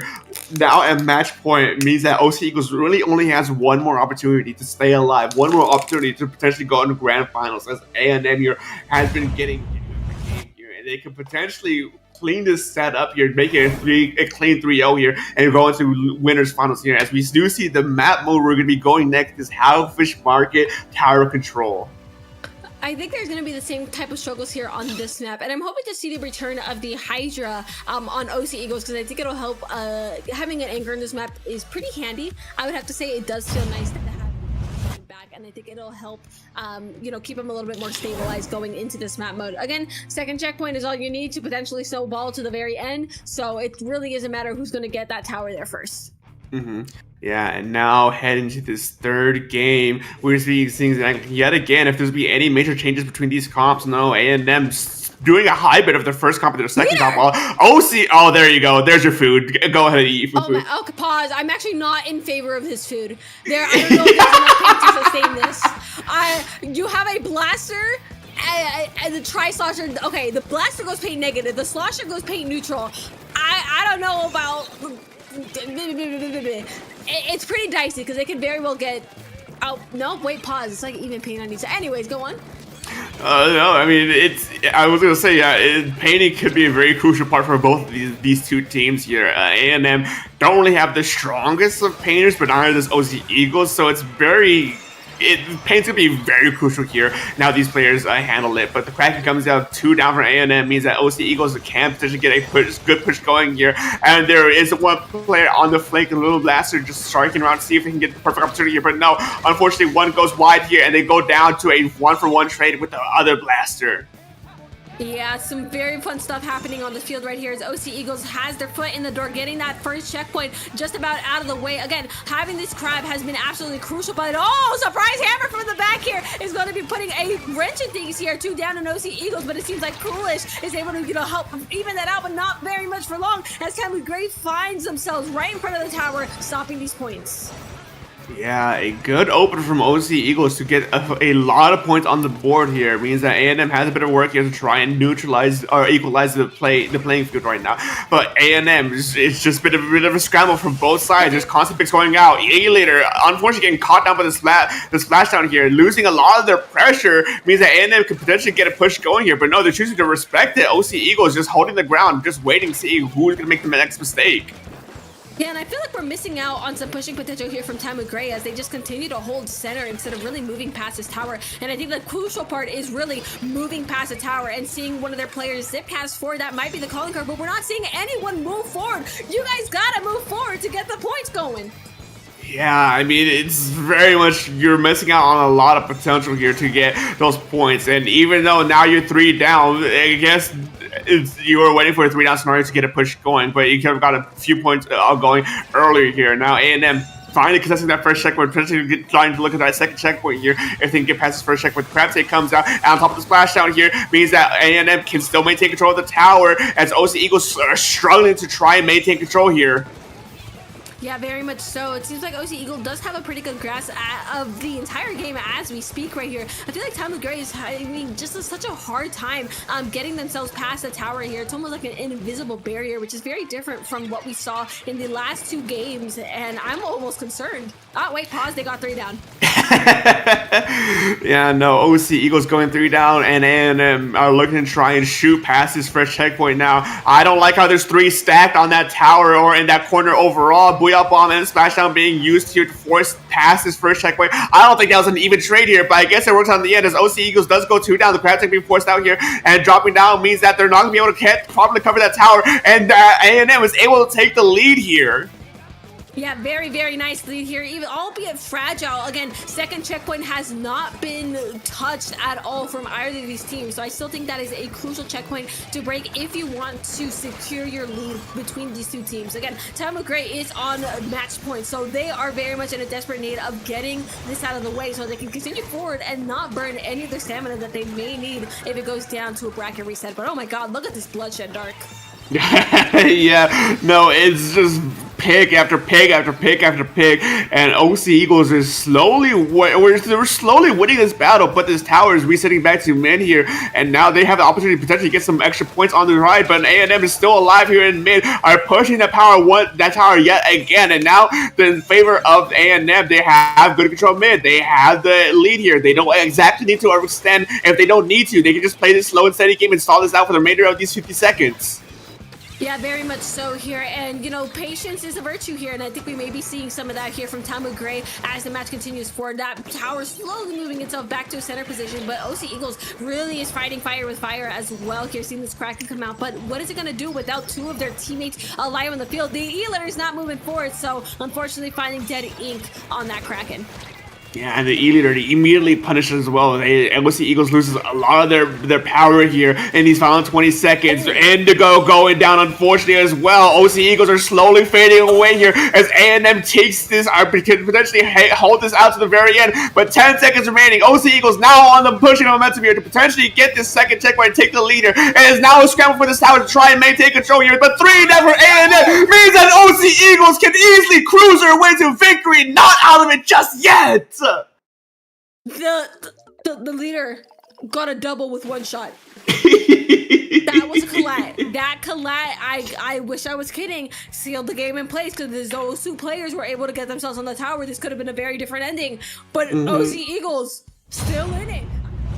Towards that second half of the they activate LDE. I think this is a fun part about watching lower divisions play at. Why am I so short? I smacked my desk. I think that's what happened throughout all that. Anyways, OC Eagles, this when you're watching lower divisions play, it's very interesting to watch them when the match is about to end, because they stop being so timid. It's just like, hey, it's all or nothing, and seeing that mentality in there, and I'm like, you just got to do that all the time. Suddenly you're gonna have an amazing time, you know. So it's very interesting to see the end of these games. Yeah, I mean, OC Eagles really pulled it through at the end there, knowing exactly what needed to be done and just using their specials to open up A&M just enough to be able to just squeeze by those few points to secure that victory now. And now, even though they're up a game, they're still at a technical match point. They can still very well go home in this next game coming up. So they're not out of the woods just yet, but they did buy themselves at least a little bit more time. I'm choking on water. Yeah, I saw that. Mods, can we kick Dark out for a second? Yeah. Now you're drinking. I hope you choke. I don't choke. I've seen it before. In what? Water and Splatoon. I'm sorry, that's mean. First of all, you never even see me play Splatoon since over 2 years ago at this point. Hey, listen to what I said. Listen. I don't. Yeah. Okay, whatever, man. Anyways. Alright, man. I have a Pikmin and you don't. That is... That's a lie. Where is your Pikmin? You're gonna, the people are be looking at my pants now, realizing I'm wearing sweats. Dude, I have a skirt. I'm so cool and awesome. I have a full outfit. Look. It's the You're not special, Pikmin though. blind box. I also have one. Hold on. Actually, no, that is kind of special because you have the glow Pikmin. But I have... These glow in the dark, by the way. I know! I really wanted that one, but I didn't. But here's mine. For those that cannot see. Can it focus? Is it gonna focus? Look at that. Very much cutie patooties, but you guys needed to see that. Oh, my rock Pikmin fell again! Oh my god, no. Okay, the problem with this one is that, like, the hook is so... Okay, the hook is very fragile on that one. So Yeah. it's easy to fall. And frankly, I'm not going to take it apart to fix it because it takes... It took me like 20 minutes to get that hung up in the first place. Like, I don't not understand why that kit... Anyways, yeah, so we're at a match point still for time away. OC was able to take back the next game. Yeah, man? What? I was agreeing with you. What is my problem? Yeah, what is your problem? I was literally just agreeing with you. While you are recovering, we do have our next map mode we'll be going here in just a second. Clamlet's Umami Ruins. Do you like Clamlet's Umami Ruins, Dark? It's Clamlet's Umami Ruins. What can I say about it? That doesn't answer the question. I mean, fine, I guess. Like, I don't play the game a lot, so I don't really have a strong opinion of it. But it is very interesting to watch because the clan basket is kind of very tucked in. It can be a bit hard to actually get to it. And I think out of like a lot of the clan games we watch and play as a community, anyways, I do think it's probably one of the harder maps to get any scoring on. I think I agree. It's very interesting. You know, it also suffers the similar problem to Barnacle, where lockout is pretty, you know, it's pretty rough to be locked out on this map. Especially because they can literally go all the way up to your spawn. I don't know if we'll be seeing any sort of lockouts like that. I don't think we've really seen any true lockouts like that anywhere in this set. So I think it very much is a matter of fact of whose strategy is going to beat the others.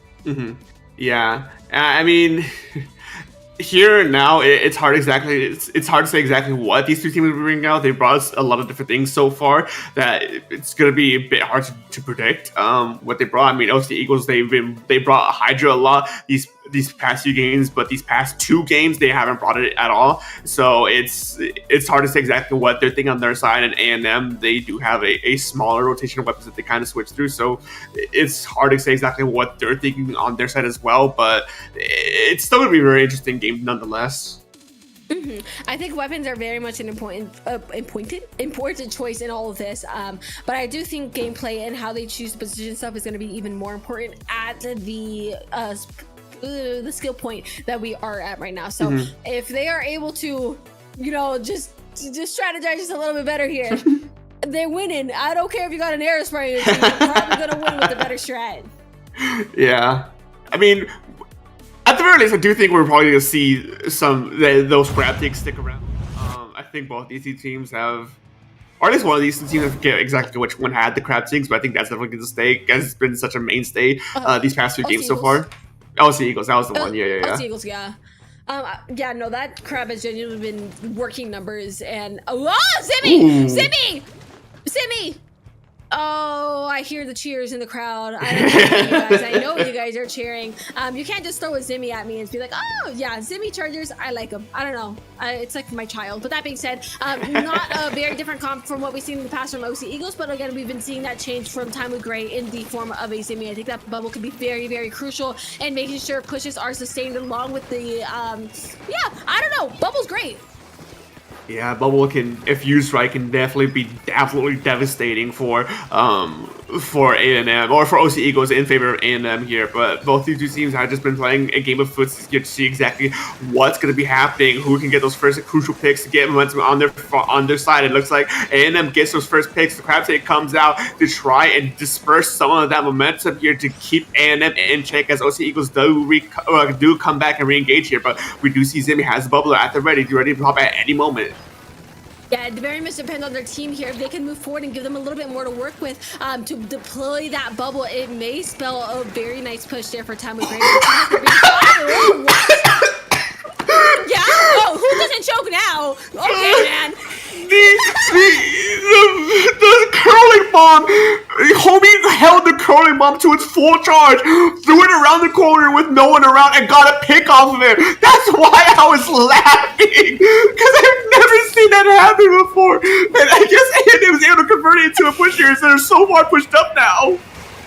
Oh my goodness, and being so far pushed up does not stop them from the DPS of that Hydra, able to, stop. Oh, never mind, there goes that second power clan, but it does come at the price of a wipeout. Tamu Gray being forced back to the respawn point, giving OC Eagles hella space to work with here. Just a matter of how fast they can get themselves to the opposing basket, really.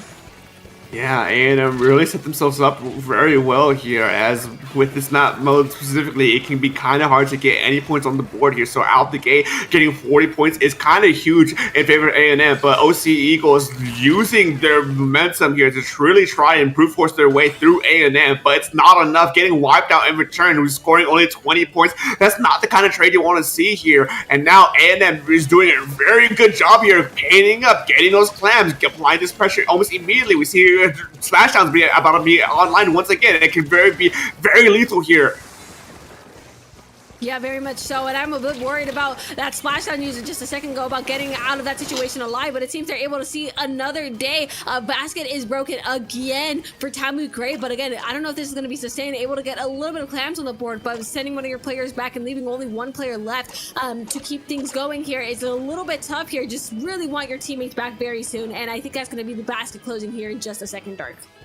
Yeah, A&M extended the lead a little bit. I do wonder what happened with the other two teammates of A&M. OC Eagles were able to just clean it up and push those first two players from A&M out of their side. And now we see both the teams clash once again here in Mid to try and get something going once again. We do see this splashdown is being held by A&M here to try and use it in a defensive manner. But that pick here means that they can go on the offensive here and try and use it more offensively here as OC Eagles are slowly losing pressure.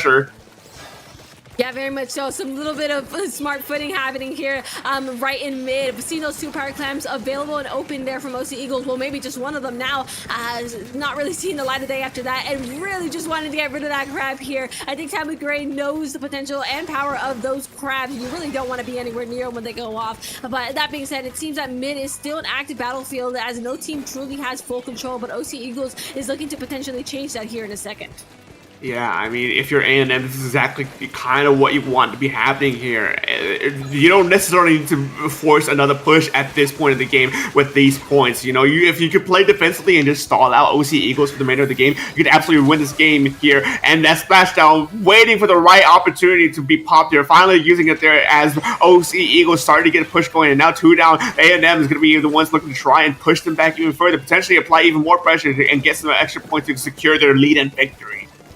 Very much, and they have a lot of turf on their feet at the moment, but again, a Hydra will take them out, but at the cost of their life will be another clam into the basket. And they've been slowly chipping away at these points, but Grass being the last player alive here on Tamu Gray out, and that's a wipeout for OC Eagles. Again, finding themselves another opportunity to potentially flip the score, but their pity clam is all the way in the back, and they have none up in the front. And with Tamu Gray already meeting them here in center, it's going to get really, really difficult to get this push going here. Yeah, I mean, crab take is used to keep A&M in check here, and 14 seconds remaining. We potentially might see an overtime. Jingles trying to go in for the last-ditch effort to throw in the clam but into the basket, but no, it misses. And now with 3 players down from OC Eagles, A&M looking to just hunker down, be a bash in absolute defense, get the last pick on OC Eagles to get the power clam out of their hands here. They have no other option other than just to try and force the way themselves, but they're hunkering down against the power clam and secure this 3rd victory on their side, sending them to winners finals. And just like that, a good defense is enough to send things home. Again, Tamu Gray seeing themselves in grand finals, sending OC Eagles home for the day. What a game there. I don't know. It was so even there for a second, and then it's just suddenly Thomas Gray's like, hey, yeah, we're just gonna get the defense, no biggie. They were like chipping at it like throughout the entire match. It was like I didn't realize how low the points got until like towards the end, last minute. I was like, oh wait, they're like at 36.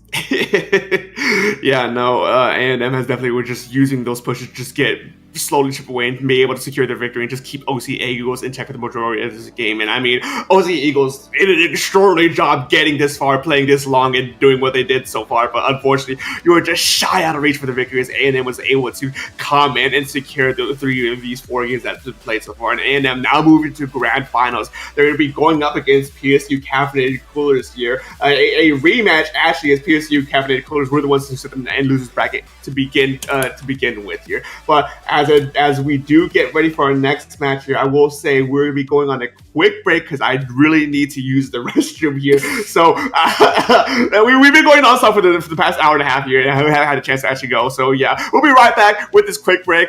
Get your food, snacks, and waters, and use the restroom break if you have, because grand finals is definitely going to be a big one.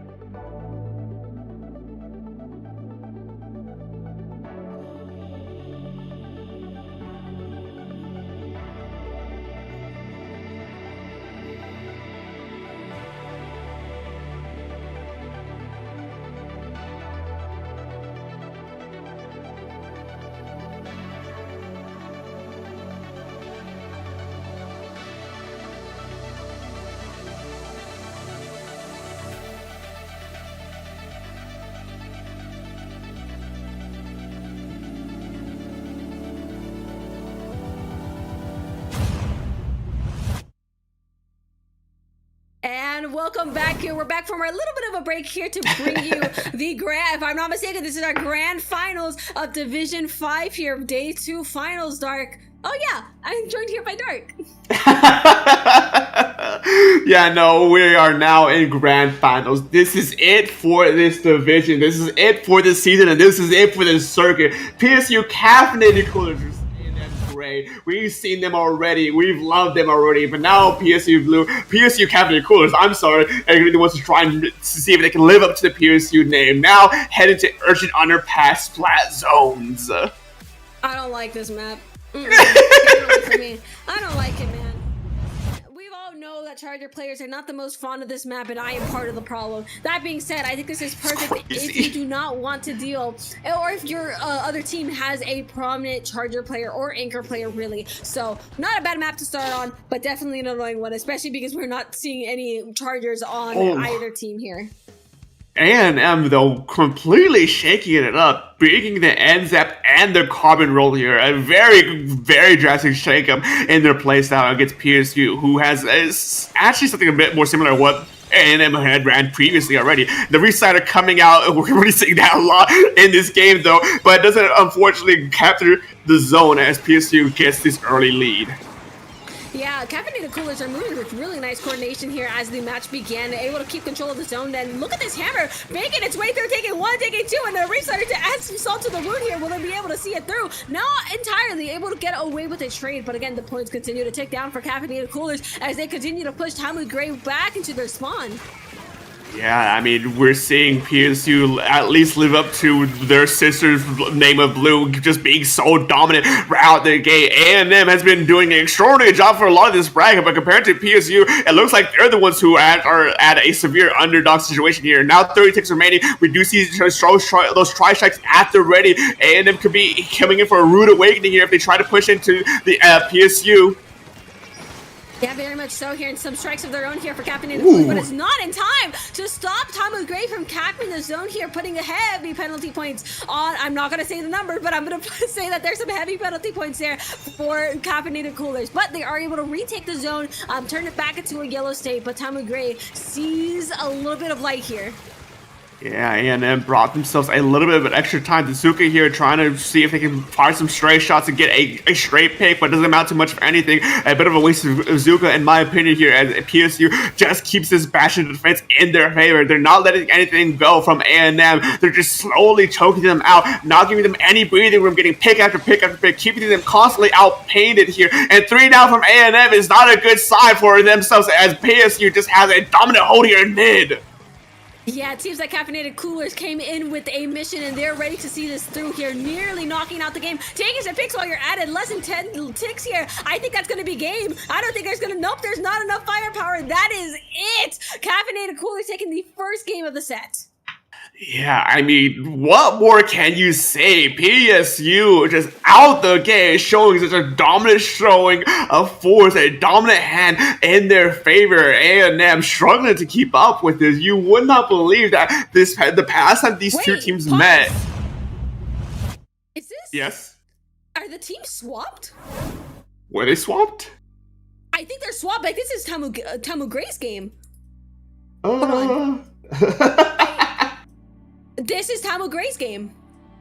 Yeah, hold on. Sorry, I saw oof and I was like, pause. They were here last time. That's Tamu Gray. Yeah. Oh, man. Yeah, okay. The legacies at risk, bro. See, I was wondering why they had such a different weapon comp, but I was too busy from like just getting back from the quick restroom break to be like, yeah, heading back into it. I didn't even realize that. All right, A&M being the ones I had to show a strong dominant force over PSU. PSU, I guess now not living up to their name.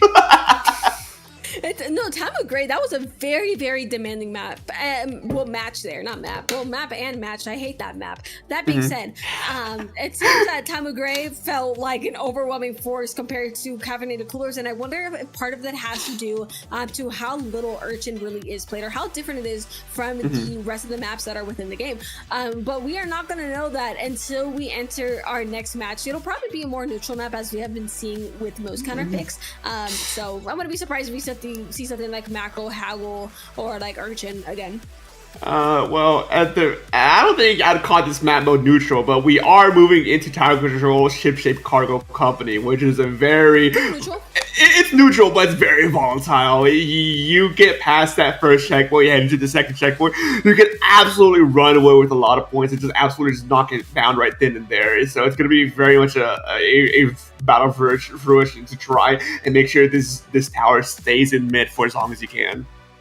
Yeah, very much so here, and this can go either way. Again, Tamu Gray has been doing a really good job of just being a, fighting force and just moving forward. Honestly, I don't know how you got knocked down, dog, because that was very, very demanding. But again, we'll find out here. Shipshape tower control can also be incredibly snowbally, as we have found out in previous times. If anyone has ever watched the cast of Shipshape tower control, by the time you get to that second checkpoint, the game is basically over. At that point, it's you're knocking out or you're getting incredibly close to knockout, and the only way you're getting the lead is by knocking out yourself or doing just about the same thing. So depends on what team is going to be getting those massive amount of points first and who's defending it, really.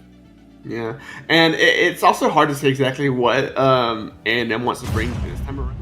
This map is it's neutral, but it's so weird, it's so volatile that it's really hard to say exactly what you want to do. I mean, you do know, at least from this first match, that PSU, as well as from your previous set in winners finals, what PSU wants to bring here, and we did see the carbon roller. But I don't think that carbon roller is going to stick around here for this next game. But it might. I don't know. It's just so hard to say right now. There's a lot less corners to work with here on Carbon here, so they would definitely be depending on the distraction of their teammates to help them make opportunities. But that being said, it's incredibly open, and they may not find the same exact hiding spaces that you would find on something like Mako with a lot more ledges, a lot more corners, or the Urchin that maybe was actually pretty good on Carbon. But again, it depends. I think most of these teams are still going to be carrying their strikes, because strikes are pretty dang crucial. A strike or Booyah Bomb is almost essential here on tower control to make sure you can seal the game in place. Yeah, we're definitely going to also see a swap. I think, anyways, a swap away from Reef Slider, because I don't really know what Reef Slider does here. So that's another thing that might that'll really change things up here moving forward. But we're still waiting to see exactly what these teams want to do. It's Shipshape Carnival Company is just a weird map, in my opinion. It is. It's just an interesting match. I don't have the biggest problem with it. It's pretty fun, but I'm also a Penta player in this map. It's some high ground attached to it. So hearing the game opening up here, we're going to see what these teams are. They have to disconnect good night. I mean, right out of the gate. A leader, actually. Well, we could talk about that leader there. Because PSU caffeinated coolers brought out a leader, which isn't a bad option. That thing, if you can get it set up at the top, it's pretty nasty. I would say it's more of a zones weapon, because you want a little bit more speed towards the end of Shipshape, and you can only reach so much. You will only be, you will be fighting looking up to shoot, and that's not the most ideal. And Pen, I feel like, is a little bit more. Well, I'm a Pen player as well. I'm a leader Pen player. So if it were up to me, I'd play Pen on this map because just of how it ends. So, and scope is very limiting as well. You will not have the mobility that you want. It's incredibly slow, and it could be almost a detriment by the very end of this map if you don't go about it right. So very, very double-edged sword there, just seeing the leader enter the field. Yeah, I mean, yeah, it's kind of hard to imagine as well, because PSU, at least if based on the last game, or was it PSU that brought the E-leader? It was PSU that brought the E-leader, right? There was no leader last match. No, I'm saying this game, they brought the E-leader, right? Yes. I think so, yeah. So with what A&M has been bringing so far, it could be a bit of a mismatch as well. They are a bit more on the faster side of things, and it can be kind of hard for the E-leader to keep up with that kind of tempo, especially with stuff like strikes on the field as well, and potentially a crab take as well. It's hard, but it's not necessarily impossible, especially if you know how to position it very well. So it's going to be really up to PSU to be able to manage how they play around the E-leader. I think something to also keep in mind is the leader can put a mental pressure on the field. I think that could also be a huge booster to caffeinated coolers. If Tamu Gray is affected by said mental, if they don't care about a leader on the field, then that you lose a giant part of the leader itself. But if I'm being honest, leader, I feel if you're going to choose a one-shot charger and it's going to be a leader, I'd rather play it on zones, because it's a lot easier to let players come into you. reactionary about it. If I were to play one-shot charger here, I'd either play ZF charger or I'd be playing camo, preferably camo. I love camo, by the way. Camo is probably my favorite one-shot charger at the moment. Yeah, but anyways, we'll see exactly what the thought process is for PSU and how they want to coordinate around this E-leader here as we kick off this second game. Yeah, and I mean, A&M definitely bringing a lot more of a faster moving comp than what PSU has. It's gonna be interesting to see exactly how everything folds out. Yeah, very much so, and a very interesting opening here from both sides. No one really finding a proper opening, but seeing those strikes from Caffeinated Coolers possibly as a calling card to get the rest of their team in, but not really seeing many move forward at all here as a hammer is making its way right through, looking for a pick, not quite able to find it, and the fight continues in center. No clear winners have been seen at all, but specials online from both sides. Just who was breaking. How was there a second set of strikes? Yeah, no strikes are coming. I mean, you do see both of the kits from PSU having strikes from the splash as well as the splatter shot, so it's definitely going to be strike central here, and I guess that's part of the plan from PSU to keep this Ealer alive, is just make sure that you have constant strikes output to keep A&M in check, in line, and not being able to close the distance here, but it's hard to say exactly if that's working out so far, as they were able to get at least 2 the first checkmate, which gets them some points on the board here. Yeah, but definitely want a lot more than that there. You know, it's a pretty short, long map. It's a very weird looking map here, but it seems like Caffeinated Coolers have finally found some footing here. 2 down on team Tamu Gray, and 3 and possibly 4 Death Mob on this corner, and being against like 2 players here, you're probably seeing the respawn point in just a second, buddy. Yeah, it's very hard though, as we do see a splashdown coming out, but it's kind of not where you want to look at right now. That tower could definitely threaten that second checkpoint here and potentially give A&M a bit of a scare, a bit of a scramble for them to try and engage on it here. As we do see the jump in, 2 players going down from PSU, means that A&M is able to successfully defend this second checkpoint here and start getting this tower back into mid at the very least. We do see Zipcasters almost online here. Maybe we can see the Zipcaster going in on that Ealer to try and displace them. Yeah, and I think Caffeinated Coolers made the mistake of not sending players in front of the tower to clear some extra space to sustain that push here. And I think if Tamu Gray can give that forward, well, okay, I can only say so much because Caffeinated Coolers does have the lead, but I think that push could have been expanded just a little bit more forward. But they are also the team with the specials online. Well, both teams have some specials online here. Who is going to be getting out of this neutral with points? Yeah, I mean, and speaking of neutral, things are still in a neutral state right now, and then does find a pick, but PSU does find a pick in return here. We do see the hammer get thrown to try and potentially throw off that E-leader, but I don't think it must do much of anything as they're able to come back in and start applying pressure once again, and them slowly losing time now. They have to make a move here if they want to actually use their pressure to their advantage. You see the Zipcaster finally being used here, but 2 players from A&M going down. PSU moving in to try and capitalize off that. Yeah, very much so. Things are very much heating up here in center, but Caffeinated Coolers holding on. I think the fun part is they can play whatever game they want. They can stall Tamu Gray for as long as they want, and they will still have that lead at the end of the day, as long as Tamu Gray does not make their way to the 28 mark. So many specials coming out here, and how do you get 2 with those strikes? That's impressive. Again, Tamu Gray finds themselves in a very tricky spot here, and the hammer coming out to try and give them a little more, but with the hammer gone, Tamu Gray finds themselves in a dark spot.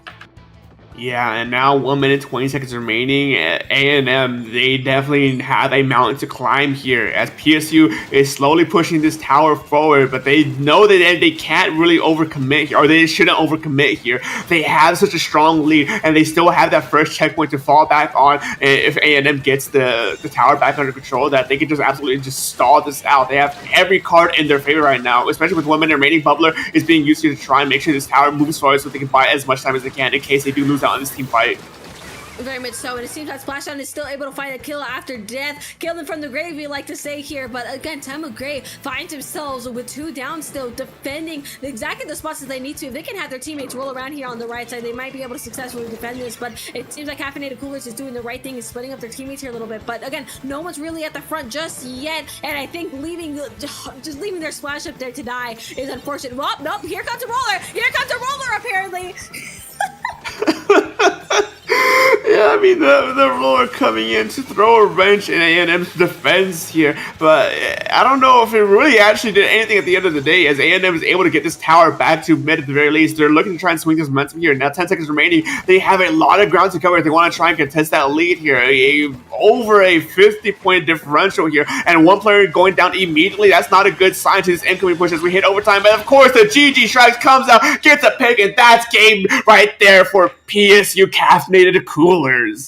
Remember when I said that strikes were essential in a game of tower control? This is exactly what I meant here. Able to just quickly end the game here. It's like, great, if you don't have the lead and we do, and you're in a bad position, we're just going to toss the strikes. Doesn't matter. We will be seeing the end of this game with a win here. That's exactly what caffeinated. It seems like my theory from earlier kind of stands here. It seems like Caffeinated Coolers was able to find a lot more ground once they returned to a map that was a lot more familiar. Because realistically, Urchin isn't a favored map among many players here, and that's usually why it's so common and counterpicked, because a lot of players don't know how to really go about the map. But once you go back to neutral, it's just like, okay, we've played this game before, and Caffeinated Coolers showed exactly that. Yeah, no, yeah, that first game, Guerrero could be just tossed up as like, we don't know what to actually do here, just go next and really try and strike back hard for this next game, and that they did. PSU really did an extraordinarily well job here in the second game. You're bringing this to an even set right now, and in grand finals, it could an even set like this could very well drag things out and really turn this into more of a stamina game, especially if we go into a bracket reset here. So I think PSU Cabinet Colors definitely wants to try and close this out as fast as they can in order to not lose out in that potential stamina fight against A&M. Very much so. And Tamu Gray did have to fight through the losers bracket. So realistically, Tamu Gray is probably running out of stamina first here between the two teams. Because Caffeinated Coolers got to relax. You know, we took winners finals, we earned grands. No biggie, no problem. We have all the time in the world. And I think after warming up our last set, they're ready to go here. Tamu Gray, who had to fight all the way through losers, has a couple more games under the belt. So that could be a potential, downside for whichever which it could be either team lose stamina. We don't know the stamina for either team, but just the most likelies, Yeah, no, I mean, now we're still waiting to see exactly what's getting picked from A&M, see exactly where they want to take this next set, and I mean, it's definitely going to be the remainder of the set is definitely going to be fun regardless of what the outcome is, because you have two amazing stories here. I mean, PSU Caffeinated Coolers have been doing such an extraordinary job to getting this far, to make it through this bracket here, and just cementing themselves as a very, very tooth and nail fighter here. And I mean, A&M, still going through a winners series before heading down to losers to just bounce right back into winners here. It's definitely going to be a clash of tides between these two, especially the set that set A&M into losers was PSU, and now as we're waiting here, we do see our next map mode that's going to be going to Tower Control Inkla Art Academy. While we're at it too. Our favorite thing. But again, Tower Control, Inkla Art Academy. Oh, you thought Ship Shape was a snowball? Oh man, you're about to see a real snowball. You want to see some real speed? I'll show you some real speed. Yeah, no, I mean, it's definitely the platform heading to this final checkpoint where things can just spiral out of control here. You take control of enemy bats and you just keep them pushed out, and it's so hard to recover from that point if you don't have the proper special coordination to really flush your enemy team out, that things can absolutely just spiral out of control here. But I mean, Inkla Art Academy is a tried and true classic here in the scene, so it'd be a surprise if there's a lot of people who just don't really know how to play this map well. Yeah, and depending how long these players have been here, you gotta know how to play Inkla Art Academy. I think the second that players break out of center, if you can get past that ramp right there, point central, that's where like the game becomes linear and suddenly it feels like ABC, you're good to go. Just go play the game. Put them on their bats, keep someone on your ply, whatever, go forth, go my scarab. That's it. It's very simple by the time. Lamau, your brain so well. I mean, me and you work together a lot, so it's no wonder. You love me, bro. I guess. What Yeah. kind of laugh is that? I could be saying so many mean things right now. Yeah, man. But you can't. You're right, because I'm professional, unlike you. You're not that professional. You hear that gremlin up? What does my life have to do anything with about being professional? Huh? Huh? There's no such thing as professionalism when the second we get on the mic. Let's be real. Yeah, right. Oh, we're so Hear cooked. ourselves? We're so cooked. There's a reason we're banned from casting together at IPL. Don't propagate lies like that. Guys, did you guys know we lost our jobs because we were too silly? No. Yeah. Okay, don't listen to Dark. He's not here right now. Oh, okay. Yeah, all right, man. Sure, whatever. Yeah? You're okay. You're alright, buddy. Sure, man. Good man. See, this when we get to this late in the day and we've been near each other for this long, you start to see it gets weird. Yeah, man. Come on in. Flown over within the last 2 seconds. No, I'm okay. Come on in. Get in there. So why are you here then? No, to haunt you. Yeah, you wish you could haunt me. No, I don't think you're worth haunting. Actually, never mind. I take it back.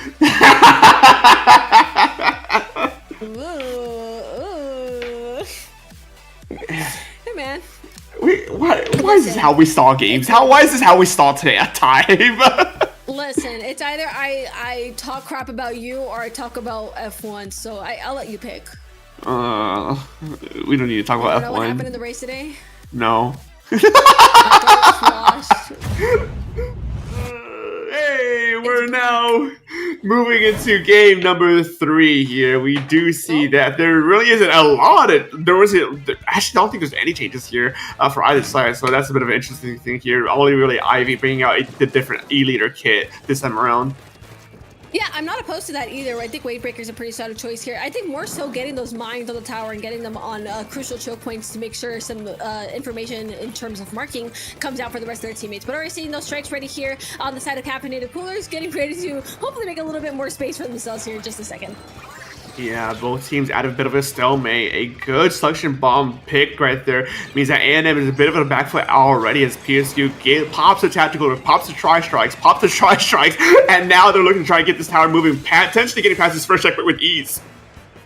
Yeah, beautiful, beautiful stuff here. Caffeinated Coolers getting that first push going, but they are going to be the first one to lose 2 players at the same time here. Whales and just everything coming after Jolt, and Jolt is not getting out of that one alive, but it looks like their leader is able to capitalize and get some picks that have made it up to the center, so giving Caffeinated Coolers a little bit of opportunity to get themselves back in the field and stall out Tamu Gray. Y'all are just letting the leader get you, bro. Y'all are putting yourselves a target. Yeah, E-Leader doing what E-Leader does best and just applying a massive amount of pressures to anyone that mispositions here. And now, even though PSU does get this first 2 points on the board, the crucial thing about that is that they were able to get past this first checkpoint, which can definitely open up a lot more points here in the future if they can get this tower, get control of the tower once again here. But we see Wave breaking on, we see the Tri-Trackers come out once again. Immediately, PSU collapses on that one player from A&M and now looking to try to extend their lead even further. Yeah, very much so. It seems like Caffeinated Coolers might just be approaching the dreaded ramp here that I was talking about, but not before they lose 2 members, actually. So much for being on the ramp here, but they are the only team to have points on the board. I feel like both of these teams are falling victim to the Inkblot Academy neutral of doom. Yeah, I mean, I think that's one of the reasons why people like this map so much is that it's so neutral that it can be. It kind of boils down to player skill and team coordination, how you use your specials as well. Like it really doesn't have like too many things that can be seen as like leveraging into your advantage here. Because we see A&M was getting ready to push up there, but PSU knew exactly how they fought back, how to reposition themselves to get ready to defend that, and they were able to repel that attack. And now we're seeing this game go back to neutral once again, and there's only an 11-point differential here between these two teams.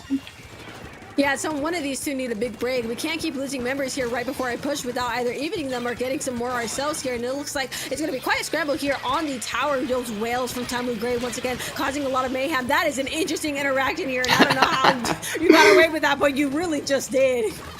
Yeah, I mean, it's just this bit of a scramble everywhere, but it looks like A&M looking to try and force their way past that first checkpoint. Unfortunately, gets checked, and now PSU has a good push going on their side. First checkpoint's already gone. They have Tactical and Waybreaker out. Tri-Strikes to clear the path to the second checkpoint here, but we do see there's one player sharking behind PSU A&M looking to try to collapse on the tower to try and get them away, but no, it's not enough. That first checkpoint still stands.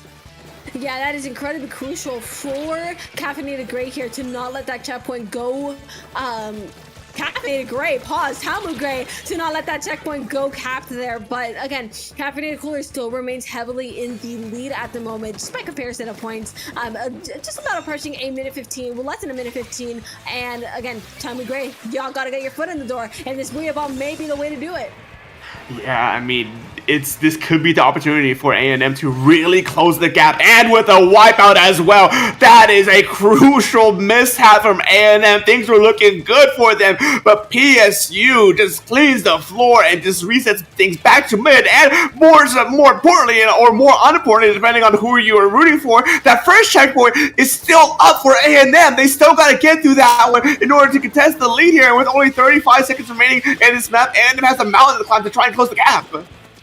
Yeah, very much so. Things are going to get real tense here within these last 30 seconds. Seeing all those specials awake for Caffeinated Coolers, leaving the leader as the only one without one, and they have the materials ready to put this game to a close here. They so please here in just about 20 seconds. 20 seconds remaining. Both teams are fighting tooth and nail for control of this tower here, but A&M wants to desperately pass through this first checkpoint here. 10-second time is remaining. Killer Whale is being used. Waybreaker is being used here. Everyone's being scattered right now from every possible angle. Tri-Strikes though. The GG Tri-Strikes comes out, but PSU still needs to touch the tower to get those picks, and A&M flushed out. PSU takes the second game in their favor, making this a 2-1 set now on match point. Oh yeah, match point is exactly where PSU Caffeinated Coolers wants to be here. Coming out from the winner's side, if they win the next match, that means that is game and the end of the tournament right then there, and they will be the Div 5 winners. So Talmud Gray find themselves in quite a predicament, I would say here, as they are, 2 points away from that potential win that they so very much want at this point of the tourney. Yeah, this is where all the pressure really amounts to. Can A&M stay alive long enough for a potential bracket reset and win this run back there, or will PSU keep the status quo and win out this set against A&M, who sent them and loses in the first place, and keep the PSU name true to what its legacy holds? They gotta make the brothers proud. Mm-hmm. They gotta do it. They have sister teams. Sister teams? Is that what it's called? Yeah. What is the official? Yeah, they got sister teams. And I'm like, how many? It's like if you got PSU Blue as your sister team, you gotta lock in. You don't have the option. You gotta lock in. You gotta win this. And I feel like that's what's going in the mind of Caffeinated Coolers. But Talmud Gray really just doesn't want to let this go. If I was them, I wouldn't want to either. And I think the bigger question is going to be, what is going to be the counter pick that Talmud Gray goes with? Bringing something neutral to the game, we found out that isn't maybe the most ideal situation you want to be with, but it's also what other maps are there to play, because people aren't really practicing Flounder, of all things, let's be real. Well, seeing this counter pick here, I don't know what the thought process is, but hey, I guess let them cook, because A&M has chosen to potentially pick this map mode for their potential comeback here, or pick this map for their potential last game of this entire series here, going to Rainmaker Humpback Pub Track. Oh, that's not a bad one to go. Taking the Splatoon 3 map formula, flipping it on its head with the Splatoon 2 one. That is not thin and Tetris. It is long and wide, baby. So you gotta put a lot of side on this map. So any team that just purely focuses mid is not getting out of here alive. Let's be real. You need to be playing sides on this map, or you will not be seeing a victory by the end of that match. Yeah, and I mean, as well, talking about the geometry of this map, there's a lot of nooks and crannies and curves and ledges. It's just blasters, rollers, buckets, weapons that like to shark and hide around. You're gonna see a lot of those here, and it could be we could actually see maybe a more bigger shakeup in team weapon comps from both sides. Yeah, I believe so. Because we're not going to be seeing that charger unless they're insane. What did you say it was? Was it Splat Stones or was it a Rainmaker? It's Rainmaker.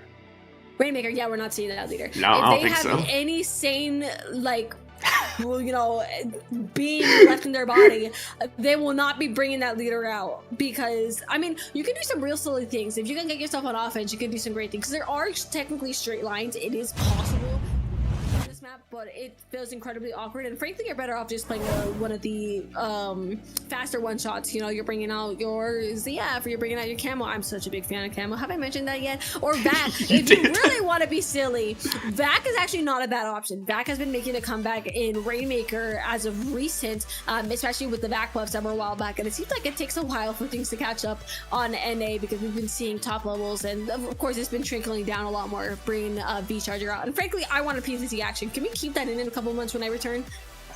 What, the back? Yeah, I want to play V-Charger again. You know how fun it is to play with a with the Splat Bomb? You can do some of the silliest things with that.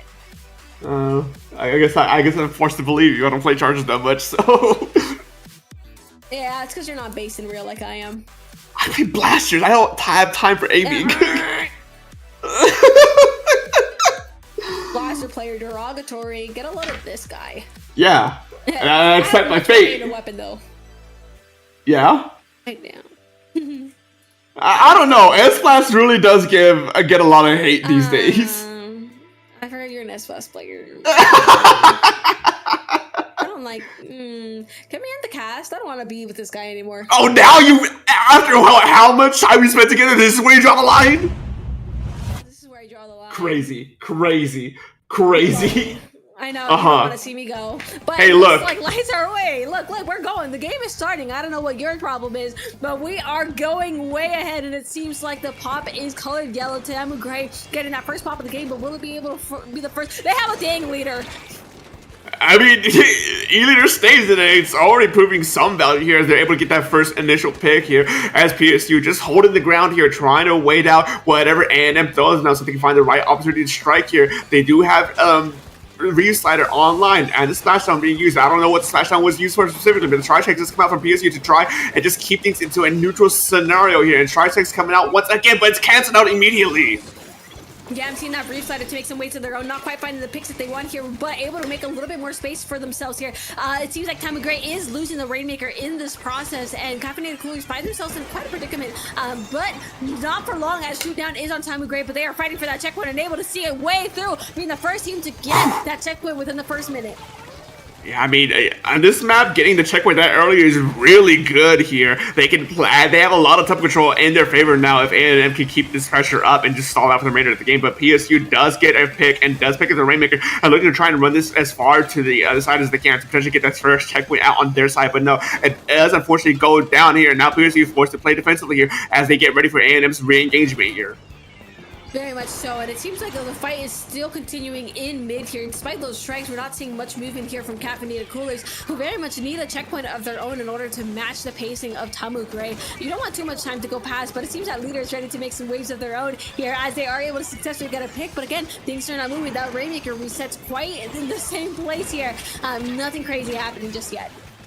Yeah, but PSU picks up the Rainmaker, makes a breakaway for the checkpoint, and gets it uncontested, losing two of their own players just to make sure that checkpoint is broken. And I think that's very much worth it in their favor, even though now A&M picks up the Rainmaker, looking to try and run it to the other side once again here. But man, that was a huge push on their side to at least even the playing field. But out of nowhere, turning the corner, A&M completely shatters the lead and extends it even further, going down to 34 points remaining, and the momentum's still going. 3 down and 4 down for A&M slowly ends to a wipeout.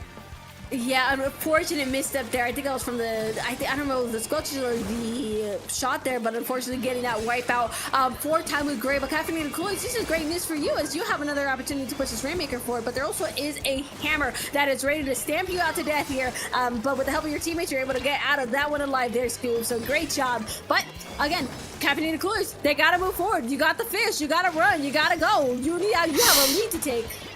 Oh, and surely that Dreadringer does go down. No, they take 2 down with them, which is not what you want to see here. 20 seconds remaining on this Rainmaker. It is going to explode eventually here, but no, they go down to a Splat Bomb, which is not a good position where you want to leave that Rainmaker now. As PSU Caffeinated Cooler is looking to try and repop it here, and then they have the lead. They don't need to play overly aggressive here. They can just wait it out and stall out for the remainder of the game, especially with 1 minute 45 seconds remaining. This could very well be their game just to stall out here, but I don't know. It's anyone's game.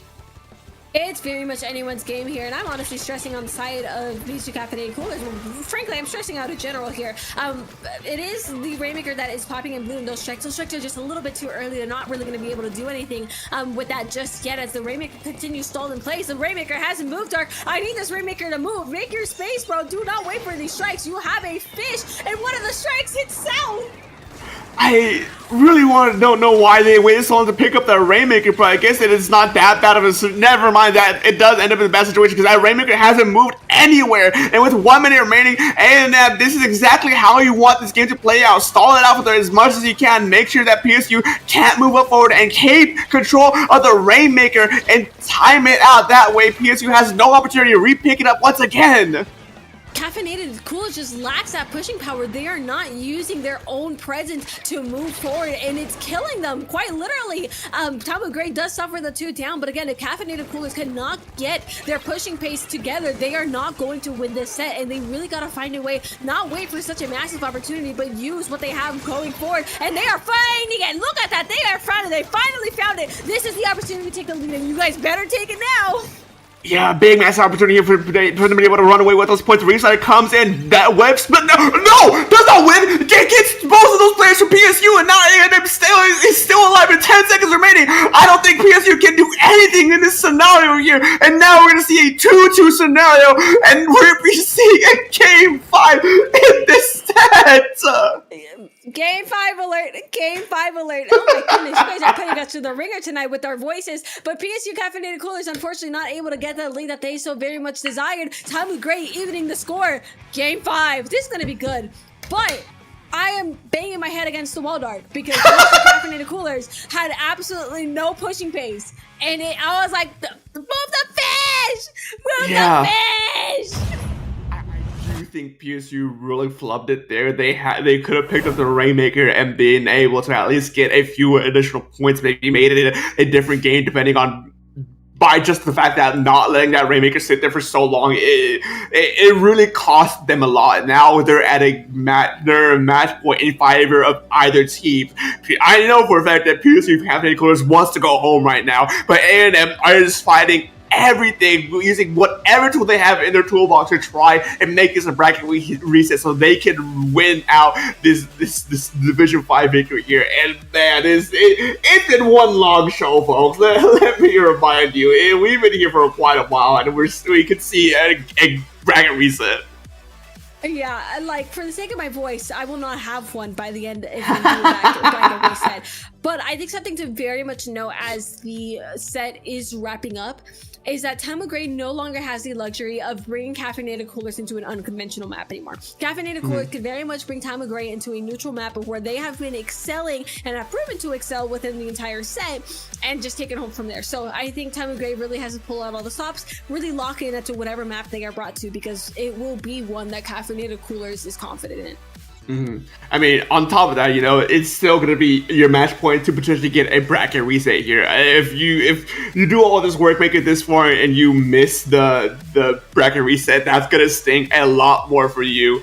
And man, A&M's really been putting a lot of work just to try and make that dream happen. But PSU, Caffeinated Coolers are looking to try and end it right here, right now. And we're eagerly waiting to see exactly what the counter pick's going to be here from PSU and both PSU have a lot to be talking about right now. Very much so, and it looks like that leader is also coming into stay, so they might just pick a map that will favor that leader. If we go back to Hagglefish, I wouldn't be... Was Hagglefish played? I don't think Hagglefish was paid at all during this entire set. Man, give me the sendo link. Mods, hand over that sendo link. I don't think it has been played. Hold on, I can give it to you in a second. I have but no. Okay. It took too long. How dare you? I was literally just 2 seconds. Okay, oh, whatever. Man. How could you, man? I know. I have to go get things myself. How could you? But it looks like Oh, I can't even see the maps, bro. I'm cooked. Anyways, I don't think we played Hagglefish. I think Hagglefish would be an alright map to bring them in, or if they really feel like it, Museum, if it's in the map pool. I'm unfamiliar with the map pool. I think so. But if it's on there, that will definitely be one there. But if PSU Caffeinated Coolers is having trouble getting that push going, Museum could also be a detriment. So I think if they're going to go on any map, it should be Macomart or Hagglefish, really. Yeah, I mean, yeah, there really isn't. You with an E-leader that you're most likely are going to bring again, if the past few games have ever been anything to go off of, you really are limited as to what you kind of want to do here. Because if the E-leader is a mainstay of your team comp, you know, you really got to make sure you pick something that's comfortable for the E-leader so they can work their magic and be able to pop off and do their job, right?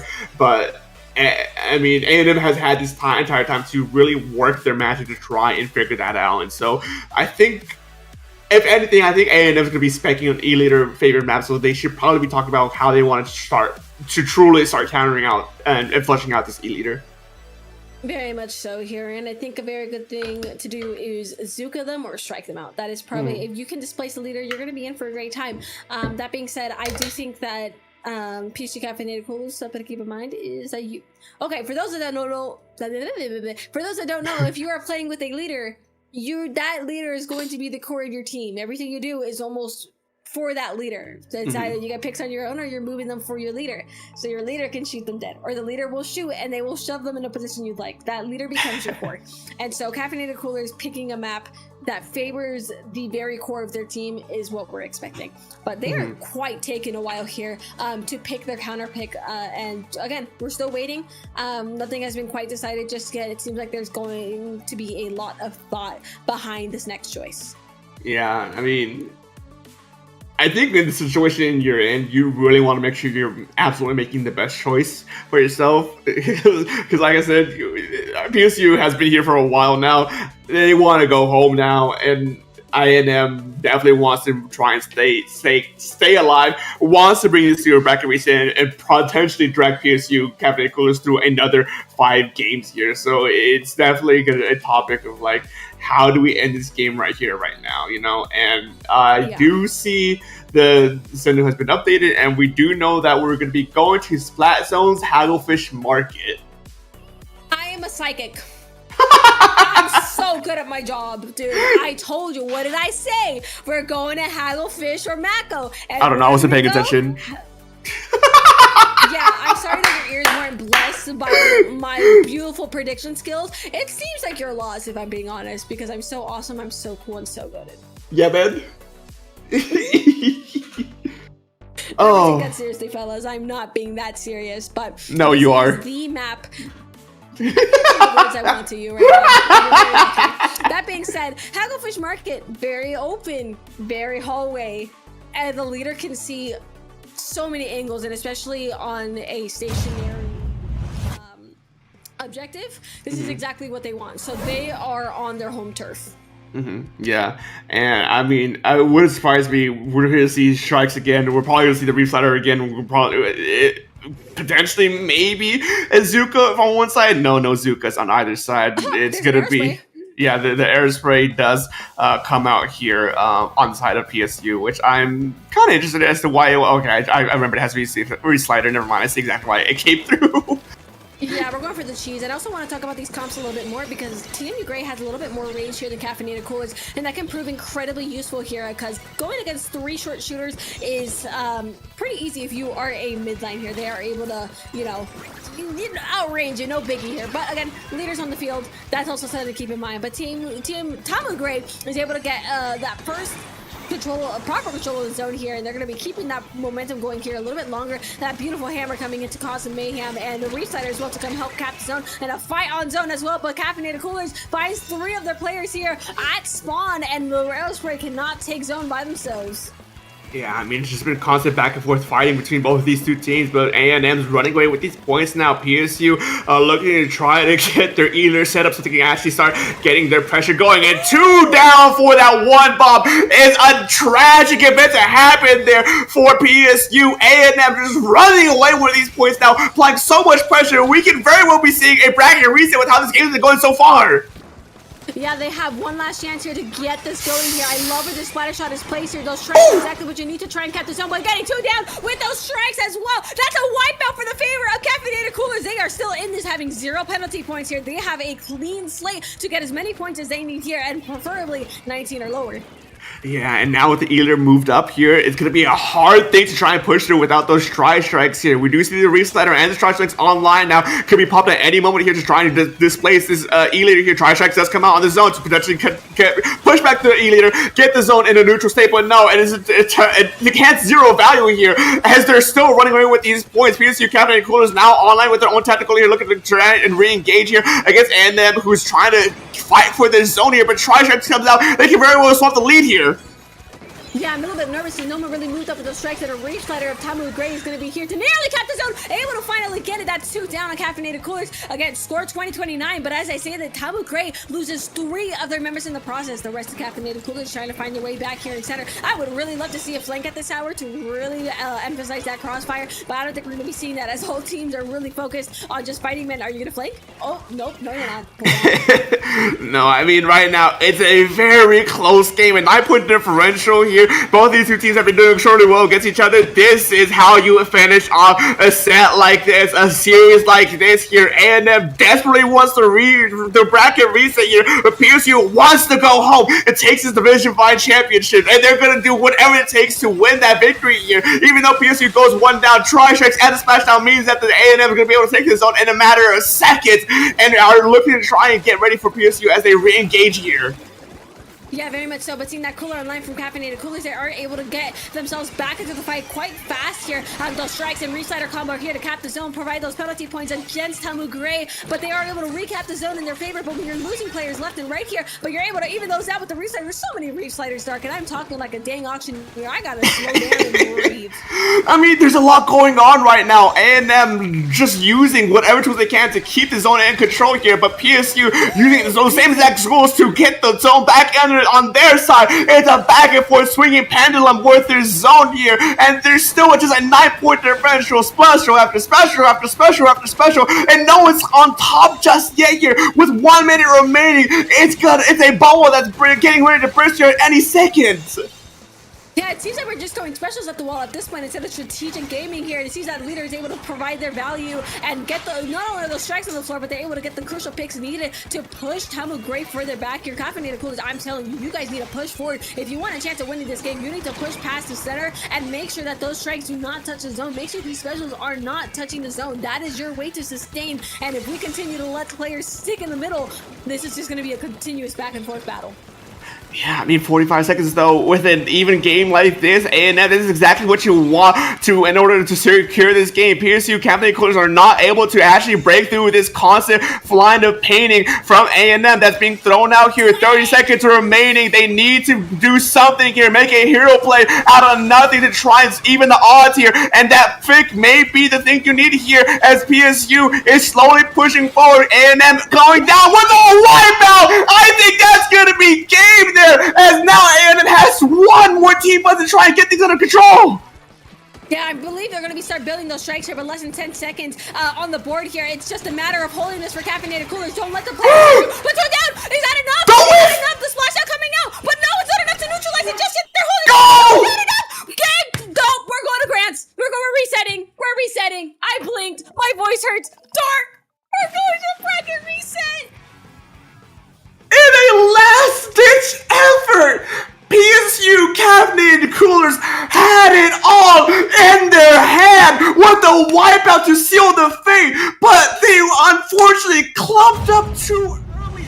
A&M getting 2 picks in a matter of one fight there, was able to move in, was able to flip the zone and take this game, and now we're in a grand finals bracket reset. My brother in Christ, I need to use the bathroom and they brought this to a game. You know what? You got this. I'll be back. I got this.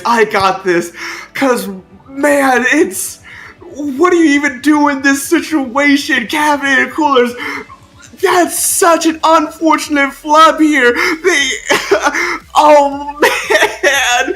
What? Oh, okay. We're now in a bracket reset. So, it's gonna be potentially another 5 games here. Yeah, so okay. So what do we even say here? Like, oh, okay. Take a breather. Now on the bracket reset, PSU Cabinet Coolers and A&M Gray. It is currently technically a 1-1 set. Both these two teams have been neck and neck. Not just this last set that we just watched before, but back in winners finals as well. It also went to a game 5 here. So this very well could go to yet another game 5 here, and we're gonna be going to Splat Zone's Umami Ruins to kick things off here for this bracket reset. And ladies and gentlemen, ladies and everyone in between, buckle up your seatbelts, man, because this is gonna be one long ride, folks. Man, oh my goodness, I don't even know. Okay, hold on. Okay. Oh man. Okay. So currently, we are waiting to see these teams ready up. We do know exactly what they're most likely going to be bringing here. The Ealer is going to stay the same. The Tri-Strikes and the Reslider weapons are going to stay the same. It's a lot of the same mindset has been happening these past few games and these past few sets. So I think now, at this point, it's all going to boil down to the micro. How well how impactful some of these smaller plays are going to be. Because if these two teams have been neck and neck for this entire time, you know, it's really gonna boil down to the micro and to the smaller things. A lot of the smaller things that are really gonna matter a lot here, folks. And still waiting. We're seeing I can't believe that happened. I'm still in shock that just happened. Oh man, that CCA staff. I know you're gonna watch this eventually. If that last game does not get put into any kind of clip, any kind of montage, what are you doing? That was a buzzer beater victory if I had ever seen one. PSU had it right there, but they whiffed it, and now we're in a bracket reset. Oh man, folks. I'm sorry, I had to drink some water because this has been one long ride. For context, right, and how long the ride this has been, we were supposed to be on at 4:30. Stream our block got delayed a bit because, you know, a lot of these games have been game 5s, and we ended up going on at 5:30. And now it is currently 7 o'clock. And we're in a bracket reset. Oh man, I'm still buying time for Fufu to come back from the restroom, and now, folks, I'm really glad that I took I forced a break in between to go to the restroom here, because I would not have been able to hold it this entire time. Oh, but yeah, it's wow. I'm very much. I'm eager to see the end of this and see who exactly comes up. And as well, folks, for more information, actually, yeah, I can talk about this while we're waiting. Hi, Fufu. I'm going to talk about the results from the other brackets as we're waiting for these teams to ready up. So over on Division 1, all the other brackets are finished up, by the way. Divisions 1 to 4 are done. We're the last division standing. But yeah. A while, man. Yeah, we have been here for a while. Yeah, but Division 1, we have our winners from Division 1. Probably surprising no one, but surprising to me anyways, because I really had hope for this. Las Criaturas won 3-1 against PSU Blue.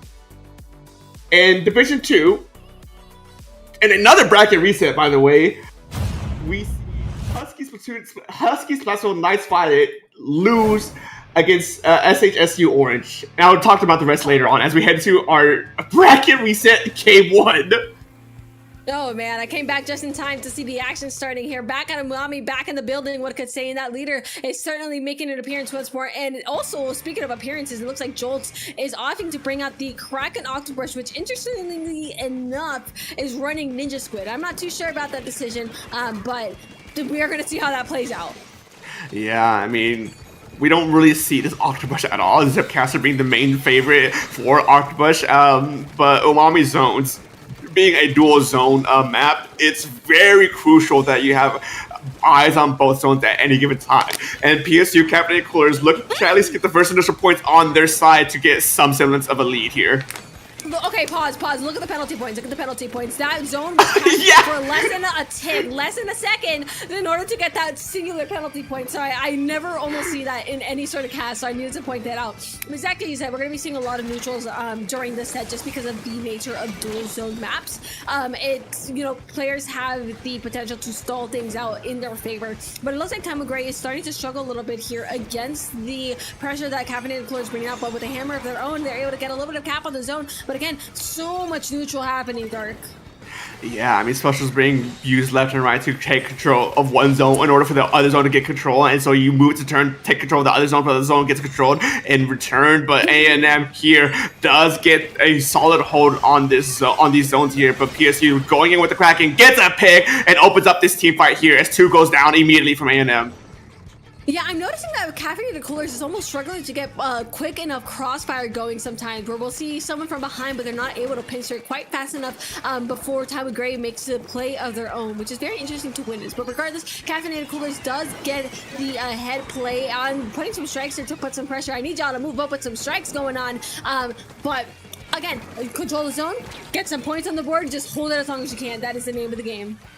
Yeah, and PSU running away with these points now. They didn't have that many penalty points to begin with, so they're able to easily clear a good chunk of points for their next hold here. But 2 going down, 3 going down for PSU means that A&M's gonna be able to quickly move up, move in, and now looking to try and potentially get a lockout scenario here. We don't see any specials online just yet, and the Dreadringer is immediately taken out by Ivy here, which now could turn into PSU being able to move up here, especially with Tactical online.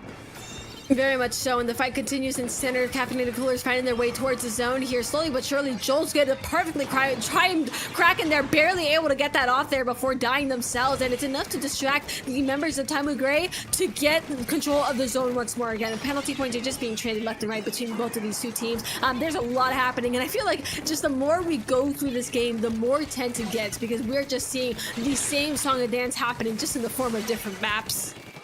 Yeah, I mean, I think this really is the penultimate game, the true pivotal game for Division 5. Both of these two teams are so close together. It's so neck and neck with one another that it's just constant back and forth trades, constant back and forth evenness here. But unfortunately, unfortunately, A&M does go down to a wipeout, and with 2 minutes remaining, PSU is looking to set up for a solid hold here, but 1 down on each side, 2 down on now an A&M Kraken going out to try and disrupt this incoming push here. And now those 20 points are gone. They're actually plugged away with the real points. Now 50 points and less remaining. PSU can definitely run away with this lead here.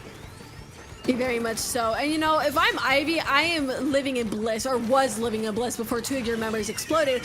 That being said, it seems that Time of Gray finally has found an entry point here. They did open out from their left side and was able to slowly pick off players of Caffeinated the Coolers here, giving them that opportunity to stop the count at 24. Caffeinated Coolers finding themselves in quite a spot at the moment. Definitely on the back foot. Despite these specials being ready, they are not in the position to deploy them.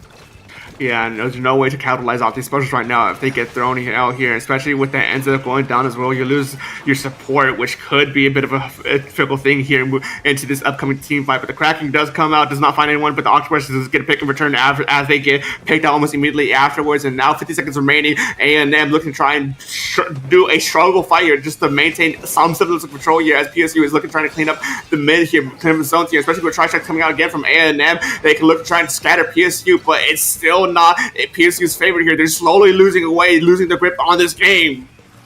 Yeah, it seems like Time of Gray is starting to come out on top of this fight right here. And my favorite genre of Splatoon is watching players play that have nothing to lose. And this is exactly what Time of Gray is playing like, and I absolutely adore it. But the lead has not gotten to them just yet. Splash out might be able to just enough to neutralize it, not get strikes from Caffeinated Coolers, able to keep them in the game just for a little bit longer with the last 10 seconds approaching, and 3 down on Caffeinated Coolers. That is a lead swap for Time of Gray, taking it just under the nose of Caffeinated Coolers. There's no timer to take that back. That is going to be game. The timer is against you. You're either knocked out or the game takes you out and the game is done. Yeah, I mean, yet again, A&M in the last seconds of the match were able to pull out victory, come out on top of PSU, and I think A&M's really starting to build up some momentum here, especially after that bracket reset victory in the last thing we just watched here. They're really feeling themselves now, and PSU Captain are actually starting to struggle to keep up here. Yeah, it seems like the stamina battle really wasn't as... Hello? Wasn't as much as the trouble that we initially thought it was gonna be. Hello, guys. But yeah, no, Tamu Gray able to really find the crossfire opportunities that they've been longing for. At some point, they were just getting better crossfire off. And something I've noticed between both of these teams that we don't really see targeting happening. Hey, this special is a problem. Can we take this player out? There's almost none of that. They're just kind of following the line of order that is the players that are coming to them. And, you know, I think if they're able to, you know, pick out problems and make sure they're not problems by sending them back to the respawn point, it would be very, very crucial, especially on PSU caffeinated coolers, who has a leader. If you just drag the player out, they can be shot.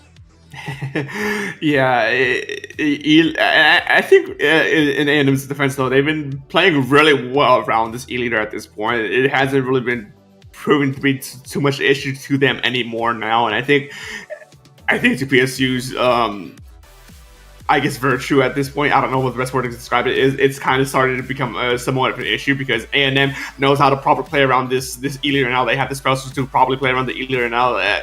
Sure, the E-leader gets a few picks here and there, right? But I find it hard to get. I find it hard to like remember of it making much of an impact here, and I think that's starting to drag PSU down a little bit at least. Yeah, it's like. The thing about leader, it's so dependent on getting picks that if it cannot acquire a set of picks, it's practically dead ink, and that's the most unfortunate thing. I think I talked about it earlier. Once a team has become resistant to the pressure that the leader puts on the field, it loses a lot of its value, and it's great under the hands of a mechanically talented player. I'm not saying that they are not mechanically talented, but if you are not able to hit the shots that you need anymore, you gotta get off.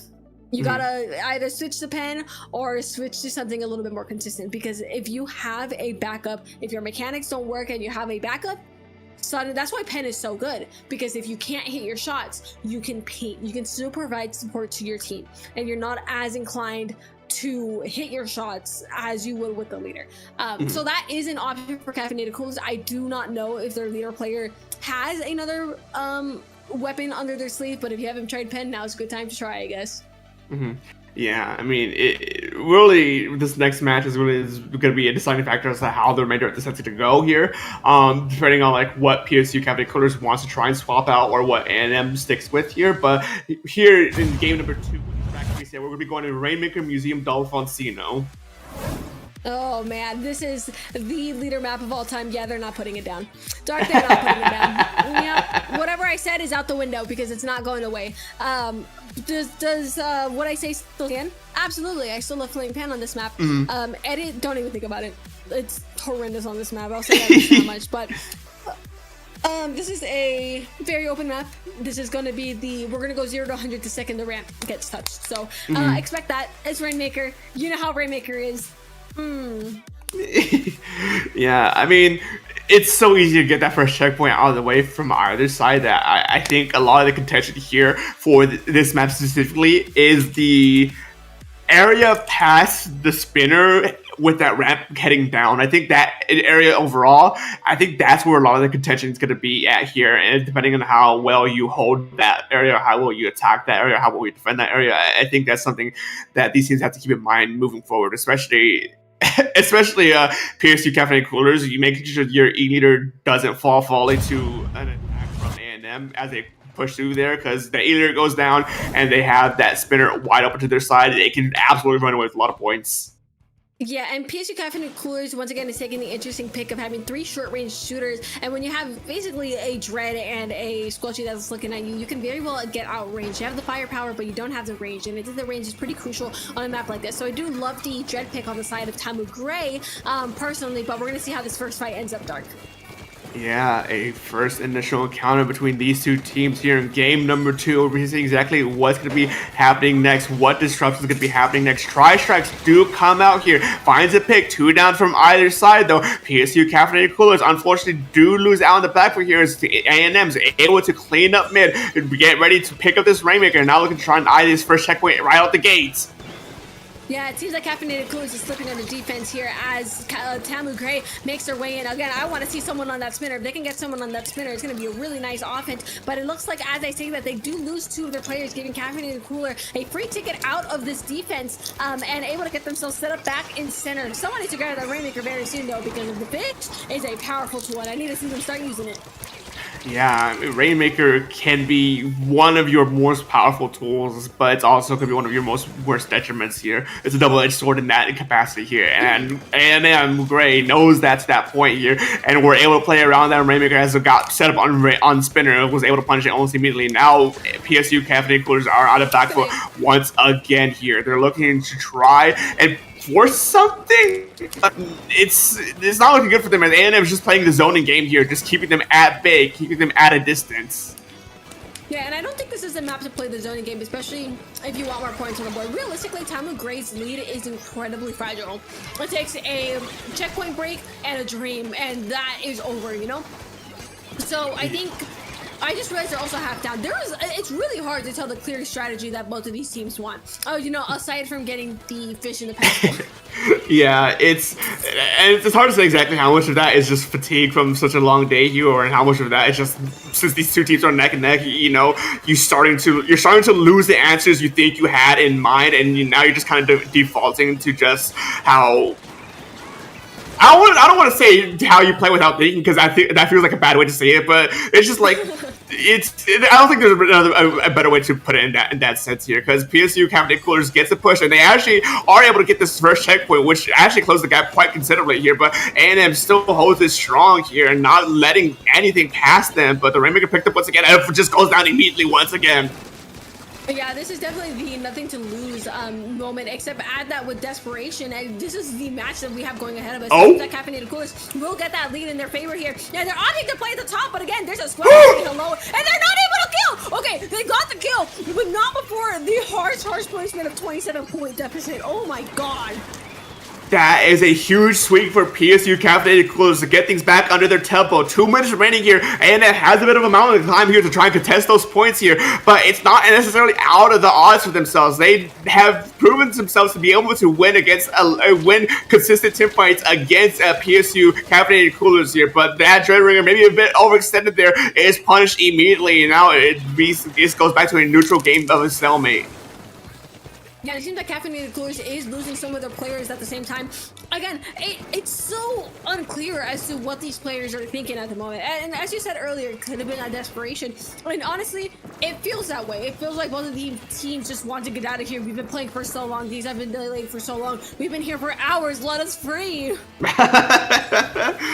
Yeah, I mean, at the very least, with 1 minute remaining at this game, there's one less game out of the way here from either side here. It was the A&M picking up the Rainmaker to immediately drop it once again. We're seeing exactly why this set went to a bracket reset, and why we've been here so long. These teams at a skill level are so neck and neck. It's so even. It's just constant back and forth between these two teams. And now A&M with 50 seconds remaining, they have to pick up this Rainmaker again in order to try and contest that lead.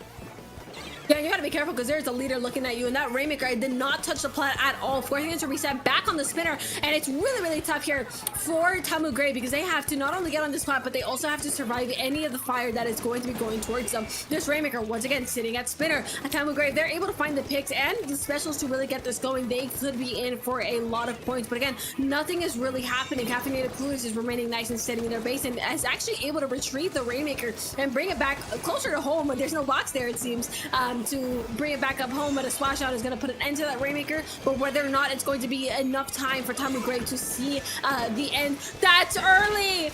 Oh no! It's hard to say exactly what the plan is here, but overtime is hit. 2 are down for PSU Caffeinated Coolers, but unfortunately, picking up the Rainmaker, not moving back far enough. PSU Caffeinated Coolers is able to take this game here, bringing us to a 1-1 scenario. Oh man, we're gonna be here for a game 5, aren't we, Dad? We are. The winners finals. It went to a game 5. Grand finals. It went to a game 5. I'm telling you, these two teams are just so neck and neck. Save us.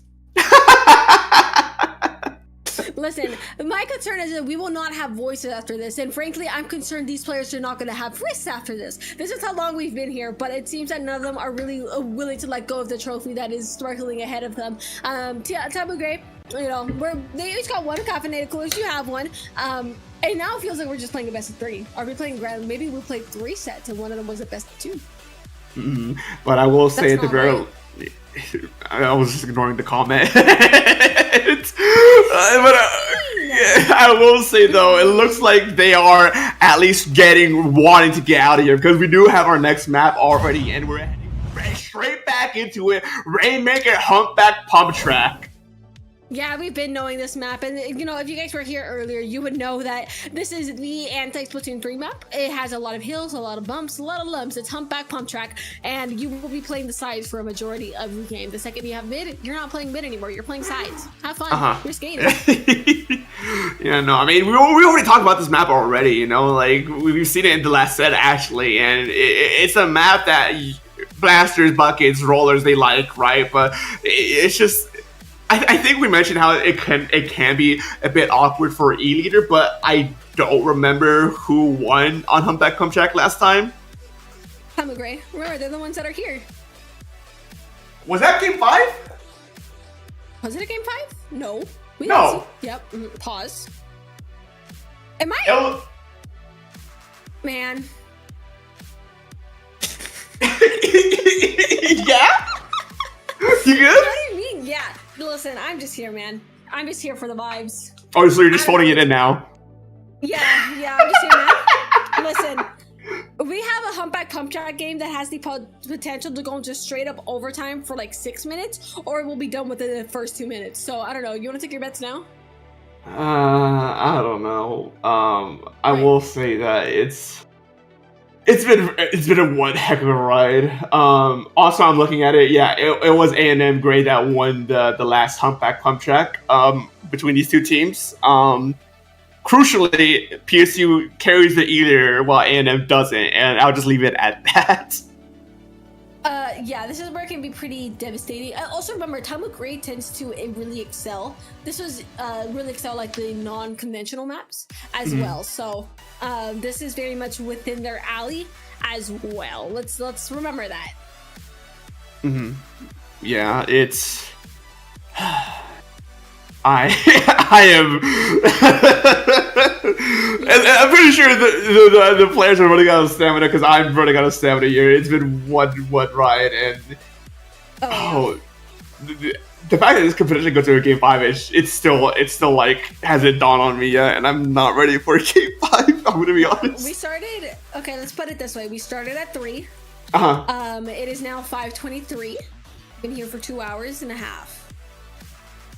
Yeah. Almost. Just about. And, just about. They made us yell so many times because of how close the games got. So our voices cooked.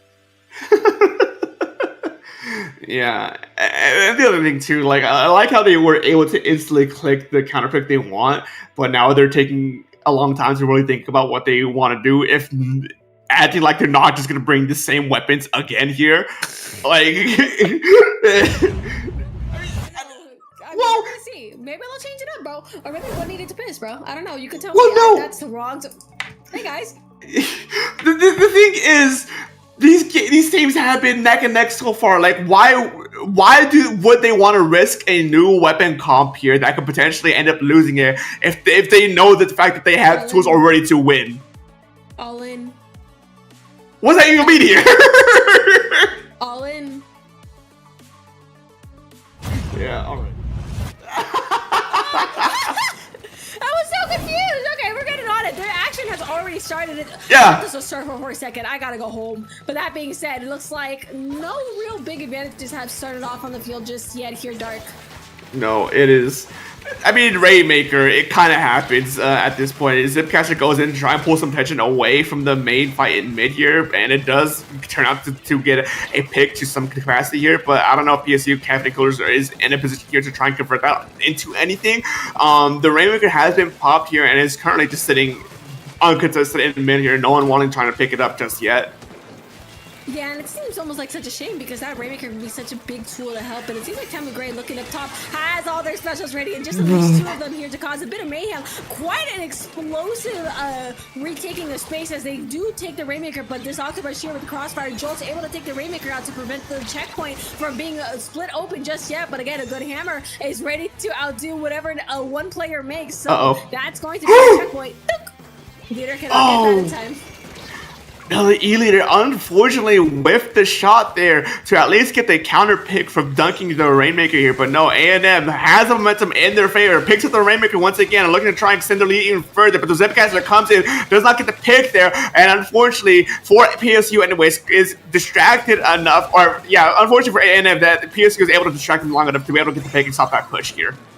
Yeah, very much so here, and it seems like the cards are back in the favor of Caffeinated Coolers. Those are a little too early of strikes. By a little, I mean a lot. We had to wait 2 whole seconds for those there, and I think that might have just cost them the checkpoint right at the start here. Caffeinated Coolers find themselves in maybe not the most ideal position as they are just getting... Are they able to get it? Yes! Ooh! But at the cost of a wipeout, though, I don't know if that's worth it or not. As A&M was able to pick up the Rainmaker once again and just run it back right where they left it off, and then some, extending the lead even further just by a little bit at the very least. But 2 down for PSU. Because A&M still in the driver's seat here, looking to try and extend the lead as much as they can. Very much so, and that was literally a 2-for-1 special with that splashdown here. And it seems like Tampa Gray finds themselves in a really ideal situation, actually noticing both strikes going out on the field and not really able to move much forward here. 2 down on each side and make that 3 on Tampa Gray. It looks like Caffeinated Coolers is able to finally get some foot on the door. That is a wipeout in their favor while they're at it. But they gotta be moving. You gotta get that big fish moving and get some points. I just knocked down my mic. Woohoo! No, I mean, a decent usage of the Zipcaster there to at least get those strikes out of the game for the time being, at least for a little bit here, as PSU is looking to try and slowly encroach on this lead here. The reslider is canceled out immediately, and 2 down for A&M once again means that PSU has potential opportunity to position here, but no, the Rainmaker was left by their lonesome, no one to defend him, no one to protect him, and A&M was able to collapse on the Rainmaker, and now they have it in their possession once again, but with the time and with the points, I don't think they try and risk it. I think they just try and hold on to it for as long as they can. Very much so here, and again, you can feel the desperation in both of these teams. As you know, you can see some of the main game principles just being abandoned as the game continues to go forward. You feel though I want to go home as you know there's trades left and right. People are just killing each other at this point, and Jolt is out for blood as well while they're at it. Yeah, the caster gets 0 value, unfortunately, which I don't think is it's not a good thing for PSU as they really want to try and get in position to try and disrupt that Rainmaker here. But 2 going down, unfortunately whiffing the re-pick up as well. But the Octopus still in enemy base here, looking to try and get a pick before being forced to back out now with 1 minute remaining. PSU Capital Coolers can definitely get the lead here. They do get the lead here. The splashdown does come out, but the damage has already been done here. And 3 now for A&M means that they're still in the driver's seat for PSU, but the hammer gets thrown out, gets the pick, and that's a delayed wipeout. Yeah, that hammer in the back was absolutely insane. They're keeping Tamil Gray in the front for just a little bit longer, enough to get that Rainmaker back in the center. But I want you to notice the difference for Caffeinated Coolers push there. The fact that they had people ahead of the Rainmaker made all the difference in making sure that they're able to see the light at the end of the tunnel. Yeah, it was a very good push right there for PSU. Honestly, kind of textbook here. But now A&M has the position of the Rainmaker once again. They're going to be heading into overtime most likely if it doesn't get dropped here. And now with an overtime scenario, that's going to be like maybe 40 seconds for them to be able to go move up and contest that lead here. And with their position right here, A&M could potentially get that happening here as PSU Capital Coolers are slowly losing players one by one. You need to, what are you doing? You need to get those strikes in the game so you can get the Rainmaker out of position here. But going for a dive, PSU Capital Coolers saves the game and takes this set to 2-1. Dark, I'm going to get a headache from the strikes these teams are putting on me. And it's not funny anymore. You didn't play for strikes. You played in this corner. You Octobrush got in the back and said, "Yeah, here, let me." Like it's like a mercy gift coming coming down, extending her hand. That's literally what just happened. That same caffeinated coolers. I'm not okay. Yeah, I mean, PSU Captain Coolers, you got the win there, right? But that definitely was an interesting way to get the victory here. But at the very least here, you're in match point over A&M grade, which is something at the very least here. Once again, folks, what I want to say, we're back to where we were in the last set in this exact same scenario. PSU Caffeinated Coolers was 2-1 over A&M, but A&M was able to win back-to-back victories here. And can we see a repeat here? I don't know. Can we see PSU finally seal their fate here with this next game? Maybe. It's just been so back and forth here, but PSU Captain Coolers are just missing a few tools to actually seal the deal here. Very much so. And you know, there's no telling how this match is going to end up, because you could feel I've said it 50 million times actually. You're hitting the end of the stamina with both of these teams, so really there's no clear answer of how the set is going to end. You know, Caffeinated Coolers could just end it if another stroke of luck comes their way, especially the way it did last match. That was insane. I don't know how they got away with that. Or Tama Gray just sees it back to back, and frankly, I'm not going to have a voice by any of the outcomes, so I'm ready, I guess. Yeah, no, it's definitely, things are very wearing to the very end on both sides, on us, on the players. I'm pretty sure our producer CKK is ready just to go home at this point. Homie's been stuck here since the entire of these past two blocks. Homie, I know he wants to go home at this point, but no, we're still waiting to see exactly what these teams are picking, what the next game is gonna be here for A&M, what they want to try and counter pick to. Well, all we can do is wait and see, and I don't know how much they're going to be thinking about what's coming up here. And you know, all we could do is wait for a Senate update, and it's Clan Bloodsending Art Academy. It's not Tower Control Blood Art Academy. This is a breakaway from what the maps we've seen so far. Every map so far has been this map we saw in the last set. This is the first new map mode we've seen since the last set. I'm not ready. Something about Inkblot Art Academy here is that the center definitely provides a lot of stalling. For those that remember Clan Blitz and Inkblot Art Academy, there is a huge dent in the middle of the map that is mid, with almost no cover, no nothing, and it's a very awkward map. But once you get past the center, you're gonna usually be seeing a large scoring of points, because it just the bubbles popped, it's going. Yeah, I mean, I think Inkblot Art Academy on paper, or Climate Inkblot Art Academy isn't on paper it played that much differently than Tower Control. Is the mid control is crucial as always, right? But Bats can actually be a very... I actually think Bats here is a much more vital area to take a hold and try and control here than it is on Tower Control here. So if PSU or A&M can actually get themselves in that position, they can run away with a lot of points. Yeah, very much so. And, you know, that's the name of the game. You got to get that strategy going. You can get... it is whoever gets the most points on the board anyways, you know? Oh, man, it's... patiently waiting to see exactly what's going to be happening next. I mean, at this point, right, we're not going to be seeing any weapon changes. If there was a weapon change that they want to do, they would have done it already here in this set. You know, like we would see the Dread Ringer, the E Leader, the Octobrush, I'm pretty sure there was a Solution-matic in there on top with the T-Tech and the Splash-matic, right? We're gonna be seeing those weapons as well at the end step, right? It's like I said, if they wanted to change weapons, we would have seen it already. Yeah, very much so. And like, I don't know, unless they want to pull something out here at the very end, it's very much possible to just do that last edge. I've done it, where I'm just like, come on, change your weapon. This ain't working. Move, change, do it now, go, we win. Yeah. I think that's also a big thing, like players taking a lead for their team. And I don't know if we'll see that this time. That is very much, if they're comfortable in their shoes right now and they think they can win, then that's a whole different story.